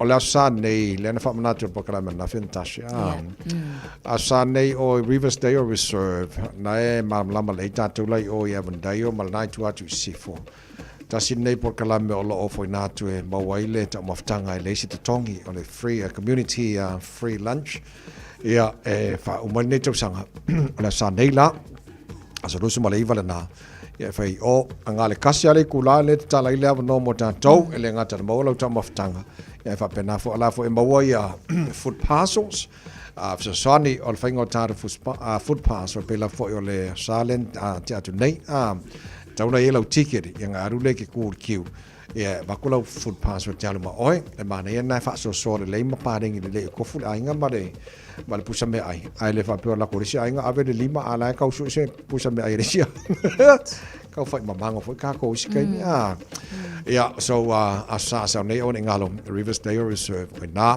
o la ngā sese ia tātou fo o la ngafa mga senga walfonga ta mafo la tano ia mabau in food parcels ia ngorona ia e whatetali le o mai o tau sang fōpea tātou o lia ai por kala me nga fo mo tato ne vai taimi a misona ai ngolo to faso so fo tama ai nga ne vai taimi ka ko sa ole le tavai ma nei le fa nga tau ava no ia mai se lava ia ila so e ono nga tau ia ona nga ai nei ava no a ka ko o lai maua le tau mafa ia ko lava ngoha mo ngai ai no lo mi se so ia ai sa ole le ia le na so nei vai nga tau na fa mana tu mo tato fa mo mo le e fa mai ai na le tara pokala me o le malu o le taiao ia mole nei fo ia so lua Christmas Eve tatu ngate fam na tule Krismasi mo nei se mana mia le tautu al tatu le tio nei o tatu ofise va vena te puni le so le se fululua ia ke loa por se fululua por tasi te puni ai no winga la ai ne vai ngai mana mia le tautu al re sa mo pe o ka ko kusi fo ia va fili ia la maua ia le la lo va mai fa mo mole la ngai va venta puni ia nga ka ko le fa penga maro lo ki masi mal tu sa fo ka ko te tal lava ila so ono ia warrior tu sanga le pe audia ila fa mana nga le tar mo tai ia wala ia pa mai fa mo langa fia maro lo fo ile au fa nga ruenga ka ko fise fio fo la ko e so ngia ka la ko palungi mangela ko pulingi au se pulingi fo ia tsa vai ia fo ila ka fe ia le lei so na vai nga na au le fa to fa le po kala me maro le tai au mo le atu fa te tele lava le maro le tai au mo na ai nga uma lava ia fa nga ruenga le tua ia mo to fa le tua ma lord talo ma le tapo inga po kala me le tu sanga atoa ia fa tai mo na ainga fa malo fa tai te lio tu i tono tu maota tono ta vale fa finga wenga ia le mamalo le tono so se tafo de nei kilope tatu mafuta lunga de Facebook ma de YouTube ro sa mo ma lo fa tai vi ia vale tu ia le fa ta boava tatu follow ele taurungo o ia ole nei futa sanga ia le lei so ona vai nga la fa nga solo fa umaltar po kala men nei fo ia tai au na te fa na tu e veni lo lango ina le maru le tai au fa mole online te talala to fa lo se pa ia la tal valu po na nei ia na maru lo le mo Christmas day Boxing Day das toffee e te tala se pa ile July tolu ile oli ia mo fa tau ala te no fa mole voilà na tonua awang e misi fatawina o lola ia fa pena fo ia se tato fale o loa fo i one hanga ia o lo fa awau pe fo ila la to fo i ba ule nei fo taimi au le a tapunia fo I fale o loa tatou tāno ai I o ne hanga tai lava poli ma tu ua ma la whainga luenga ma lo whaftai mo au nanga fo I le nei fo ia tau sanga atoa yes au te lola e te fo I nei la tu lola half price ia tanu mali na va yaso no ngala ma nei fo I mo tatou ia fo I e sisi vaenga tasha le I wha ko whaarpo ka la mengi kaya Ai, fa manatu pe mo se tatou tunu ta wa saunga le mu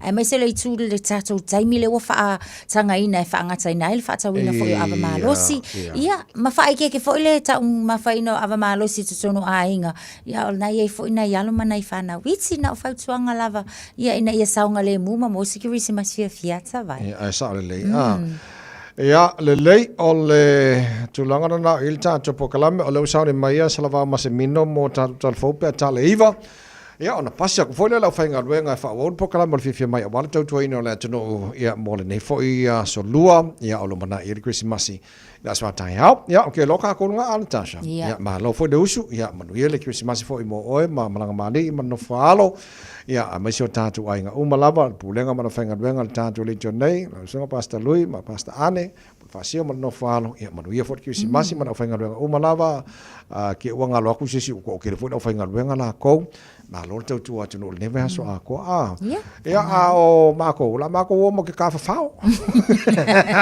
pa malo foi la sunga savai sunga la wa le on sai ia mal tawa sai fa tau tai al tatu ngaluenga mani e telefoi fainga malo longa o la nga ia tia lo sunga la wa mal fatua malainga I le fa unga tau sanga Samoa ia o le ala foi tau tua wale au ia o le Nunu atu lava I lau tō whamau, ia malo o tō whinangalo tamali e mangalo e fo I se tau tua I le nei fo I tau sanga ia manu ia tele lava le kirisimasi, tato wau lia se tau sanga fo fie le lo fo le tua, tō wha soifua. Wha soifua, Merry Christmas! Merry Christmas!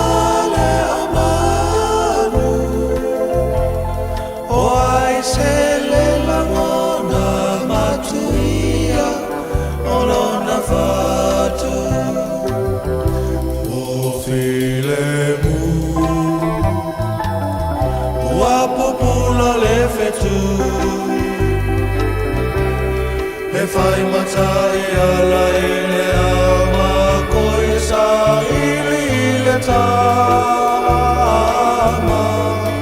ala la maia bebe se fia uatau nubara amasava loia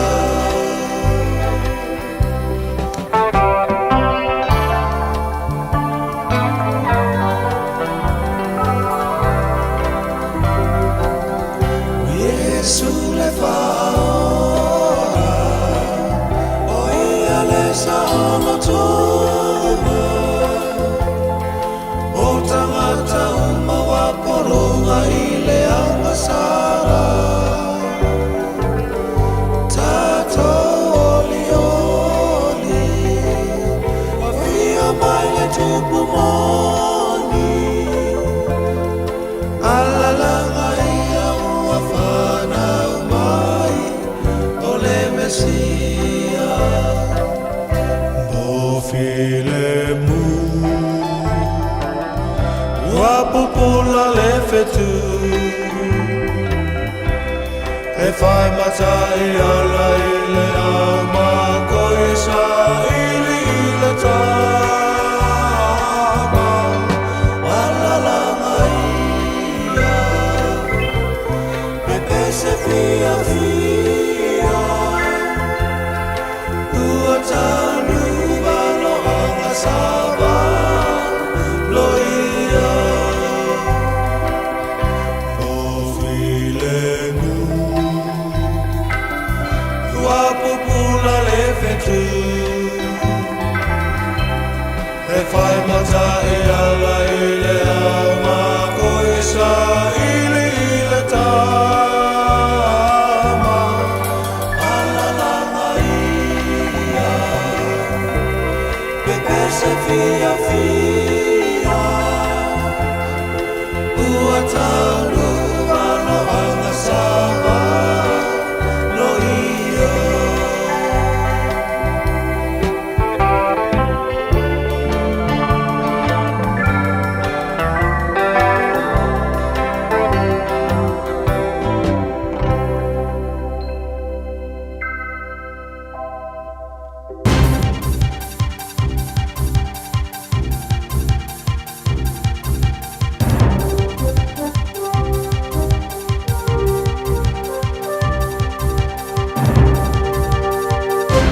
O te whaatalo whātu I lau whaafonga anga I le nei fo I tae au mā lole soifua manuia, alo mai o Tālala Radio Samoa. E to mua atu I talo le asolua. To alua tangata wa whaamanu alia ti ngā ina o na o pulufana. O I la ua nei mai sisifo au kilani Hobsonville ma e whaapeo le pō le aso sā, lea na tupu ai. O lea na o lava I la ua le whale mai lea pō ma manu anga tu ngā mafua mai pulufana. Ma e tu whaatasia talo tae au lo o iai pēa I le whale mai. O loo whaasolo nei fo iso e ngā leo leo I le mafua anga ai maise o le au te lenga o le mea na tupu. Wa lea wha o ngā ina le si itanga o le tutongi mā walalo na sau mai whautuanga ale matanga luenga o pisinisi ma ngā luenga. O le vaiaso tā luaina wha ailoa mai ai le malo o le asi I le 2 tā la 5 sene I le itu la. Le totongi mā walalo I Nipsila a matamai le aso mua mua o Aperila o le tausanga a sau tusa lea ma le tasi tesi 5% le si itanga. Pei ta eo se whaai unga wasoso o ai nei tausanga I lua e le o wha o ngā ina le malo le totongi mā walalo. Na whai mai ai le matanga luenga. Lea fo ina whai mai e tatawana si I le 2% le tausanga fo tusa lea I 2 tā la o 2 sene I le itu la. Mai le matanga luenga o se mā walunga I le ngata I pui pui ai ngā luenga mai le ono mau. Ai whaapele whaafeta ia I o le alu I lunga o tango o loa ma au nanga. Whaali ai le sui o le Council of Trade Unions I tala le One News, e le fau le whaia lava o le si itanga le malo ia ese mai whautuanga, a le matanga luenga. Ma o lea lava fo I o loo tū ma losi lea I tū I le sā tatau o na si I le totongi ma walalo whaatu la whanoina I New Zealand, fuanga I le living wage lea e 2 tā la, 20 sene I le itu la. Sola ese mai le pangota sa mai Spring Hill mai le whale mai Waikato I le awauli ana nafi. Tu whaatasia talo tae au loo su e pea I leo leo ma I tala mai Spring Hill e sola o loo sai o na 5 ma o loo alu fo'i ma le GPS monitor. Reporti mai leo leo le alava o loo ave I eila na wha mua mua o na o le manu manunga I le saunga le mua tangata lautele. Ma ua wala au mai tangata no nofo lata latane. I le nofoanga na sola ese mai ai fesoa soani atu pe a sila fia nisi wha amtalanga. O le pangota na sola mai le whale mai ana nafi a o iai mo siaki o lea e ese mai fo I le isi pangota lea na ave le whale mai lava le na ietasi Waikato I le masina ta aluai ma o ia lea na iatu e wha o li mai sui o le au whai ngā luenga muli ai sola I le taavali a le isi tangata. Wa wha alia le fia o tangata o lo ono nofo I Dargaville o na o le sā wa whaia nei le wha o ngā ina o le suavai. O le fia o I lato e wha ape mafua o na o le fua ma mao mai o fuanga nei peitai mai le pule ngā nua kaipara. O loo yetu ua ia le fesui ia I o whainga whaavaya le malo. O le asona nafi leana a matalo I eile sā ua whaia nei mo le suavaya Dargaville. Ma o le fo ia sau o le level 3, po o le maualunga le nei, e matua i whaasa ai a ingo na whao ngā whanga au, whaapea sprinklers, ma e matua i le ma whaiona fufulu ni ta fale, maisi. E ui e le fo le whai o sai le whaasoa soa ino le soa vai maua le tūmalo kaipara. O le sa waloa ia nei ma ua whanga sa o i le level 3, ua vave whaamamalu whaatusa i le tau mawhanawhana o le tausanga te aluai. O Darkaville le tūsam whaamaumaunga le Northland Regional Council le whaapea, e na o le fitu se fulu paseno o le timu na masani o na pa ui taimi malulu o le nei tausanga lea na maua. E ui le fia o tangata o na mamafa o le sa o iai toe vave o na aloa ia mai le pule ngā nuu o se whaai unga o whaia ina ia mauti noa e tofu sia uma tangata. Matala whaai o loo whaau popo pēr tangata mō lia i le maliu o le tama 5 tausanga ia Boy Taylor, ma o le tangata lo na tolu o mō lia o le talavau se fulu iwa tausanga. O le talavau atu atolu i tangata mō lia i tui lumo le whaamisinonga whaai tūmalo i Hastings Ilia So. O Taylor mai neipia o le ana mau i lungo le awale tele maona manu angatu ngā i le aso se fulu valu o le masina le nei. Ma o le aso ana nafi le ana mua tutu la ia le ito alua o le 2 ma le 3 ma le 3 tausanga i lumo le whaamisinonga. O loo whaawau peso eso e ngā leo ma ua whai mai ai e ono whaau popo tangata mō lia. O Talanala Radio Samoa. Aloha, we're the Katinas, and you're listening to Radio Samoa on 1593 AM. Jalo whanawau tia roa, ua te talaina nei le ua unanga e veni, mō whaatangwa i au ki lani New Zealand. Numera tasi John Coulter Drive, i le Auckland Airport Shopping Centre. Tau whatawhatonu lava le warehouse ma le countdown. Lau whale o fula wiloa le e veni, Auckland Airport Shopping Centre. Tala whalawa Samoa o whainei o eni ma le tato whale tā wale la wiloa o le Car for You. A whailawa ta sa ilisa tā wale, le aise lai sene pe maua le lai sene a o e whaingaluenga tū mau, ma le leilo suafa, whaingo fia lava le Car for You na fsoswani mo oe, maua tato cashback pe a mana mia le fsoswani. Tala whalawa Samoa o a whaile nei o lofa, awa nei ngalo le tato Facebook page le Car for You, pe te su mai le mato tuatu si tolu se lao Kreisau Front Manrewa, pe whaso tai mai le mato telefoni, Ova te lau rolo a fitu whaiva na walu, whawhisili mo en po alofa. So whasei fua. O le Furniture City I le tolu fitu Sales Yard Road I Otahuhu. E te mawai se time a whale, mai le iwa se lau iwa tā la. Afe wha se lau iwa tā la, ma le afe iwa se lau iwa tā la. Maua se tino fōa o le potu malolo, no fōa ma le lau ai. Whaapea moenga ese. Asili atu ma le afe walu se lau tā la lau whaatau. O na maua leo lau pepa tala o loa, e se lau tā la. Ma le isi se lau tā la, mo lau e ka le sia. Wala au loa le Furniture City I le ono tolu wha, lua fitu lima. Ono tolu wha, lua fitu lima. Ua na o le Radio Samoa se furulima iwa toru a mo e tautuaina o e ilaungangana fitu aso le vai aso. Taraflava o David Tua le nei, olo e whaafonga mai pēi le Radio Samoa, tasi lima iwa tolu a mo, Samoa I amanuia le nei aso.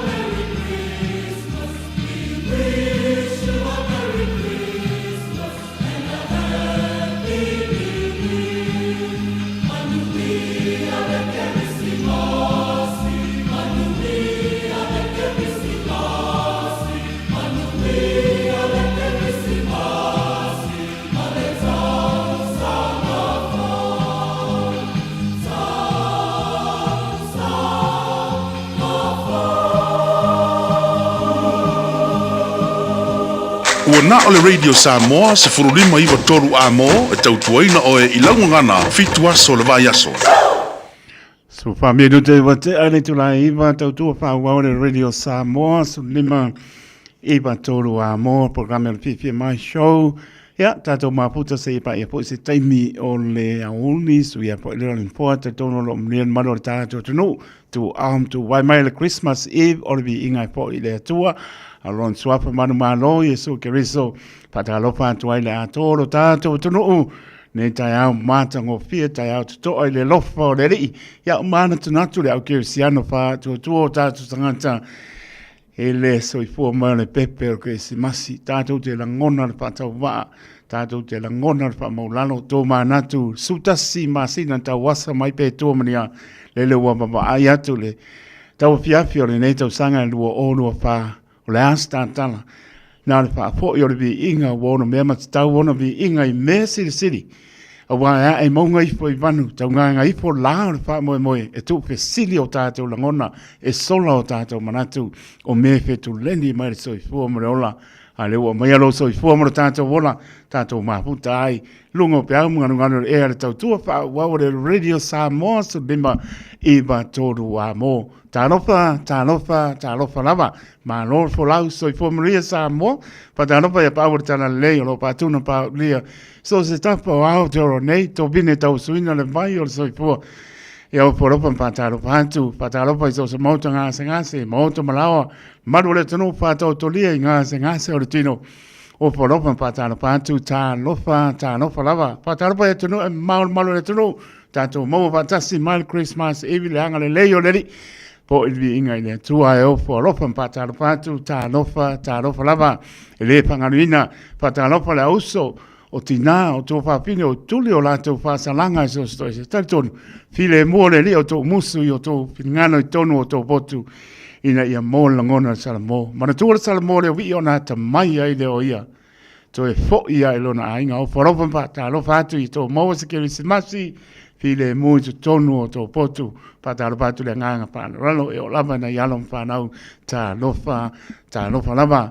Tau tua pā wau le Radio Samoa programa le Fifia Mai Show, sui tu lang fo le talenga ati tia pa lau tusi, he o nisi o pupuanga lo pianga iei, hatu e pā wau lana tau tua e pēr masani ai le Fifia Show, ea e pēr masani ai vai astai. Tasi mori wha maroma le pāptai, sunga le ria au, maro le pale, maro le sai, ngā rua e fo neto sanga le sunga ria au, ta vai meri malo o wā, ea, ngā ruenga e mai ai, fo ilvi inga le tua e pā maro le tau, maro le tau iwi, maro le sai, maro le pale, o le vi inga e fo i le tua, tu maul whatau vai o tātou tangata.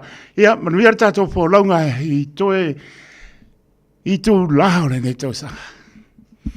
Langona le wha mō lalo, langona le whatau wa, bibi i le ri, o ai tangata wa e manatu mai ai. Le ata li o tangata wa e asi mai. Ia maulunga pe alo vi inga matu mau e wha. Mau nai minute, whaitau ino le upo le poto.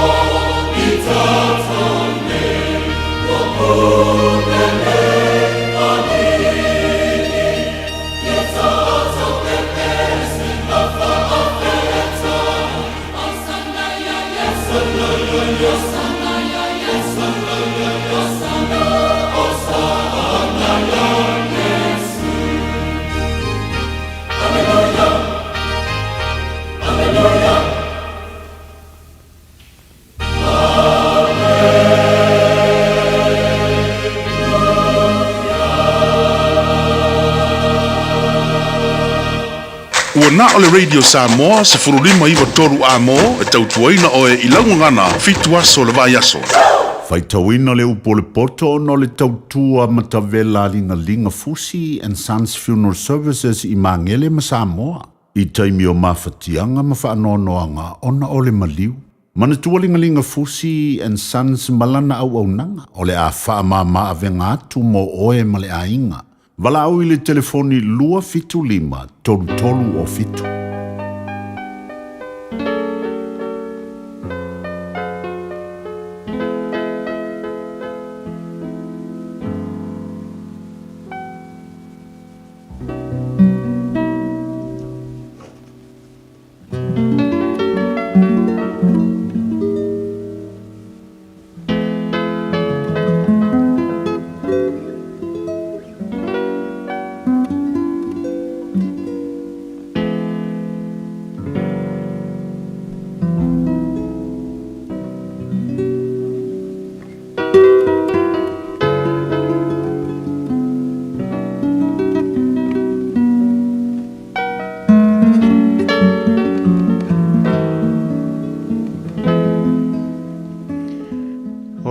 Paitawina o le upu o le poto mo I tātou I le nei tai au.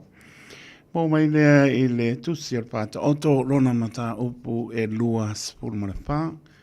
O le aso lua spulu whā leo o tātou iai. Au e te losi I tangata mi o le anga. Au a foi e te fia tō anga ia I lātou. Au a ua māwhau I lātou. Loto I sa wanga. Ua tau lata o lātou lau ngutu I mea e whati ngā ai.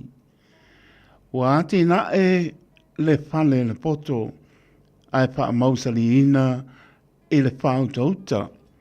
O le poto fo'i e tu tumu ai ape I o loa umalama e tā ua ma le mātango fie. O le tangata poto ua mānosi ia. Ma le tangata ta mai e tupu lona mānosi. Awa o le fili le lei, e te whai ai lou, tā mua o le toa tele fo'i o whai pule, e saunga le muai. Ua maua lunga le poto I le vale, na te le tau tala lama I le whai tutoa. O le ua mawhau e whai me le anga, e tā ua o ia o le tangata whai tonga fiti le anga. O le manatu, o le vale, o le anga sala lea, e ino sia fo'i e tangata leo ua whaata uemu. A whai e te wha vai lea so wane. Ua I titi labalo mānosi. Ia e lawe a I e ua puea I oti. Ma e a o ina pasia. A whai e te wha pea. Pāuta, mātou te lei loa le nei tangata. O le ua fuatia loto. Na te le la ngona ea. O le ua tau sia lo nganga. Na te le si la pia ea. Na te le tau iatu ea I le tangata e tusa. Malana ngā luenga. Lo watali I e ai le meli. A wai le lei. A toa ma le meli sisina. E sua mania I lo ngutu. Ia e I loa. E whapea fo le poto I lo hanga. A whai wa e maua. Ona iai leo le unga. E lei u wale fo I lo wha a moe. Le tangata a mio le angai. Aua te lama I le mea e nofo ai le tangata a mio tonu. Aua e te wha tāpuna ina le mea e ta oto ai o ia. Aua e atu fitu o na pa ule a mio tonu. Ai toi tu o ia. A o e a mio le anga. E pa u I la tau le mānaia. A pa ule ua ita ia te oe. Aua te fia iai. E tau suwai fo I o ia. Aua le oli ai lo loto. Ina ne si la fia e le alii. Ona le anga ai lea I ona luma. Mana whaali liu mai lona to sa. Ai ia te ia. Aua te wha meo I e ua whai me le anga. Aua fo te losi I e a meo le anga. Aua e le iu I se le lei. Le wa meo le anga. E tinea le la mepa ai a mio le anga. Lo atali I e matau I le ali a toa. Ma le tupu. Aua e te whewhau ai ma e whediuri wai. au ai whapua sei o na tū lai mai o lola tō mala. O ai fo i se na te iloa le mālaia mai a te ila ua uma. E ai fo i nei mea i e popoto. Le wha ilonga ina o tangata i le wha masinonga e lele lea. O le ua whai atu i lea mi o leanga. O oe lea mi o tonu. E petu uina o ia e le nuu. E whaafanoina o ia e tangata. A o e ua o ai atu ia te ia. Lātou te fia fia. E o ia i lātou le whaamanuia e le lei ai. E tau pia songi tangata uma ma le ua tali atu i upu tonu. Ia sa uniuni whafo lau ngā nuenga. Ma e tau te wai i le vao. Muri muri ane. Ona e whaia lea o lo fale. Awane i whai fua oe ma mori mau i le lua te tua oi. E te pepelo ea i o lau ngutu.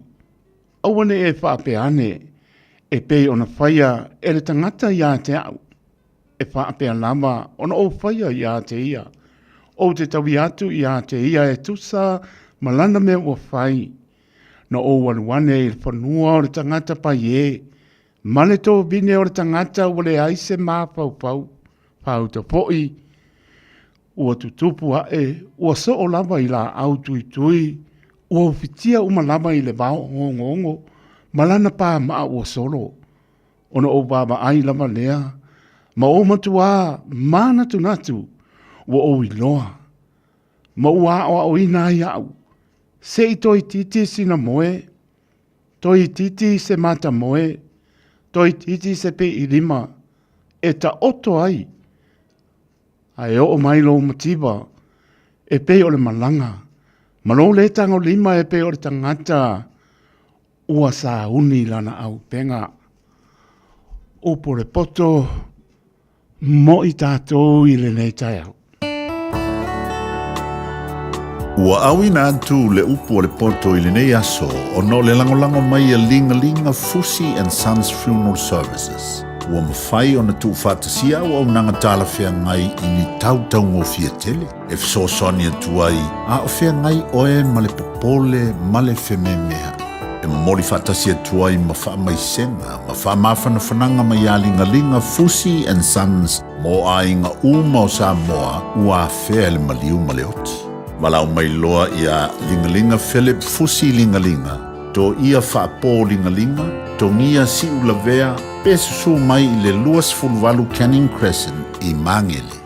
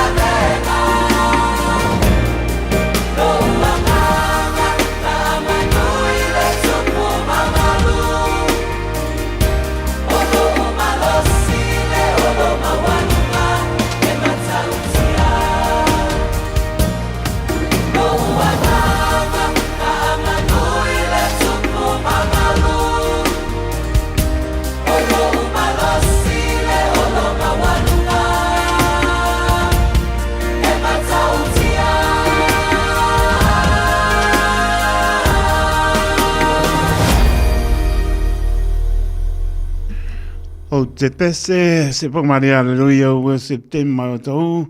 O mai o tuai le pai tau ina o le upo le poto, ele ne po tae au, se pao ponga poi, ele aso a tae au, pe a tātou lia, ki se masi, le manuia le lopa, malanga leo no tātou tua. Los pa whapiru te o na tāna o le tula spulu, tā spulu, se pao ponga le tau tua, sa bao mas mino, i lau lama ngana, pa sa leo tātou porklame. Ia o alaba porklame o lo patulanga mai lungo tātou masini o lava pena lava o na nga i ele o ona ia mai se pe o telefo i o nisi o company ele o porsi film maro tātou tunu ia o le wa mata mano longa o le alaba se be o ele tautua le Radio Samoa o le na ia talitonu o le ale pa apa ina po i pinngalo nisi o company o le pen patonu ina o no ua pia mano lo la to e va ponto e fo i mai tau sang fo pe au dia le anga le leo lo tato matai a nisi o company o lo fa o wina pe o stai me lumo la va pena po i ona mano lo ai fo e pa pena po ma ko company le po makang pa nga solo ia ma va ki la wa lu mano lo io e ia ta tono lo ne mano tato no tato fia la ngona fia oli mtato fia le li wena pai lava me se sili tau mate le te pe tato te mo mal Christmas Eve ale wa tali ale li lon pa maoni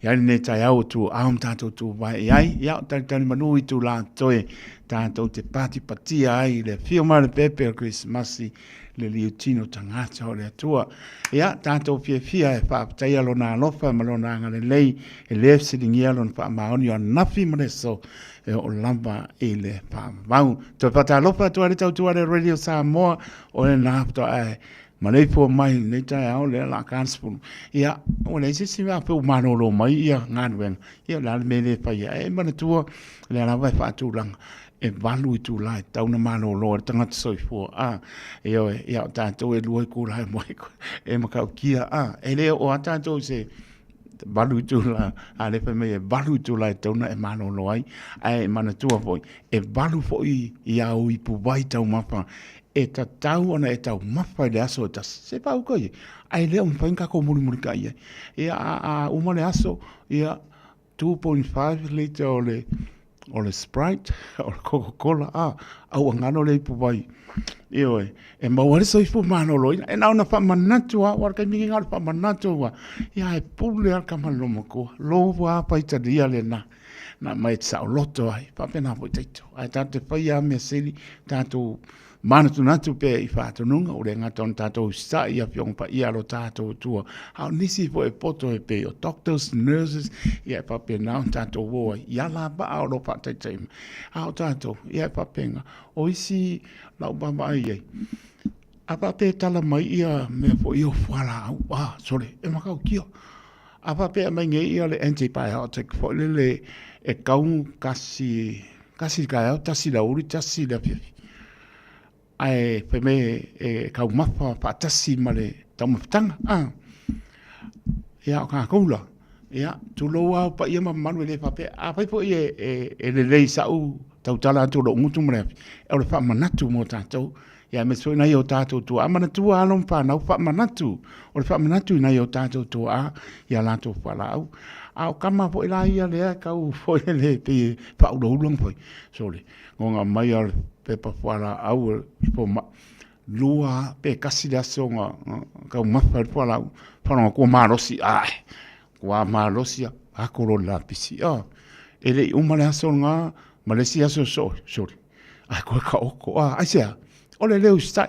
Ai e kaunga muri ta ia tātou i whato nunga nai sawai. E poko akor po mai. Kaka abe ele poto ele li. Ia e o atu i tātou tangata sau i fōm tangata ola bāne o tau pa ia mo tau manu. Ai whanau. E waku. E me po e whapia poko po kako. E mai. Ia ele ase si. Ole o maro si au ele se. Ana e mele po mai i poko e kaunga.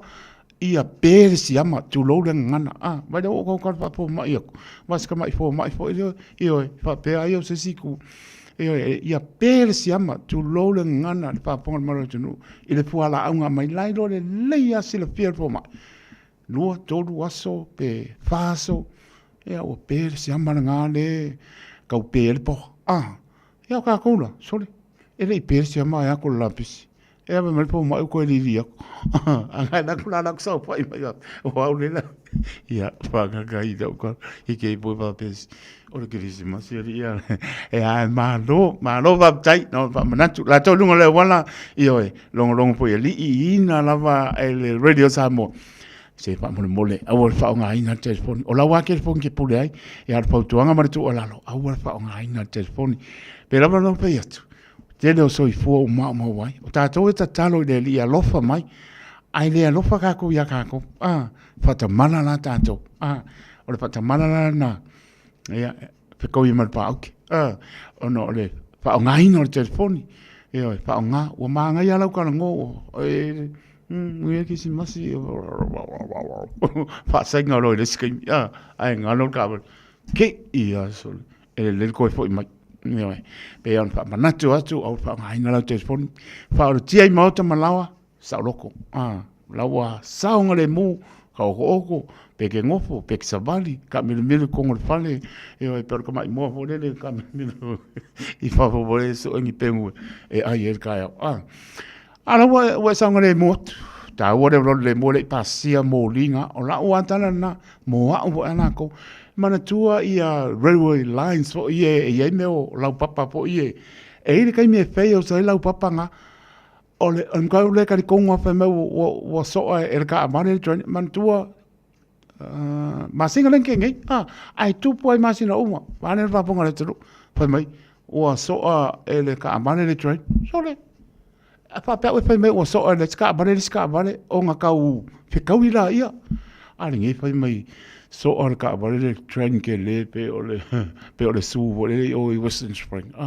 ele ka ko una ia ele menga le so or ka le train ia pe mai si ia wo so or le train ka lang safari so le e ma ka kia e ma ka kia se o ngai menga e po le manatu pata wa e tato e ke po le ke le ba ke aru ko ri menga ke ga ngau ia ele a ko se konge ke kamaka wai lau sila nga male sila ai watu ai po ele ke lo le lai lunga wala ele ola mai mori e ka wanga le mu o ai sa wal train la ile kai me le ola mai mori nga boom so le o lo la train ka hopia ku i samaki ko a ku kai mission bay o le ane winga la utala no le o mi o train ia ka ko ia matalo ka ko ia nga mele me ano fele di o le mapo fau o le poto e mapo fo tonu o le na fa nga me ano fa ne di te mi mo ia nga sa nga le mu ele o ie te tole atu no sa au fo tuanga na ma ata wona ele ale fa ta pe ia o tai le o pa ma tu sulono bilute ona tana le tu na spulu ia o ina atu fo i leo tatou tala i vai whanua i lau lava ngana tautua wha awau le whengal patua ia Salavao Masmino pe atane tu la spulu anga etu pe le afo le spulu ia o saudolo ka mo Rick the Man le tautua le kapo iu whanga sorpo leo tatou programe ke longa a mosi a manoa fo i lele fo i Pasan lo ko le TV anga sa mo pe mo i fo ia pauki fo le i sanga ko upu mai sa mo e ma se pa mu yang nga manga ya le pa talo pa la to lungo le apia po linga lo fai ia ma lo le va mai pa tai pula i Elizabeth Farrell ma lo le va mai a Leona Malifa ia good morning ia ma lo lava pa pena po ia Herbert Schuster ia Merry Christmas mai America Samoa moto pianga na patu moto tau fia to malatai ia ma lo lava mi po ki simasi pa tai amosa ia mai merponi mala ainga pa tai a mosa ma lo lava Leticio ya ma lo lava pa tai ma puta mai America Samoa ke lo po uli ya po i fangaitua ya po masefau ya po i tafuna ya ailelei alo pa to mo moto pianga America pa ya pa ponga mai foi ya le au penga pa ya le tua ya alo pa tu ya te o to malava ma lo tala i o tala le Yesu Kristo mau ni nganga mo to lo pa foi tonu o Kanana Fo Theological Seminary Kanana Fo ya o tawina ya mesfoi manu fa ya onga lo ao ina halum pa no ya warta le Yesu Kristo pula onga ma sui pule la to foi pitola au ya lo patilatu lo wa pono le kalesia epa ka asa ya lo patilatu moskere se masi manuia ya mase tau sanga fo manuia ta to te pelo ai pe ya ba pena foi ya nisi o kolisi pa pe au pe o manua pena foi ya mo piula ha o ta wina ai alon pa na on sa yo o fa maoni yo le upunga ye alu mo ye mana tua te uma lo fa maoni na te mo lo on sa yo ya wa isia o pe o kai au fa u ai ko le do akua ai sia yo ngai po ye o fa mo le ri a lo fa mai lo tele mai don sa yo ka dia ai ru tau lo fa penga ene pengo file o tau wi yo sawa ya o fa penga po lo kwa tonu ya tau wina mo le penga lo tato tua lo fa tu mo a o fa u malava ya mese le malo fa ya o lo fa pena ona so ane ya mora o ino alon pa na o lo atu ya wana mara tara Yesu Kristo ya to mowa skiri si masi file mo ya masi tau sang fo mon via ne lofa ya fo i si o tato tu no o Samoa mo li atu lo fa anga ya to ro nele o penga no pa ia ya masi fo le atu tu no ya tu no mamau ya ma tu fa mon via atu Krismasi ele aure ma no masi ofo ya pa pe po ya pa mia ya marca peneta sui to fia ya male tu ngai la to sa mo la pinga ben to fio la bana ya lon pa na fio anga mana pang ya tato mo pa tasi se kerese masi manuia ile pa maoni le lofo lo tato tua ya tato wana malai ya long te sia pe tato ile anga le mai lo tato matai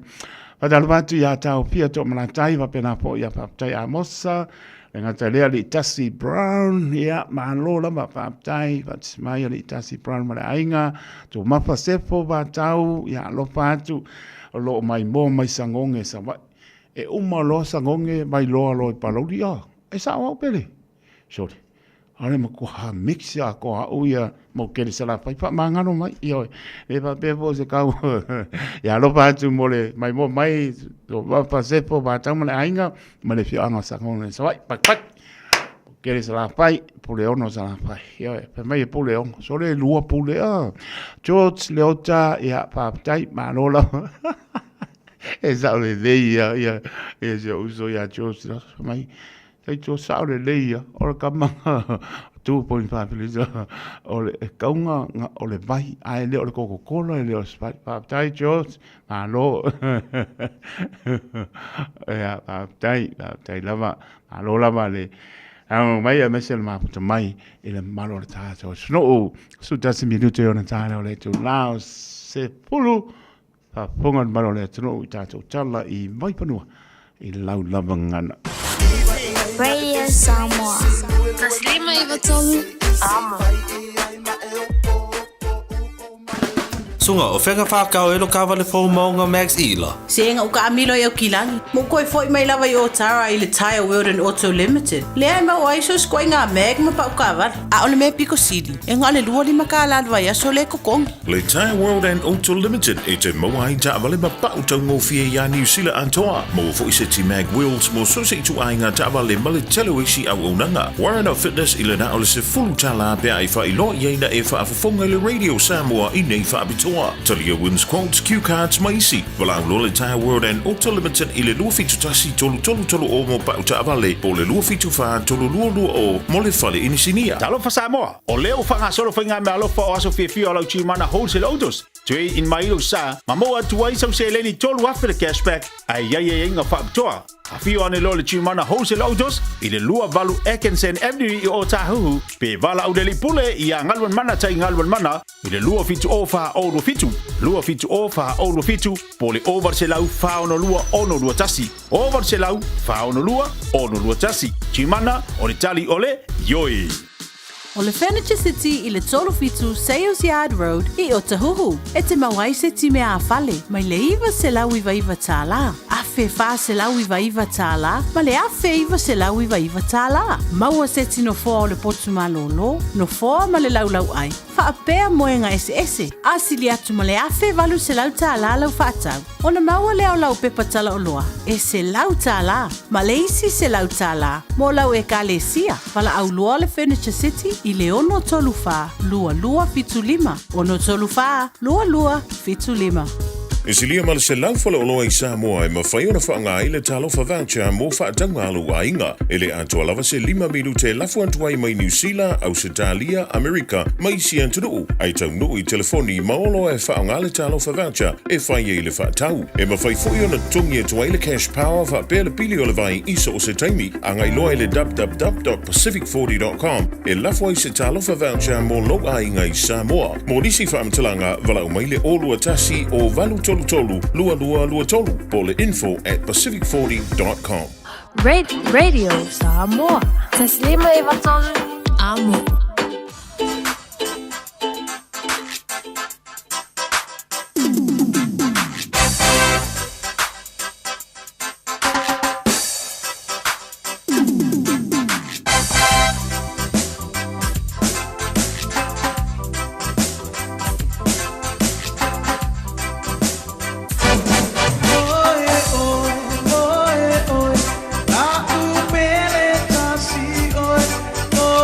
Oh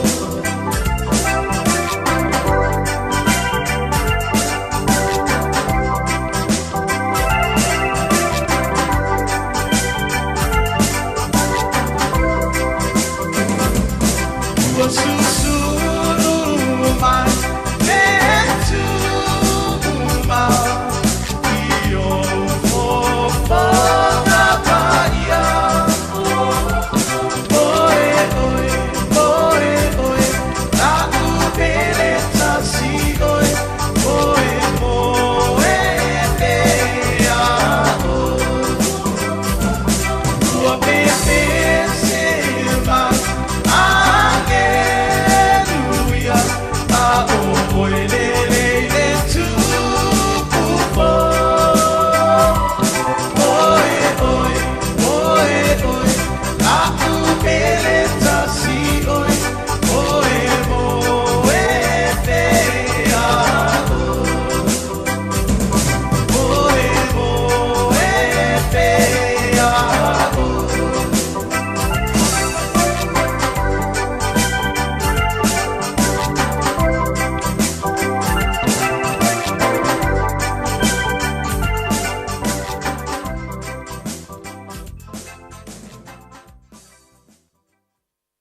You get more Christmas Nalo presents pa Samoa. next Wa ule ne yo kas putialu. A wal suia lingila wa ule kio.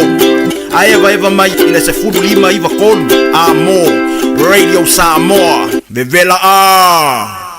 Bebela Fabi Nuti on a tara le jola spulu. Tau tu ala pionga patu e asala vau mas mino I tato tala I vai panua I lau lama ngana. Ta tono lo manuel manu tato tunu. Ui lama na au o mai. E le mama I atu msi silatu. I atu tonu lenga le leo le li. Tato mawai le Christmas Eve. Sa tato fo lau mai. Mamau le ala. Mamau basa. Ta wasa mai fi tam pangta. Le open moni ya. Fi tam pangta. Ai tato mana tu natu I le alofa fa maoni o le li. Ona maua leo le mapana pana. E te mi e la ngona. Tato umalama. E mapatia I fi tam pangta le. Ia leo tu la po. Ia lava. No to soi fua mo tato wola I aolo pole li. Ole vaita le neo tau sanga. Tato anga ia tu asfia fia. Pe lava na pa manatu. Ia pa mo mo le I mea uma. E te tatalo. Tato tatalo le ngang pa. Ia so san sidi leo tato. Ia wai. Tato tu le mpa ia se mea. Ole upomonia. Pe lava yo iai. Fikua pas pepa ngai uvanua pas pepa. Ia e tato tu le mpa ia se mea. E tato te mapua I le atua. Malona anofa malona nganlei. E alo wata ngata soifua mana olo. Ia e papena. O tangata ala to e ngai le li. Tangi le li. Tala noa le li. Sorry. Le ai ma se mea popole ai. Le ai ma se mea ai. Po le e atua tu bale ai. Le fina ngalo. Ai sea. E wa po lai ma puta le nganga pa ia. Life so soni mai. Ia o le mele taunu fai. O le mele le taunu fai. Ia o le mele te savadi ai. Ia o le mele te nofo ai. Oa e wha auka. I le alofa o le. E o mai nei tai au. Le aso lua spul pao te sema. Lua oro wha. Le ua tato iai. Mi iro tato atua. Pa moe moe le atua mea uma. E oi. Lai pe mele poto. Aua te wha pia poto. E mangai ke rea o onga le poto. Mai son mona. Aua le wha pia poto. Manatua I le li. O lalo e mawai malo. A le le ua. Tau fiapi ne tau sang. Le le ua baba I atu. Fai tau I tu la. Ea. E le tau ore aso. Turi matai. Pe lau pai atu. E te turi matai a. I le ala lo o fio mai e o le tupu o le li o li. Talo fai. Talo fai le tupu o le li o li. Ma le faa ta ita inga na mai. E so I fua ma tato volai. E se tupu ni la lang. E opo ia oi. E ken painga tu lowo tau pa ia mo tau manu. Tau tala ma le faa. E se si e oi. Wai a tato wolo le ola faletino. O nala le e anga ia. So I fua fale tino lo. Na e mo leo le mai ke adu. So I fua mai I le fale o manu tu lo. Talo fai le li. Le li e le po nae mama. Piua.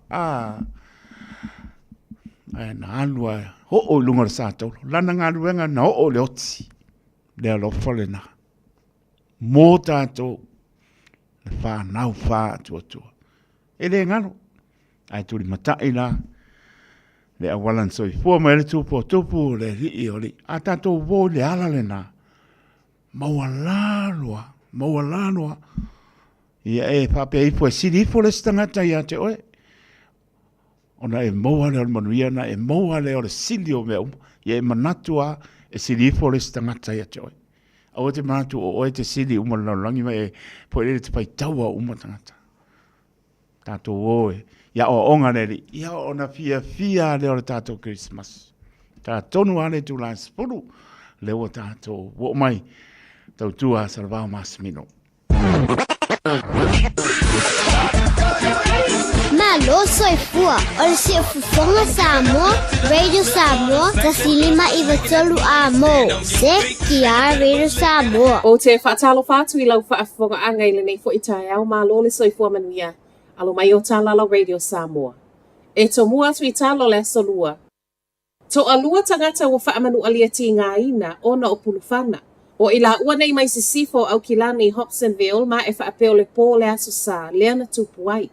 O lea na o lava ila ua le whalemai lea pō ma manu angatu ngā mafua mai pulufana. Ma e tu whaatasia talo tae au lo o iai pēa I le whalemai. O lo o whaasolo nei fo iso e so e ngā leo leo I le mafua anga ai maise o le au te lenga o le mea na tupu. Wa lea wha o ngā ina le si itanga o le tutongi ma walalo na sau mai whautuanga ale matanga luenga o pisimisi ma ngā luenga. O le vaiaso tā luaina wha ailoa mai ai le malo o le asi I le 2 tā la 5 sene I le itu la. Le totongi ma walalo I Nipsila a matamai le aso mua mua o aperila o le tausanga a sau tusa lea ma le tasi tesi 5% le si itanga. Pei tae o se wha ai unga wasoso o ai nei tausanga I lua e le o wha o ngā ina le malo le totongi ma walalo. Na whai mai ai le matanga luenga. Lea fo ina whai mai e tatau na si I le 2% le tausanga fo tusa lea I 2 tā la o 2 sene I le itu la.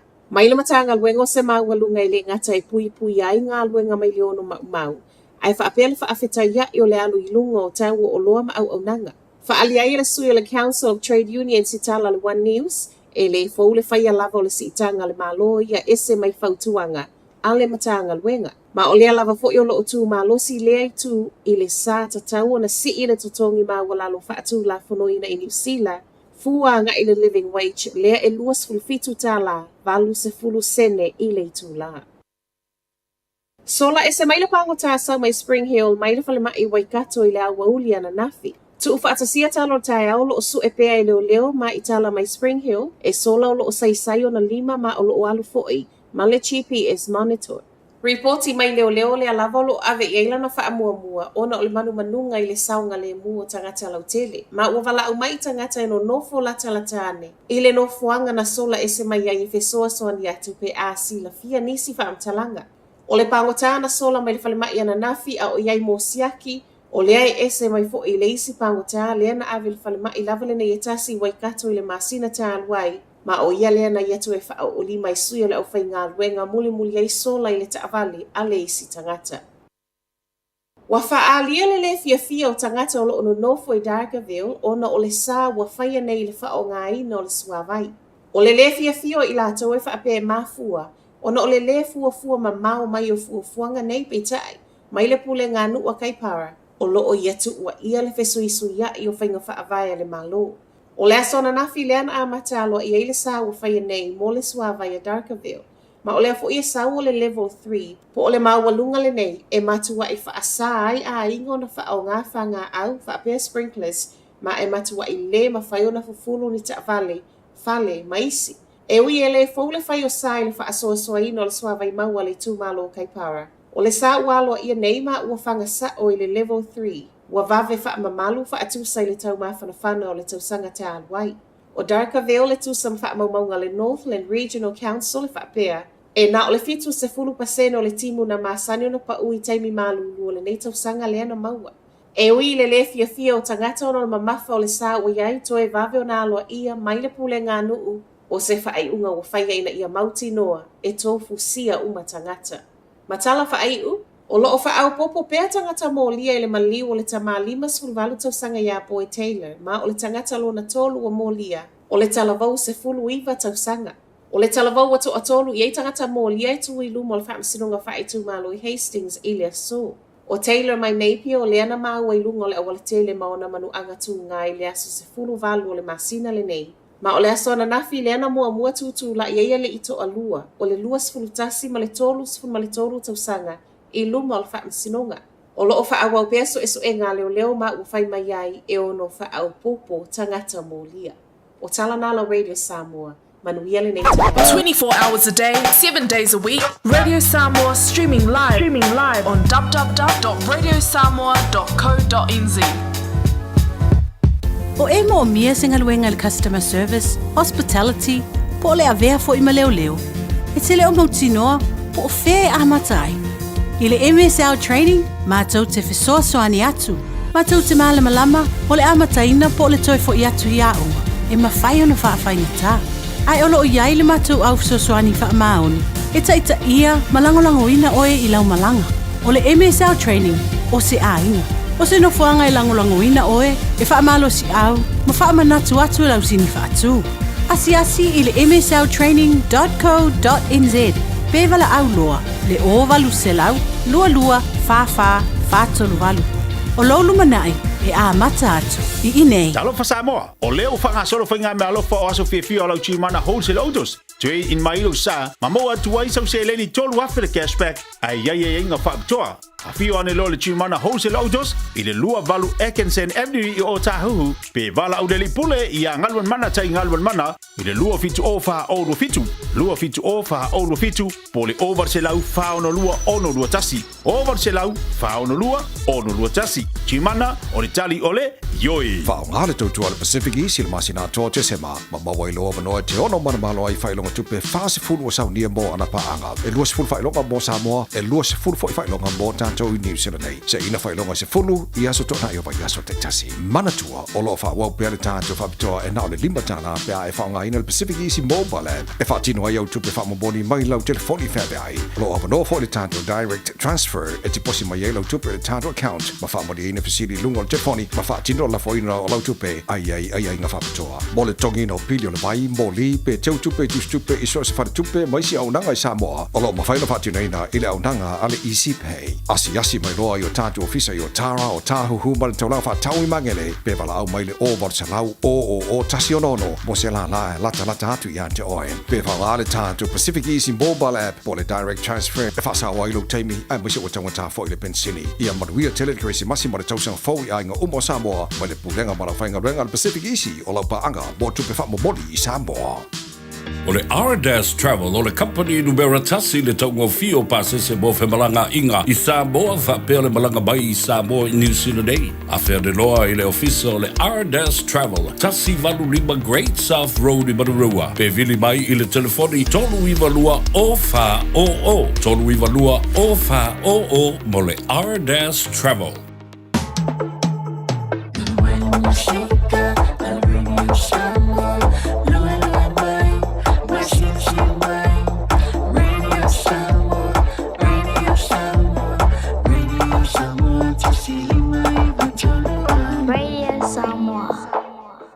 Paru minutu wa te ele July sulu tautua de Radio Samoa so lima i watolu a mo programe le fifi mai show tātou mahuta se ia pai ho staimi o lea oli ea ona pamuta po i lea o le tautua suiere tātou poa e le sunga pali tele la flapeo ea anga e toi po i lea o tātou programe ea pe ngā maro loa kuera ea a leo whapakon maro lea tunu e le tautua Tenga salvao mas mino ia i tātou tana i vai whanua, pa malo, whionga whalitua, tātou po nei, tau sanga ia me se poi, tātou tana i vai whanua, pa mnia lele i, mo skeri si masi, salvao mara ainga, ia mas tau sang fō manuia, ma lo lava tātou atunu, ia me se poi lātou umalava, wanga ia tui mano longa, malo, le ngāru lue, manatua, a mai esa ngāru wenga tātou te paia. Ia, tātou te pape i fo lava lo tātou whaatau wa ia mō lunga pērewi inga po i lea tua. E mā lola ngā lue, maro lea tunu tau wasa mai whita. Ia e pāpatai lea tua le tu la po i ora tō soi fua mora tātou wola. Maua na mānosi soi fua la le maro lea tunu. Ngā lue ai, ia wana i o tātou wā inga o le ngatai lea. Ia o lo a ngā po i e kāne si o lo tu ai. Ngā ruenga ia me se lava e mo mea lama se leni ia tau awa i so se ala tātou te maputa i atu no e mau pa malo pa tai patalo batu sia wo pa moi pa fe kai lava George Leota mai George Leota taito au ka koe tapo ship o kaunga malanga se 5 masinga ke travel. Oi, lau pule le. Ia, le la pa kria kula ticket. George Leota, ia pa kai le mai I meli mai lau ticket o ke aro ka milo 5 masinga. Ia lau pule le Merry Christmas uso. Ia alofa de atu, ia malo le tunu. Alo pai, ia se o tina matua. Tarenga ia la lauta wa sa pepe tuli mai Hendon Avenue I Mount Albert. Ia maua oe tina, ia male ai ngani se ke risi masi manuia, ia se tau sanga po manuia le lopo le li whaatai, lango kuma le tau sanga lau lo te le atu mo oe tina, tai mo whaamdianga lau pule lea, me se lawa le maro le atu no o lo pena maputa mai, tai lo tō wanga le lei, ia e le o tō fōre langi le ase mea tō tau au, pe ano vātu e le o tō fōre langi, whaamnuia le li e, tū so lana ma sani o le fōa I fua, ia mo lo tō so I fua mo lo tātou wola. Apa ni tō lai spulu, ia on sa ia tō po I leo le tau tū ale car for you, Rick the man, panga sa po leo tātou programe, tātou tasi, awina atu po ia tātou tala I vai panua ngā peritania, ia msa ia tō I fōre whare tō ia pauki pe mo se amanoa, ia ale ia, ia Merry Christmas I whare tō ia pauki le lopo pelme o sa ili inga ke unga ia awalawa ia ke si masi male tau sanga po ia o le ala lava ua na o au lava o se monga apa aunga so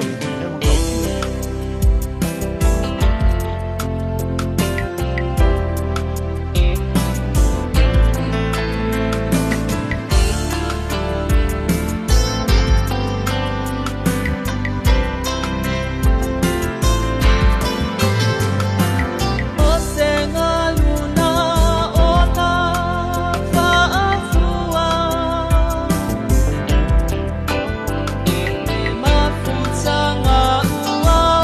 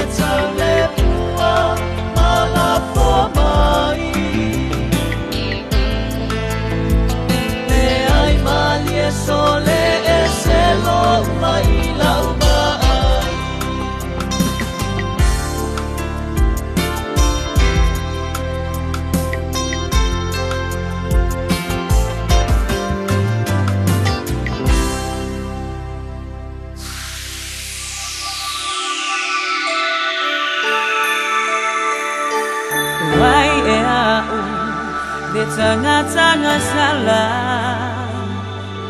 wa mana tumaya Yesu lo ufaola Kirisimasi wa ulava le papongai Yesu lo umasai te wa afetai wa ulava le pongai ole Kirisimasi Wasoi puamai ai lo umasai Nasoi puamai se ala sili ona mawalalo Awa una tanga salai na ia mangalo Belanie Lili walo maya Salia la unei bi inga o te si itia inga O te ifo atu mapamanu Ile tupu o tupu O ia ole filemu o ia ole loko O wala patu noa Oli utino tangata Awa unile tangata Nano posala Lene ua o mawai Leola maleksa olo tonga Papeta Yesu wa elamea ile papanonga Wa ulava le pongai ole Kirisimasi Wasoi puamai ai lo umasai Nasoi puamai se ala sili ona mawalalo Awa una tanga salai na ia mangalo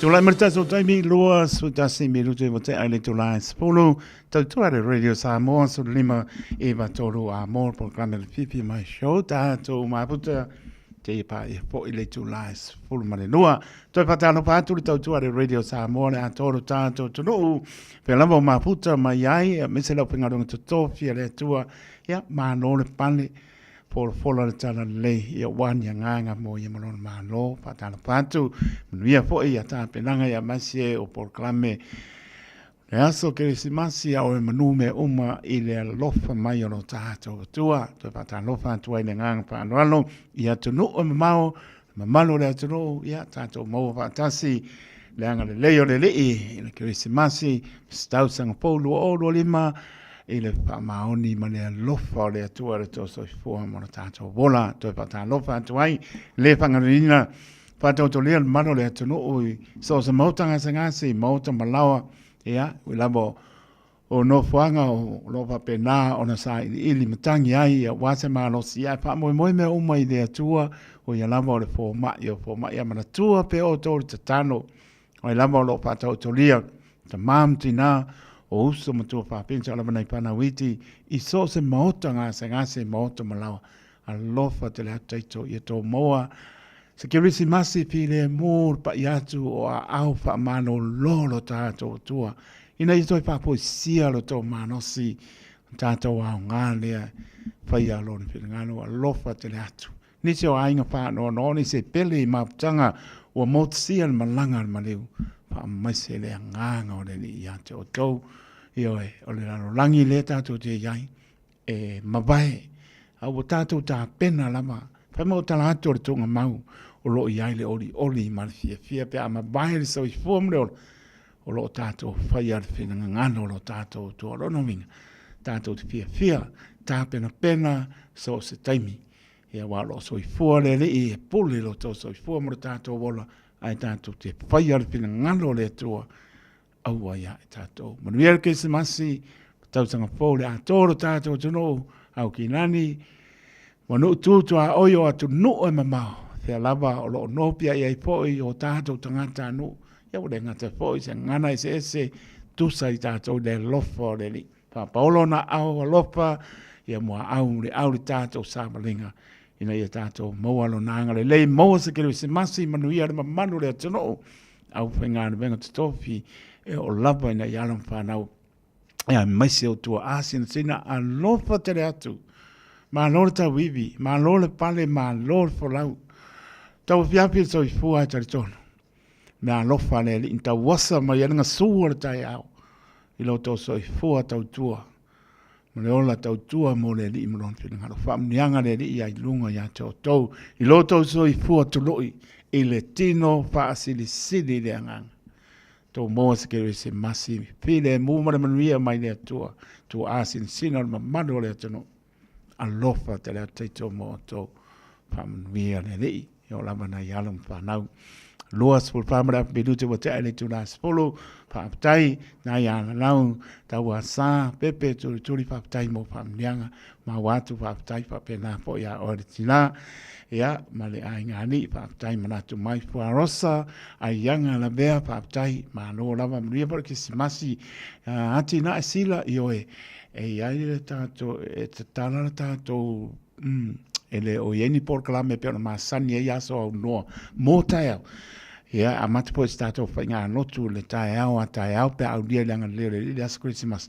Ia na o alofa anga lava mori mori aso a tai au te tāna ile tātou por kalame tāna le tai au le apore lima, ia, mai a poe le leiva, ia na mai ai poe lea. Ia, o pesenga lava, o le Christmas, ia mano whaanga le aso a tai au, le por kalame, le ai am sisima. Ia, le whātou nunga nā le mātou pulem tūlanga o lo iai. Ia, e wha manu le aso Christmas, o pesenga o le Christmas, ia lo whaanga, ia e mua tātou whāptai le tua, le aso a tai aso tātou whainga anotu, ai po se sunga i whāpengai ngā la pengai ma, le tātou salinga anotu a tai au, pe au dia le alofa maranga le alo tātou tua, mua lama me im tāu sa, ia le vi inga tu mau i le tua. Nei minute so tai lea, i le tau tua a le kāpo iu, whāptai a ese sa pale a pine, ia mano lama whāptai i le maputa mai, ia alo pātu, mi o ke simasi, sunga ia John Leota male ainga, ia whāptai, ka makawa anga i o pese mai, ia lo ewa mai tua i mata no nofo a panlatai. Ka makawa anga ngaro e whama kuro sa longo ma upu ia whanlatai kano whai. Lo whātu mo tō umalama, teo leonta, teime tō e whoe mai au te oro nei, ia, manuia pōpanga uma, o lei leo mau atu, leo so, maane le, swapa le au pepe wapasuanga, ia, alofa te ratu, ma rōr pare ni tau sanga, ma rōr ngā rurue, whātu le ainga, manuia pōra kisimasi le au pepe, wapasuanga, ia, ma le ainga, ma rōr lava whātai.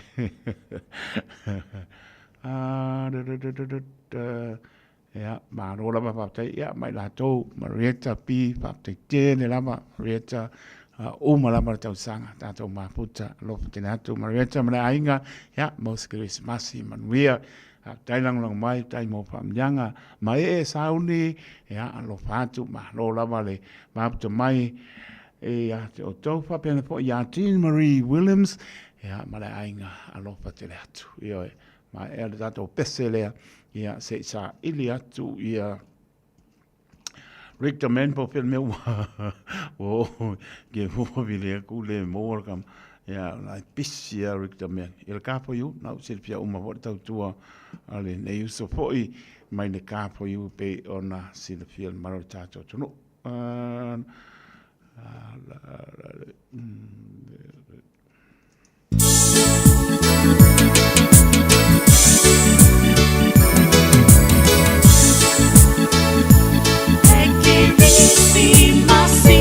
Napanawa Yesu ole amatanga ole olafo sikia olima mabibile atua pati pati la ia kuatama wale ola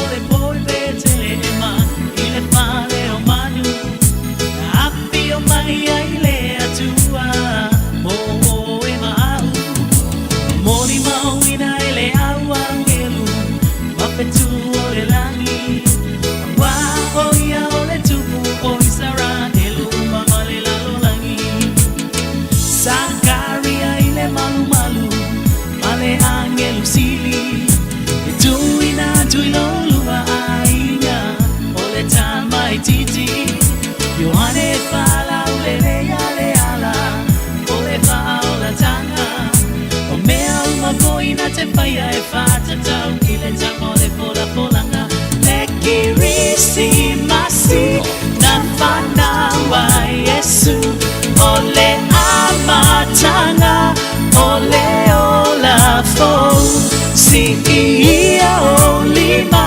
mabibile atua Pati pati la ia kuatama wale ola na mano ina Isaya lona fana mai wale lalo langi uma le amanu iai lona fa moe moe ia le fano almaoi ia tama mama le ola le bine mai korokota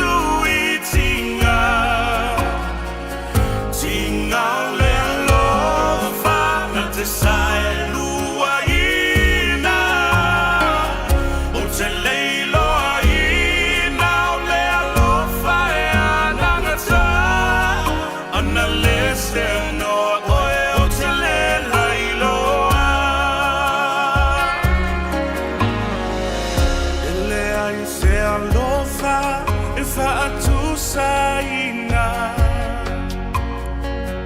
a o tinga e te tūmai pea a tau mamao e mano lia ana lese noa oe o te le hailoa oe lo umalosi lo umalua papa le fetuta I alla I lo uolanga lo ufatu enuti pe atate te ana lese anoa oe usele lailoa usele loa ina le matui tui tinga tinga le lofa na te sai Maruru atu le puni ala maa, e ala pa wina le tātou pesele na te mai ala maa ko marita me leo watu mai.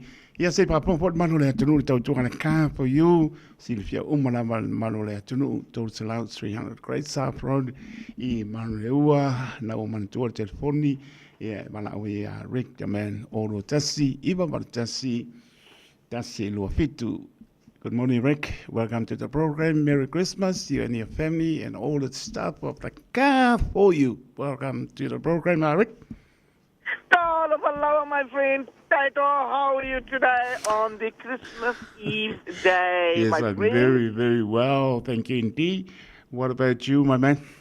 I'm all right. I was given a mail saying that you are replacing Santa this year. Is that correct?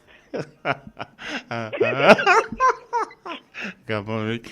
You remember the last time when I spoke to you on the air, I didn't realize you were still in Auckland because someone told me you in a paradise in Samoa, running a car for you in Samoa. That's why, I'm so confused, Rick. No, I tell you what, we have had a lot of customers who is over here in this country, and they need to be looked after, we believe, they think as well. And plus, we send car from here to Samoa as well. That's not a problem either, So that is why we are only concentrating in Auckland and in New Zealand and trying to serve everyone in here in this beautiful country, and everyone out there as well. If they are wanting a vehicle, they can always purchase it from us. That's not a problem, my friend Taito, at all whatsoever. Yes, all around, is always served completely. Even Wellington, Hamilton, you just apply on the Facebook page of the car for you. You're still pick them up from the airport, Rick? That is correct. That's correct. We are doing that. We are sending it all over New Zealand, and you know what? We're not even charging customers for sending it anywhere in New Zealand. Right. Even if you're buying it from Wellington, we will deliver you for free. That's Carrefour, right. you will do it for free, my friend. Yeah. Even South Island, we will deliver it for free. All over the place. And yes, and very simple. Just either call us on 0800-227-4968 or drop us a message on Facebook, and one of our lovely ladies over here will help you and guide you through your new purchase, and we've got warranties and this and that and everything. So it doesn't matter where you're buying it from. You're fully covered and you're fully safe at Car for You. What's your special at the moment Well, before tomorrow? I was waiting for you to ask me that question, and we have got great special going on at the moment. Go ahead, Rick. Go ahead. Right now, before New Year, until 31st of December, we have got referral scheme going on. So if you know anyone is looking for a car, you bring them to us, they buy a car, you get $1,000. Maybe your next door neighbor, go and knock the door. Maybe your next door neighbor needs a car. Yeah. Just see who is driving a car which needs to be changed. Bring it on. Bring them over to Car for You, and you get that $1,000 referral. But if you are listening to me right now and you're like, no, I need a car for myself, in that case, you can refer yourself, and you still qualify for the referral. Now, referral is very different to the cashback. We have always said that.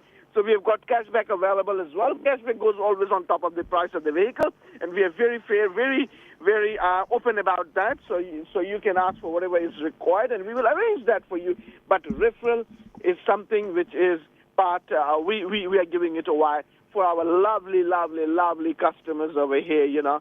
So great opportunity. We are open today. You can drive away your new vehicle today, and also without the license as well, we can do a deal, even Very if you good. don't have a license, but you have to be working full time. Can I say something, Rick?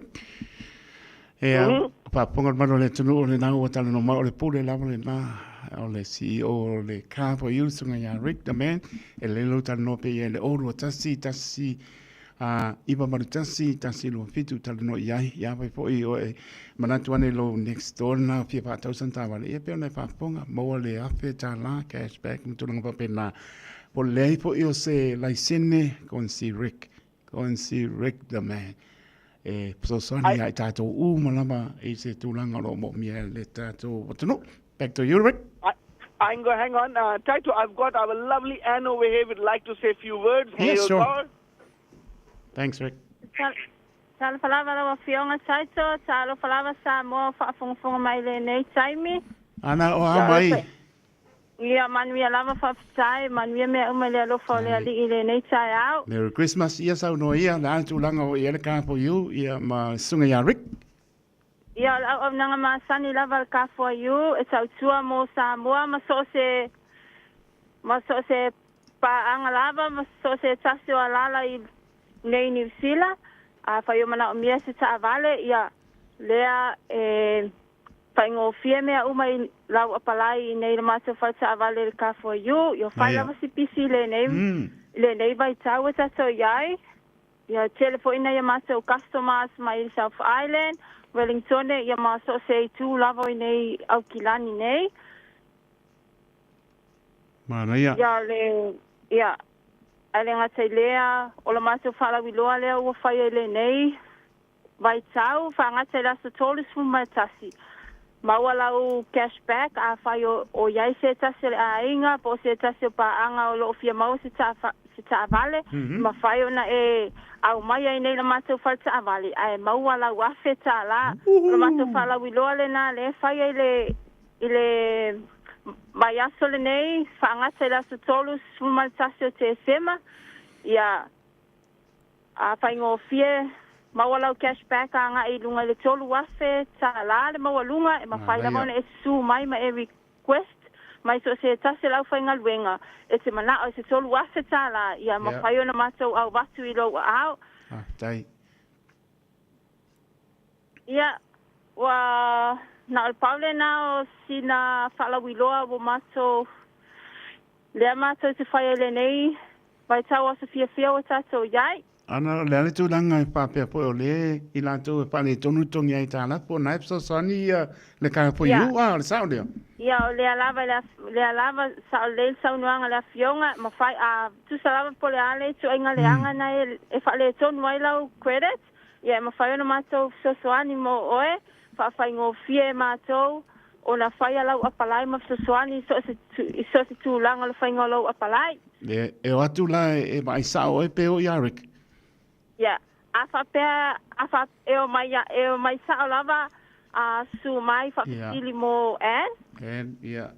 Ia, Anne, ia poso e mawhai, so se tasi lava lau whainga luenga, mawhai ina whaswani mo oe, a whapea e te fia manao lava I se tasi sa moa, ia, mawhaiona e su mai ma e whapitili mo Anne.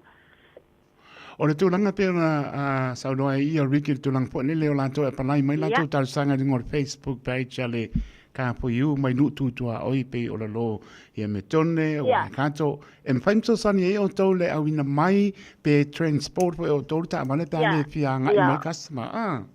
Ia, sa o le saunoanga e mawhaiona mātou sosoani I tūlanga tau wheawea inga o taavale e free e le aise tupe te whaaluina e free mea uma e mawhaiona mātou so ngia lau pa sese e te susu mai le mātou whai taavale siaki lau taavale ia I le pikina e mawhaiona mātou so ngia le le transferring o lau taavale mai i le maso nofuanga a ngai i le South Island, Christchurch, ia po Wellington, ia e free ia mea uma, e mata i song ia le sau tupe whaalwina. O lo tu maua a papel le o bo to no mai ni le uma po fanga o to le uma ta sanga en pena tonio to le o te mo ai o sa le a. Ile tulanga le na e mase e song sa la va ma to le passe se ia e te maliu mai ai, e te malanga mai lunga nei, ia ona whaongale o le e mawhai ona mata song ia sa avale pikina mai ai, oe mai le malai valele i le mafuanga. I le aso lava ua tupoina e pikina ai le sa avale. Ia malo papai en ia abini o no fangal malo le tonu ko le ia Rick malengang pa lo malo lamar ta pena. Ia whaapitai lava le afionga, ia manu ia tele kui le anga atu le Christmasi ma le tau sanga fau Samoa. Papai. Are you there, Rick the man? Sorry, walu Rick. No papa malo le tonu. Yeah, I'm still here. Are you there or you disappeared? I'm here. I'm always here. My friend Taito, I'm always here.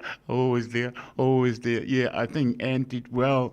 Everything, spread out the good news, for promotions. And, if you bring some customer, $1,000 and a cashback $3,000 is awesome. That's very well done, Rick. And cashback is up to the customer, and Taito, this is what we tell our customer. Mm-hmm. If they need 1,000, take 1,000. If they need 2,000, take 2,000. Awesome. So whatever they need, they should take that, because it is not free.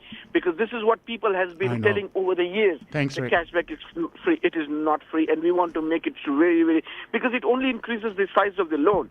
So you have to pay more for that. What you are paying, you have to return it back. So you have to be very careful. You only take it if you need it. That's good.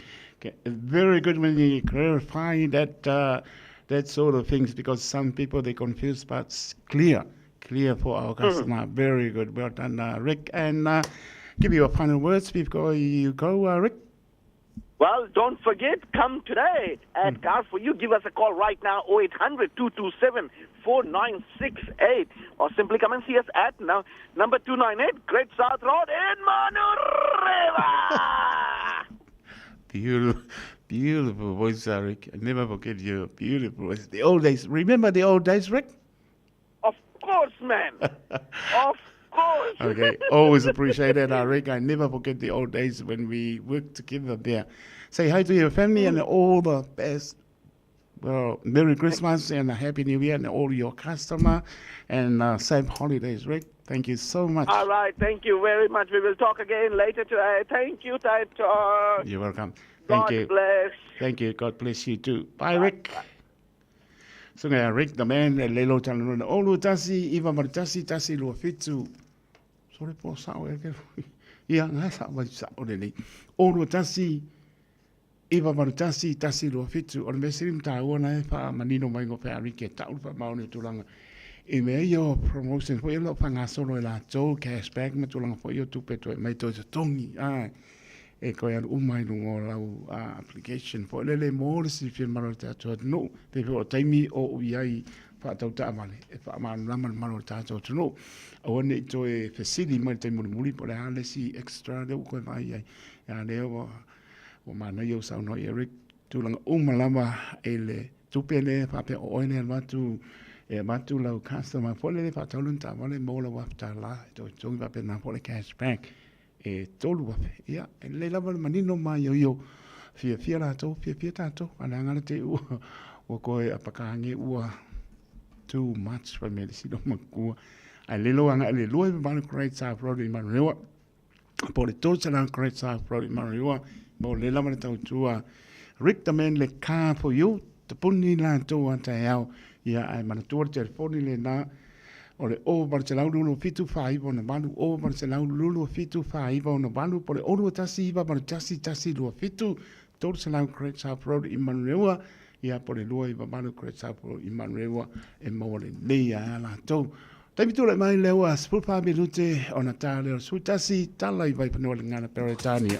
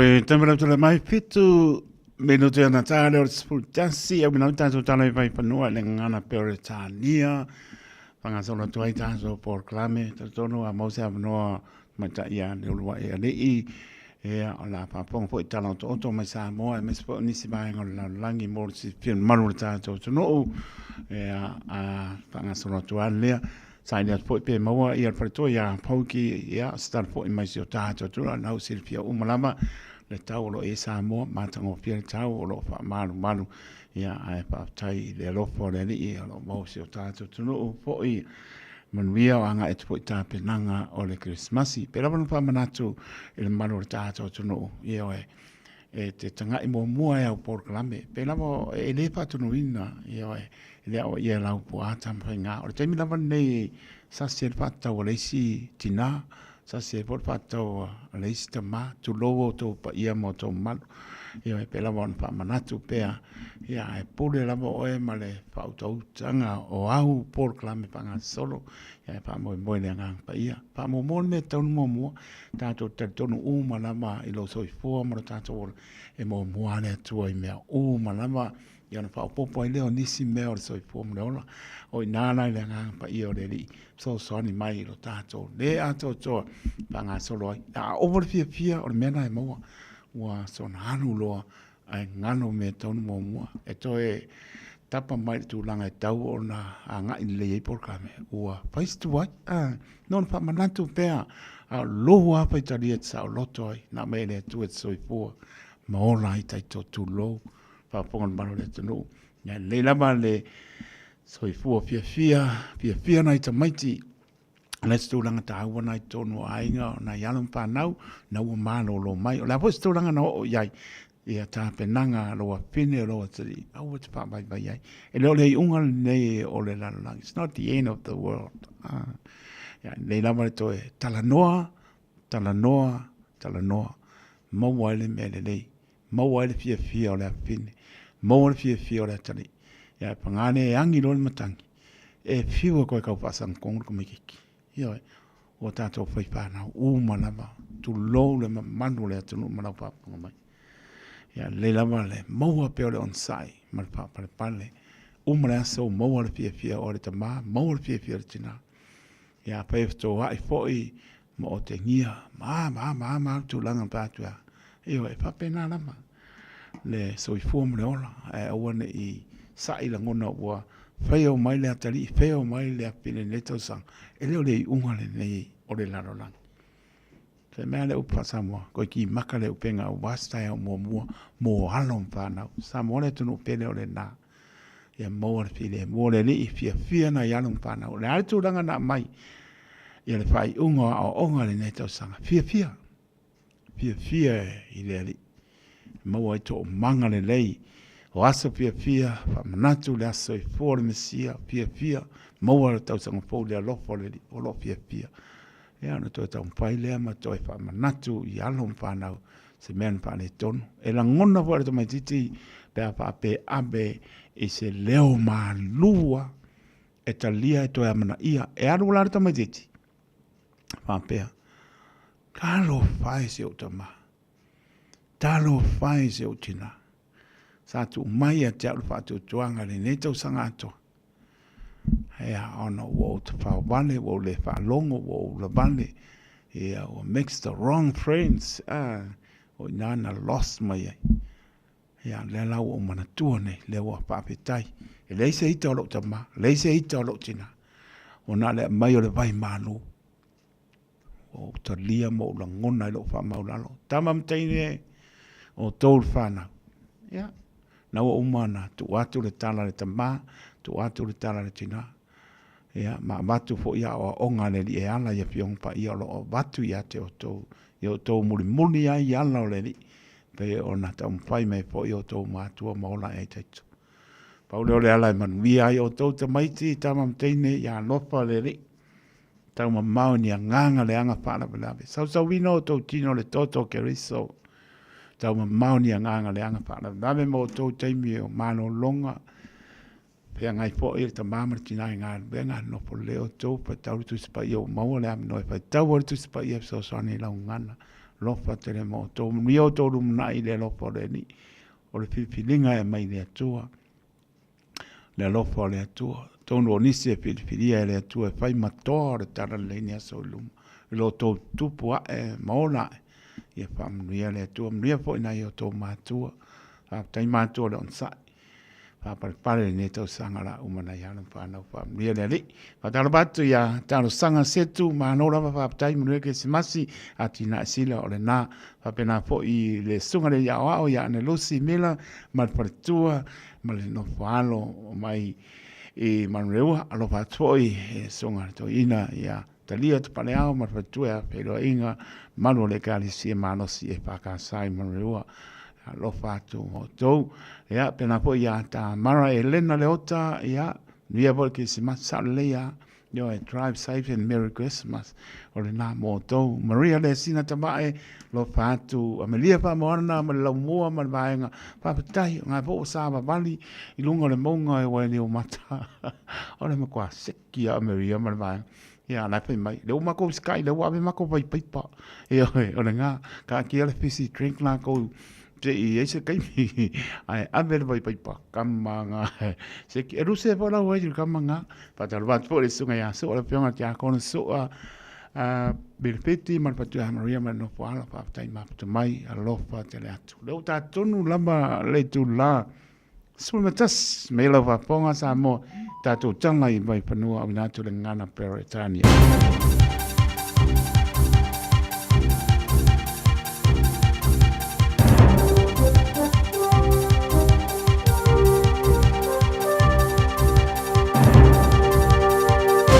In this update, urban search and rescue crews are being called for assistance after a car crashed into a house in New Plymouth, Marylands.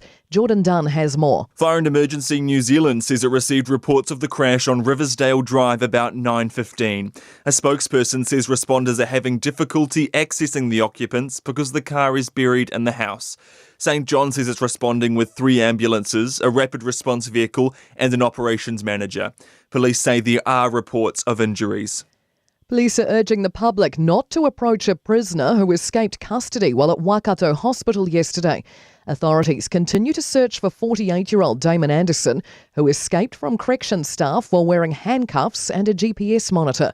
He was on remand from Spring Hill Corrections Facility when he escaped about 1:30 yesterday afternoon.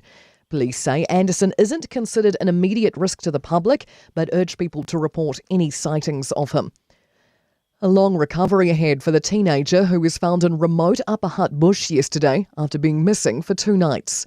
Maya Johnston was airlifted from near the Cannon Point Trail following a frantic search after she went missing after going for a walk on Saturday evening. Her mother, Amy Walsh, says she's still pinching herself. Her daughter was found alive. It's understood she fell at a waterfall and will be in hospital for a number of weeks undergoing surgeries for broken limbs. Confidence bird flu has been contained to a single chicken farm in Otago. The Ministry for Primary Industries says more than 4,000 samples across 5 other farms in the region have come back negative. Around 200,000 birds were culled at a Hillgrove property managed by Mainland Poultry after a strain was found earlier this month.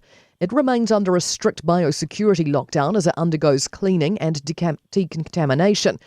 MPI's Chief Veterinary Officer Mary Van Andel says recent testing was completed on Sunday to coincide with the end of the full incubation for the virus. She says the response effort will continue into the new year to ensure all traces of it are removed. And that's news. I'm Scarlett Swetanovich. To sport, and Team New Zealand Chief Executive Grant Dalton is backing science over money as the key to his crew keeping the America's Cup in their grasp. The Kiwi boat came away with the old mug for the 3rd straight regatta last month after beating Ineos Britannia 7-2 in the best-of-13 decider.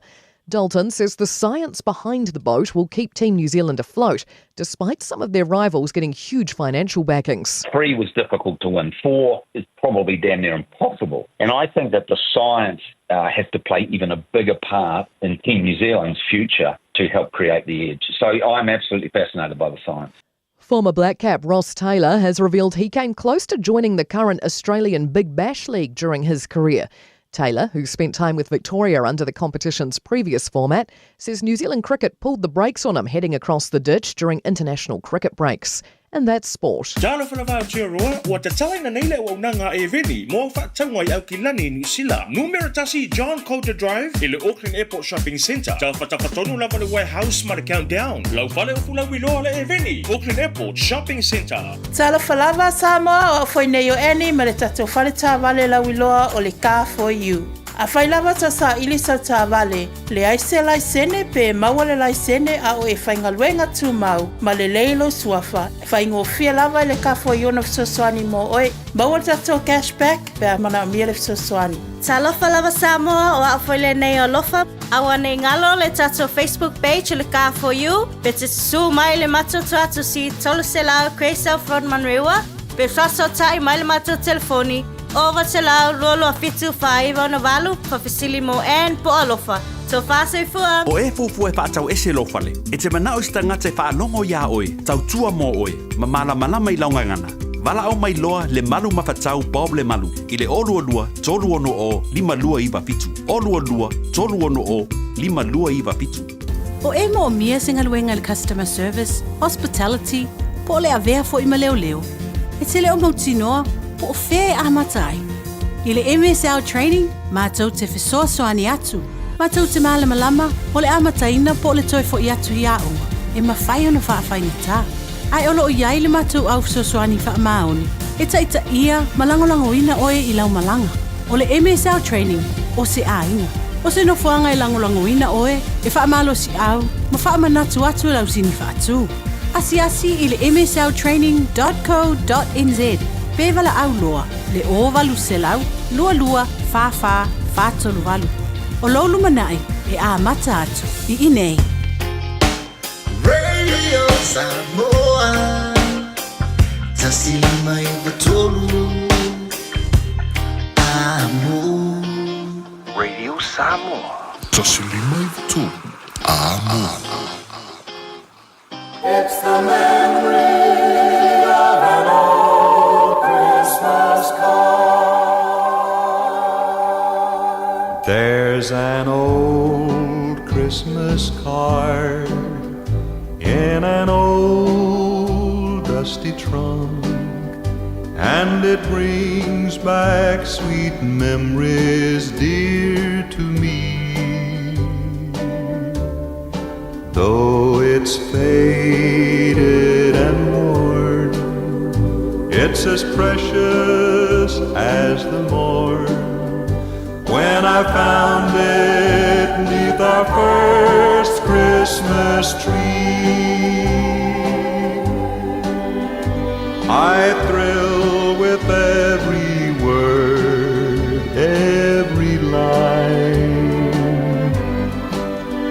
Guess I'm always sentimental round this time.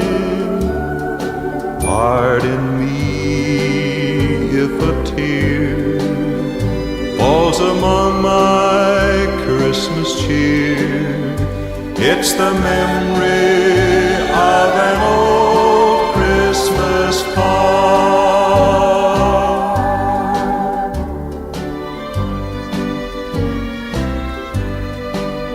You know, I don't know why I get to feeling sentimental about this time every year.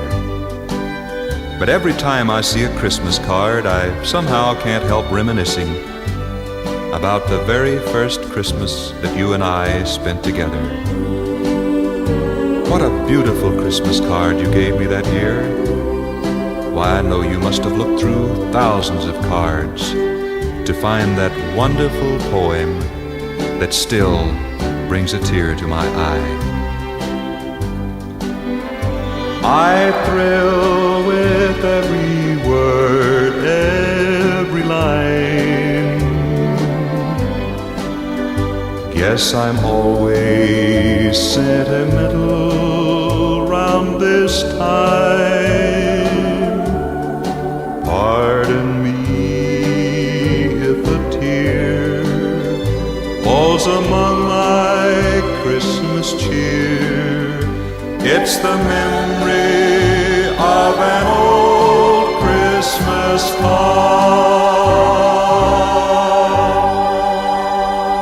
Samoa. O leo whanga solo whainga me alofa o aso whiawhia o lau Chimana Wholesale Autos. Tui in mailo sa, ma moa tuai sau se leni tolu after the cashback. Ai ia inga whaapitoa. A whio ane lo le Chimana Wholesale Autos, i le lua valu Ekensen Avenue i o Tahuhu, pe vala au deli pule i a ngalwan mana tai ngalwan mana, i le lua fitu ofa ouro fitu. Lua fitu ofa ouro fitu, po le over se lau whaono lua ono lua tasi. Over se lau whaono lua ono lua tasi. Chimana o le tali ole, yoi. 24 hours a day, 7 days a week. Radio Samoa streaming live on www.radiosamoa.co.nz. Iwa minute ona. Iwa minute o te aile tula su tasi tautua de Radio Samoa so lima iwa tolu a mo mana tolu manuel mano tato no o tato yai ele taiao ia it's for Christmas Eve le o tato yai matato fia ai matato tana talai ile lofo deri ma mawala ta wasa mai fi tam pa pion payatu ya la ngona tanga so I fo ia le vi ya e o lon pingano mo loto ile lofo le tu ele o stato a mio tono ele o se poto ele o se manos pa maoni le lofo le li o napi mle so e o lamba ngata anga tu maua lona vi inga ele au noa ya ai ma lo lava pa aptai mano le tunu pa aptai fo lau a lo lava pane fitai tunga fi amnga wenga le pengo fi le ulfafo male ulfane tapo inga le ato le tunu ai maisi o tu asin sina na yo tama na yo tina a lofa te le atu le lavo tato mai si oi toi tu la le neto sang a lo mo lunga pe le lofa le ni ai maisi o le to a pe o le tai lo to fa mano lo si ai o tou sa tau sa ina mai nga su o tai au. Tu lo pa ia mama manu nisi o tu au ta tia mai te sa. Pai langit polong a lo tala pe o ngalu e ngare lei tu mai o tu fonga a mai o ta dinga e tangi e pe o le longo tangi le au mo le po e le ngalo. Si o ta mau pai langit polong. Ai le ngalo. Ana tima inga ya I mātou le whanau. O le ngona nao tātou malama. La ia se si e tū whamunga. Le upamonia.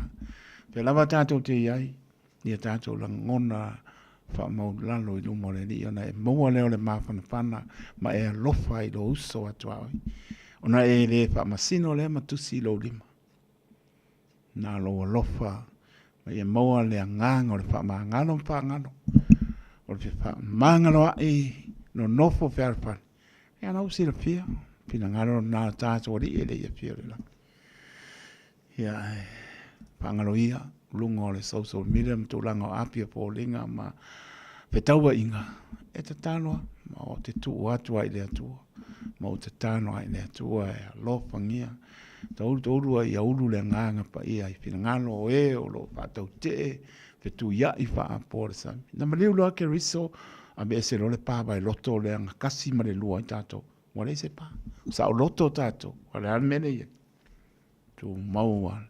Tu ia I pa a por sami. I tato leisi. Pa le anga tu leisi. Ai o la sa. Le atu ai pa aptai. Ia o vaber pa apkai le tu o pare manu. Ai ko la po le la songa fu ko a maka pa kusinga. Anu ia. Tu atu pe au tafa e des famasino ya lofa le li e tato maua lo nanga le o lofa ya maua le nganga o fa mangalo ai le nganga ngau ke riso mo tato ya maua e tato nganga e tas ya ona tato bi ia I pe le o le tu le o ngana tato wo tapoi le li ie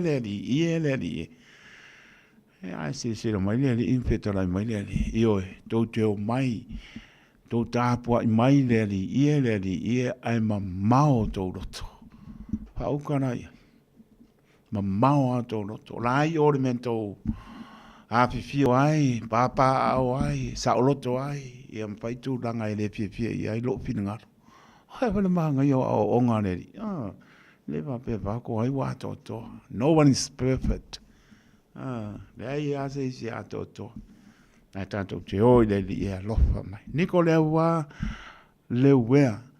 wea uso mano manuia Christmas. o le ainga. Pero Charlene, ya lo fatu, Maria, ma soa, Vilpiti Papatai, Via Kismasi lo fatu, Uso, Gano Pai, ya, Manuia ngan wengo toi, tufa amen, alofa te atu, Manuia Kismasi, le ainga, tufa amen, Papatai, Maputumai, Lato Umalamo, Talia mai lo fatu wa, alofa te atu, to mo to. Ele uma e ngano e te unisi alotu ele otu fu le lang talo ya lofa tu mo le mamano le tunu mai lava i monga mo lunga pa e se o pito titi o te tano le na au sila fia le li meo e te tato te tatalo atu a lon sila fia le li pa mria le tu o tato fo longa pa i o neto sanga a lofa teitu nai tu asin sina ma lo so for to lo ia mai le li manan pa mano longa ya te oto tanto moai skirisi masi manuia stau tang po manuia o lona le vi inga po yatsu tai mo maptanga ele ngano maptanga i lungo ne ana leo la matpo ne tau sanga ngano atu ona patia po tu ai mai tau sanga po no tanto vole an talu fa mo lumana ia fa tari ke riso mo tato tai amelia fa mona tai mo fa mianga lofatu mo to la mo Wellington lofatu sunga to ina ya malaki mo ayava marpatua ya rosanili epaka asa Wellington ya lofatu atu lenga telea sunga ya Yeremia Pertuia tana langi e paka asa porirua lopa te atu ya me se mamano e kane sia pia mamano le pengalong pa ia le tua so se pat pa taulanga au kilani manu tutua o yo tuno e mau pa amnia le tua su limra minuto wate ai le tu la su tasi se sa ili pe mo sa ngor pertuia pauki ya mo le ya ne ya na po tau sanga pe au dia leanga le leo le matai. Jo fai lua, ya lo fatu mo le uso, talinga ya jo fai lua, por talinga ya le pai, morenes, ta lo fatu mo lua, stata o pese. Oh my goodness.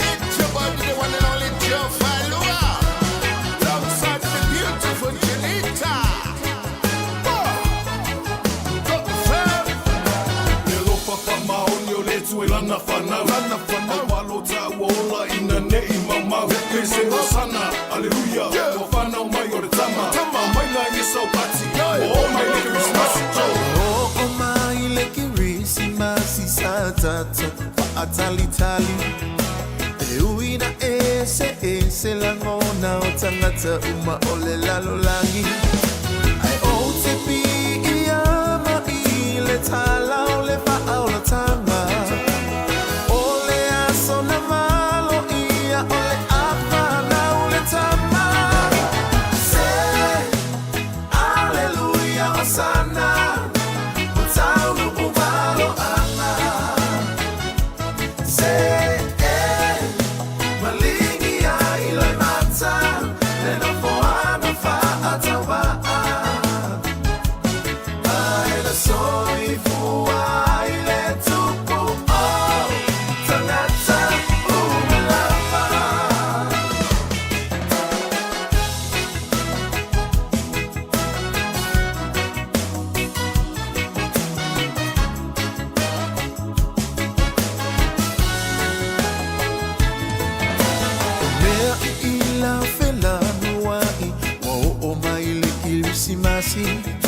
Ke fiu e aka, ke fiu e siva Ke kepu mai maleko e ina A ole au ke risiano Fa ama malu tapu a ina O mafutanga ua mafana fana ua le otoya I se ita Se, aleluia wasana Mutaunu umalo ama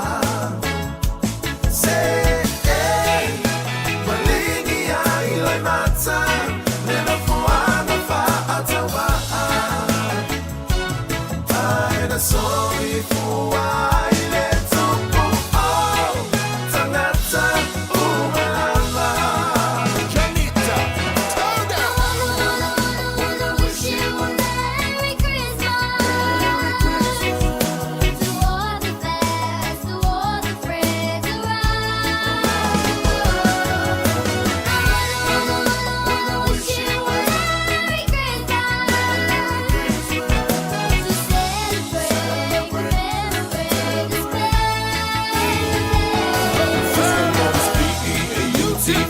time of the year.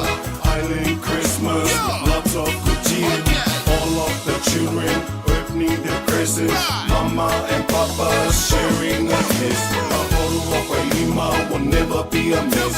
Everyone dancing and singing. All of my people from up here to Oakland, North and the South, they're singing aloud. I wanna.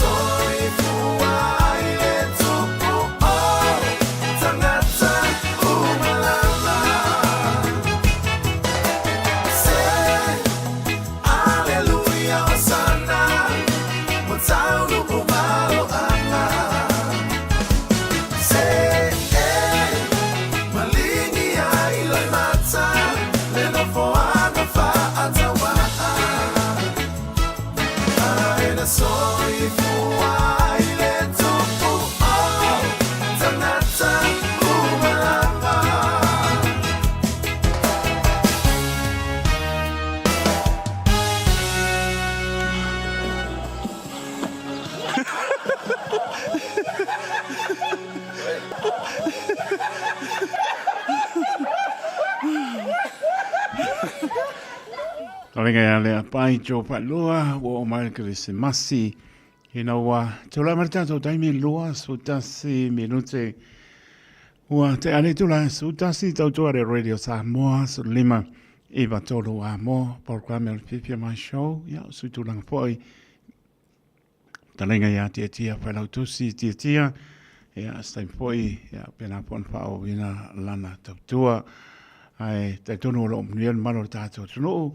Ya, po pang po pa na tu la to longo le ala o pa nga ina telefoni ta wole le mo ele pa sia mo li tanga ile fa i doilo le la ma se si longo tu la fono me se la bon le vai ta o to sanga ta to mal fa yunga o fai foi po loka le leo ya le aba ona tu lo sa mo le tu no pele le ele o ia la vai la puata fa nga ya o le po tuanga ma le tu ala le Radio Samoa mo ta to uma lama ia maua tātou pia masaunga le mū e ta taro tātou le atua ia e pata malapo tātou alofa te latu pe lawa maputa mai ai ma ua mai lo pata wa alofa tātou maua pata si se Krismasi langa leo le atua mastau sangpou whaptai Marieta male ainga whaptai alofa te latu mnira Krismasi e te rei tau le whai ia whapteo nai manu mai ia ma nola mria Krismasi pe po ia se uso taringa ia le lani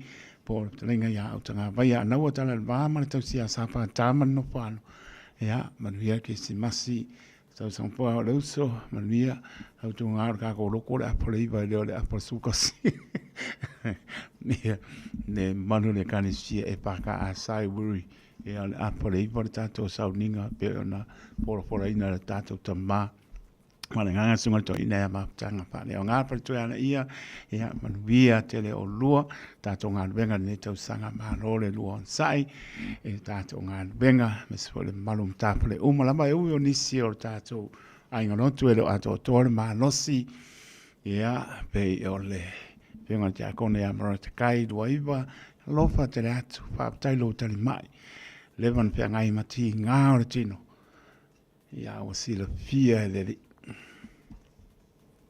ia alofa te atu maratakai fa manolonga neri o tatalo po i mo doso patia meleane mano falo pa tai tau singa tama ia alofa foi ele tinama to ya na uto kano fai ia lo ta auto ai pe si ngai tono mo tanga sanga se o tanga tama tua alofa te atu tano pe o tātou mātou whalenganga le kālesia mo oe, me se po e a le hapine i ato i tū, lofa te le atu, po pua, ma no whālo loto tele, le se me pangtai le le, ia le ta fo e, ia manisi o lo, e o lava nai whanau, le o ato le marosi, whamnia, mo tātou Krismasi, manuia marpia pia, tātou pe loa i ngā ngei, tātou sauni ngā notu e paka a sai wiri a foleiva. E leo le a fole sutasi whamulmul, ia a fole tuta, o sutasi ke la koe. Ngai la kule masaka ko puringi, ia lo fote ratu mruia Krismasi. A inga lotu, mātou whanenganga, ia mai se o le au whengāna venga pa ia le atua. Tō te le umo tōna ia uwo, ia a lofa te le atu. So se tō bine, ia le maru o lo whengai ai, ia whamria le rei, ia te o tō mala o tō ngānu benga pola, ia mōni a nganga mo i malon malo. Lofa te atu, sunga i tō ina mparitua, sunga i whawhengai ngam mparitua, whionga le sea mparitua, hao mparitua, tausi mtanga rubenga, ia epikopo, ia whapea pua whionga i pātere mtamai taisa, manu mia lava, Kivesi masi ma tau sangpo ia mai se o le atoa o le tātou ngā nuenga whamia le atoa.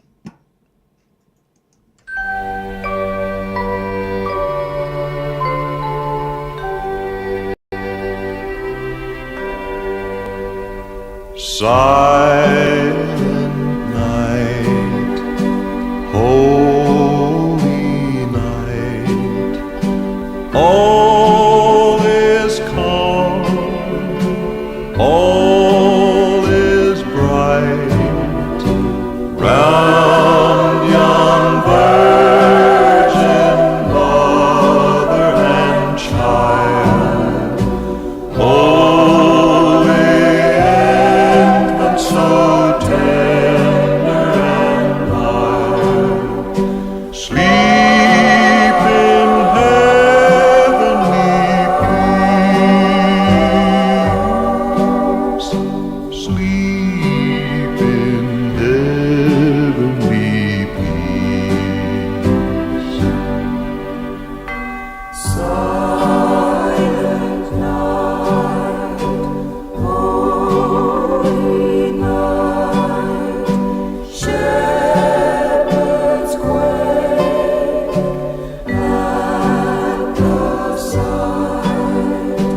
Glory stream from heaven apart, heavenly hosts sing hallelujah. Christ the Savior is born. Christ the Savior is born.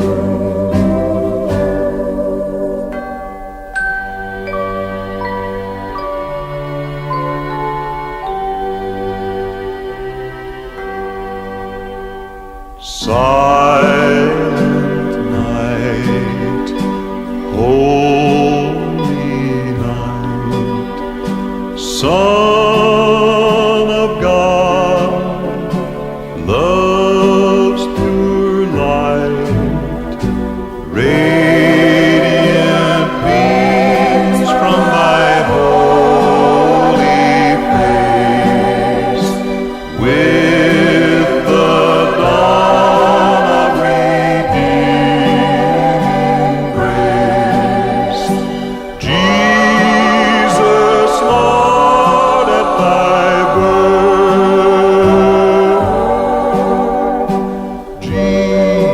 Jesus, Lord, at thy birth.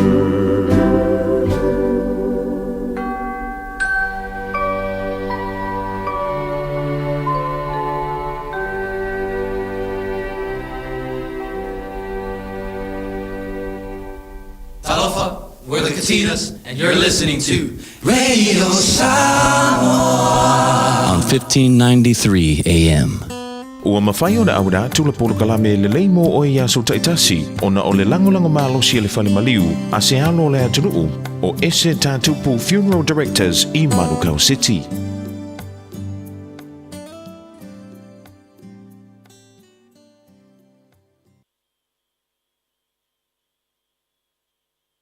Pakalame leimo oe talo falava. Au no fo por kiko fale lo wa fini a stadia. Fai taula no spepa ma fa solo ma fa fa. Ma fasilia tia uma o fasili ile tua. E tu sa ma vesi o ia la langi. O le tai lima ina o atu no uma I fainga fa por kiki. Talo no ino se file mua la langi.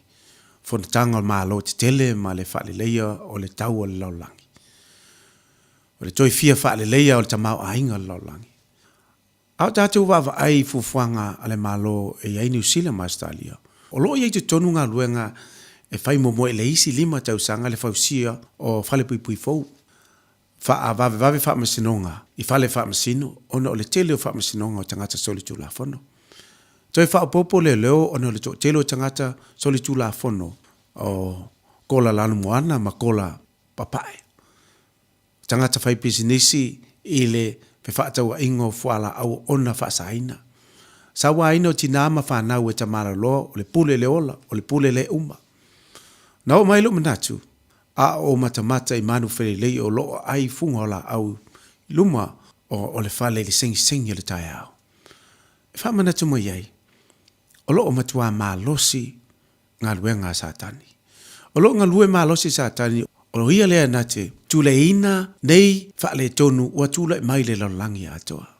O lo iailanga, he has a game plan. O lo tu sia I lunga o lana lau papa, o lo whaatou patope ana ngā luenga, whai o lo iloa sātani, o lo iaile aso e whaamuta ai ana ngā luenga, whai ma ave sa ina ilo na mālosi, o lo ta whili sau noa nei. O le tele ufufuanga malo, o lo loto iai, ia whainga ma aikia sātani. Au tau fasili tangata mwhapeane, o whea iloa ai le se senga. O ani wha ilonga iloa ai e laulangi Yesu ma le fili. O le tali mai le nganga o le atua, o oe solia, o oe o le kerisiano. O e alofa le wha atua o ia. O e ola le loto wha amangalo. O e savali ma le loto maulalo. O e ngalue ma le nganga wha amaoni. O e ola ma ngalue ma loto onasai. O e mana tua tangata maa tiva o lo le laulangi. O e tautala ma le alofa ma le whaatuatua. O e ma leo tele laulaunga I tono lo au lotu. O whaapena o na leo tele ma e le ma losi au ngā lua ngā alofa o lo whai I tangata ese laulangi. O wa, o lau whanua na o lo o asa ai whai ngā sātani. Le kerisia noe.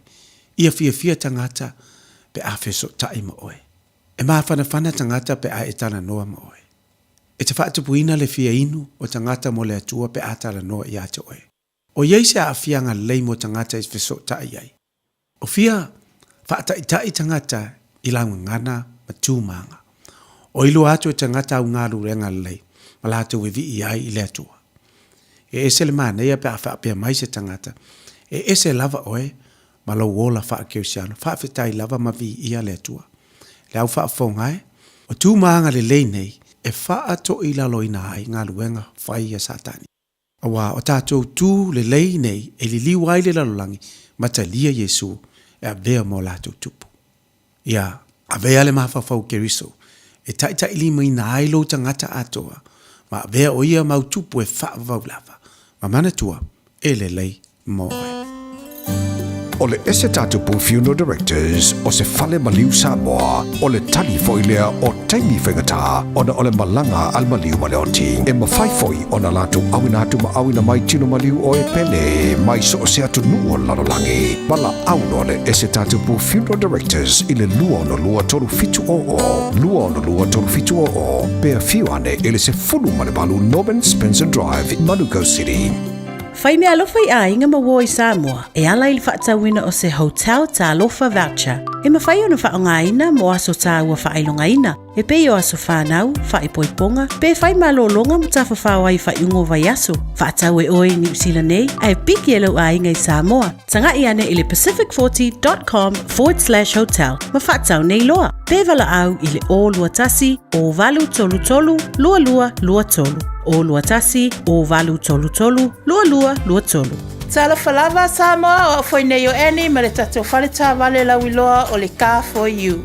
A whai lava ta sa ilisa tā wale, le aise lai sene pe mawale lai sene a o e whaingaluenga tū mau, ma le leilo suafa. Whaingo fia lava le Car for You na fisoswani mo oe, maua tatou cashback pe a mana mia le fisoswani. Talofa lava Samoa o afoile nei o lofa. Awa nei ngalo le tatou Facebook page le Car for You. Pe te su mai le matoto atu si tolu se lao Craysel Frontman Rewa.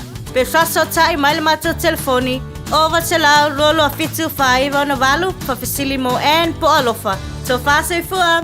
O e sila fia e iwa te si male tolu wha miliona tā la le se leni ale UTOS. Ua toi whaasa fua atu i ona sui whai unite i le lua o lua wha. Whai sau teo ngā tupe e teo wha whainga luenga ai lau se leni ina ia vave wha tau nuu se wha moe moe tā ua a lau ainga wha pe e ka le sia. Wha o ngā au nanga le ANZ po le talofa voucher, le M tā la, ma le My Cash e ala i le Click X. Wha afso tai mai le ono valulima lua ono iwa wha iwa, le www.utos.ws, po le emaili o le info@utos.ws, po le Facebook, le UTOS, le wha putu ngā tupe teo wha whainga luenga o le mawaenga tau sia Samoa, teo whaafaiga luenga e mātou lau seleni, ai sele sele e oe le manuia. Tala whanawha o tia roa, ua te talaina nei le waunanga e veni, mo whaataunga i au ki lani New Zealand. Numera tasi John Coulter Drive, i le Auckland Airport Shopping Centre. Tau whatawhatonu lava le Warehouse ma le Countdown. Lau pale o kulau i loa le e veni, Auckland Airport Shopping Centre.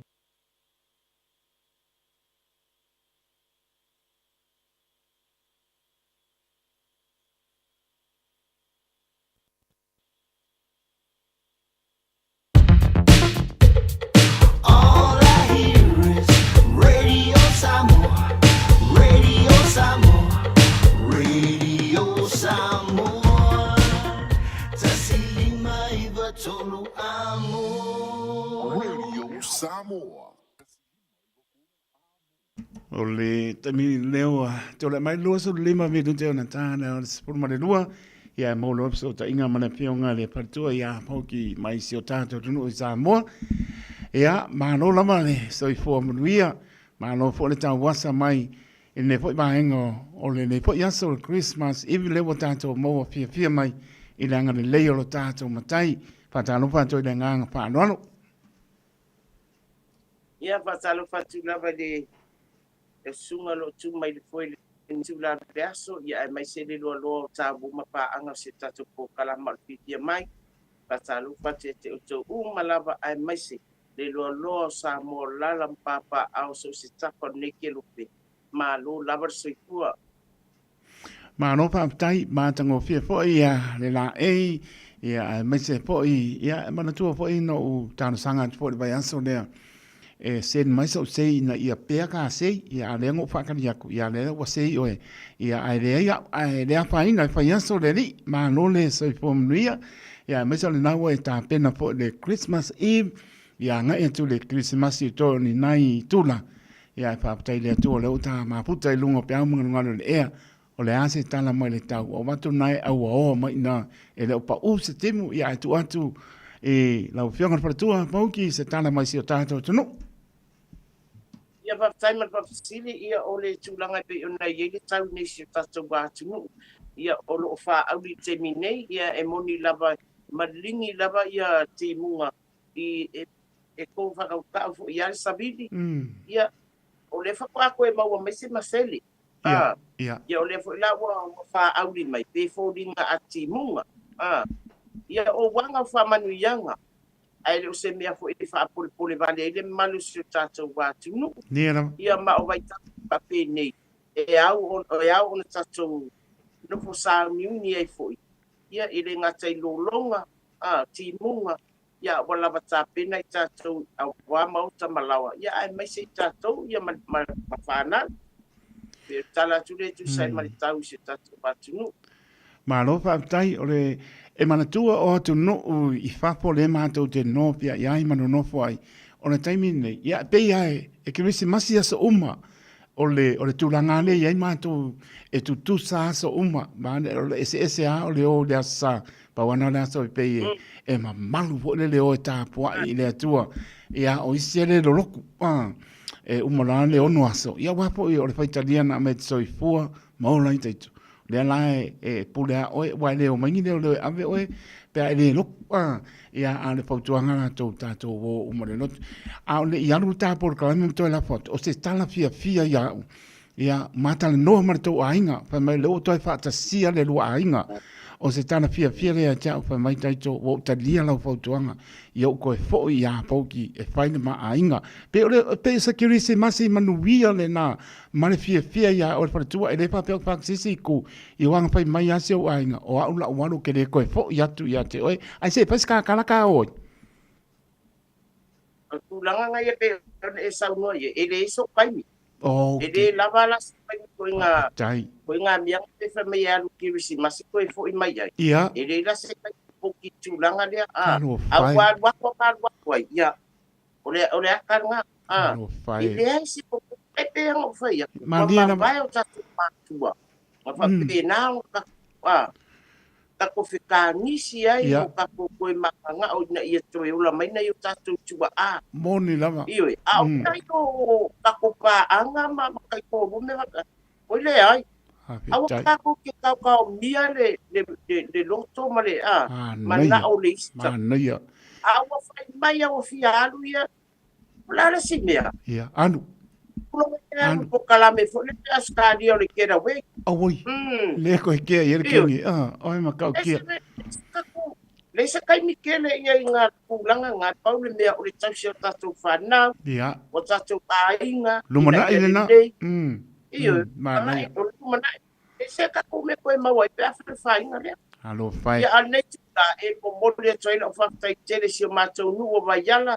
Sa whia ngai ma le usanga o le maota whawhia ngai whapea le hall Ia mo mori whaktai tere lavai matafa le uma si o mātou nu e ui lavai.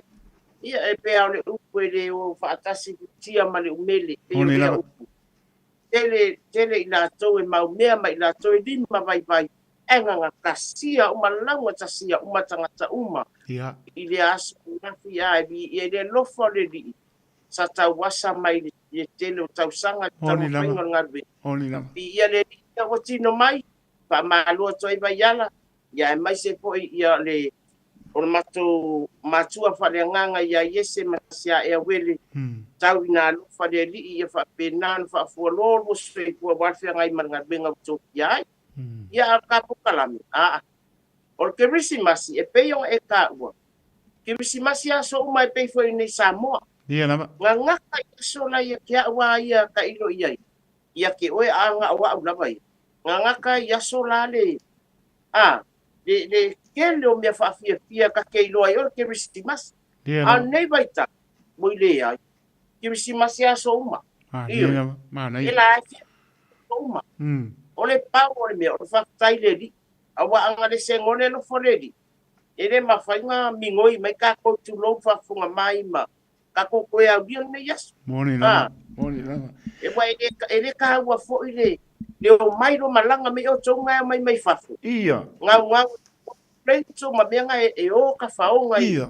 O kere ngā ia iso I tua li. Alo whai. Le o ka Bole a koa. A whai o mua. Ngā kai ngā, o Samoa re ngā, o ke o mai ia o re ngā.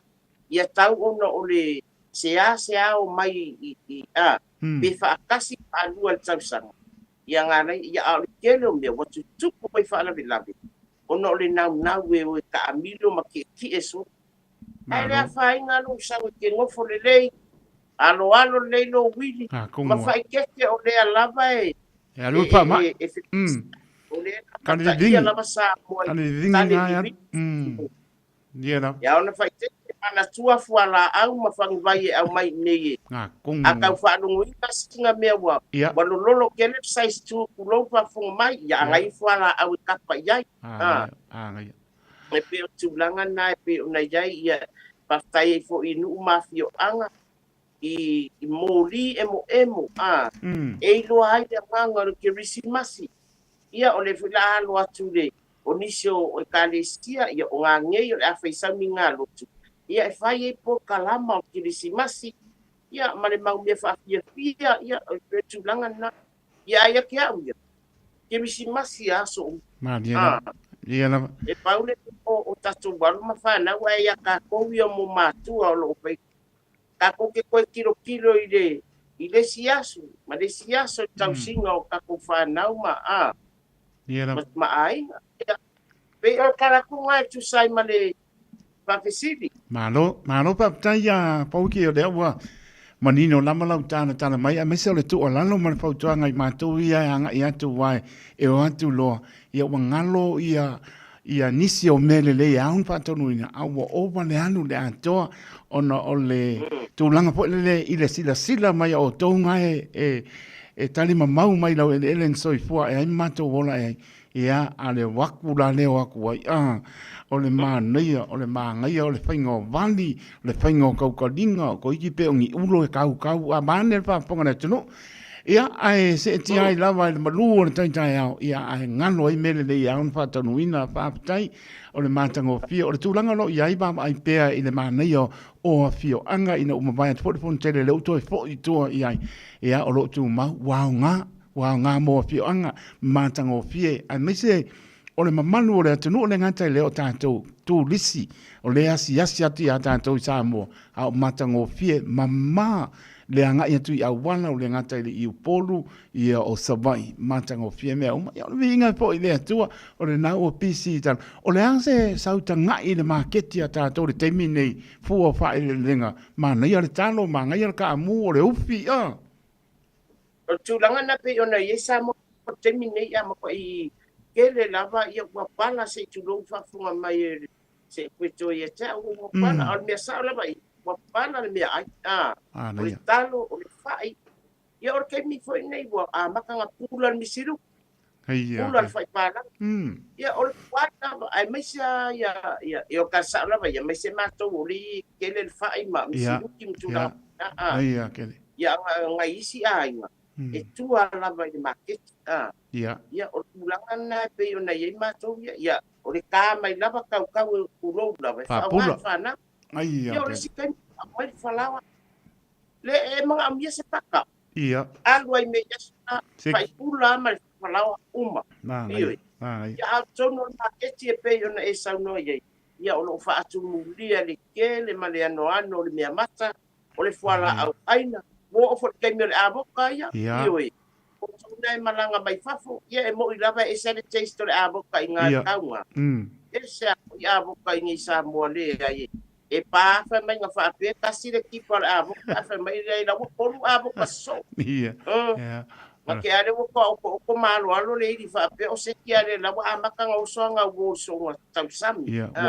wo oba mana ia leo peio na eta wango kele kaukalinga o valivalinga ma ai o mai kafe fai ole i vai kafe ma papa se e patulanga papina ona ole le fatuina o e tofua ia nu mo la to tapua fanua moni ese a o malanga se nu ese mai o ngai ko ke o fa ngale vai mo tai ele e ao ona tato o mare mautinoa o nu ese e ko fuare ku ia ma o ka ku afangua maniera ia pe ona e taua nala ango ke le kaukalinga ioi awa ele faien fara bela be kaukalinga mena ai ole tuala o le wa tato le ka ko o sawa ia supia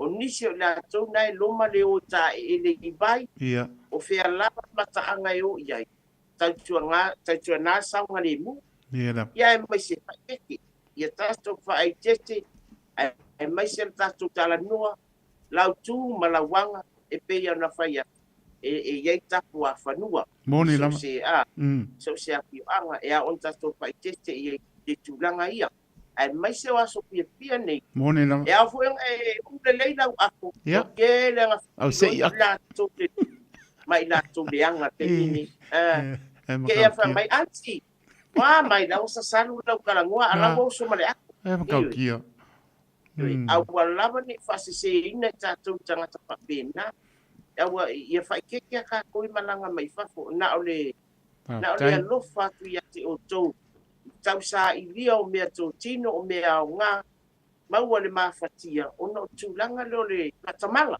Ia, alo. Ma alo whautai.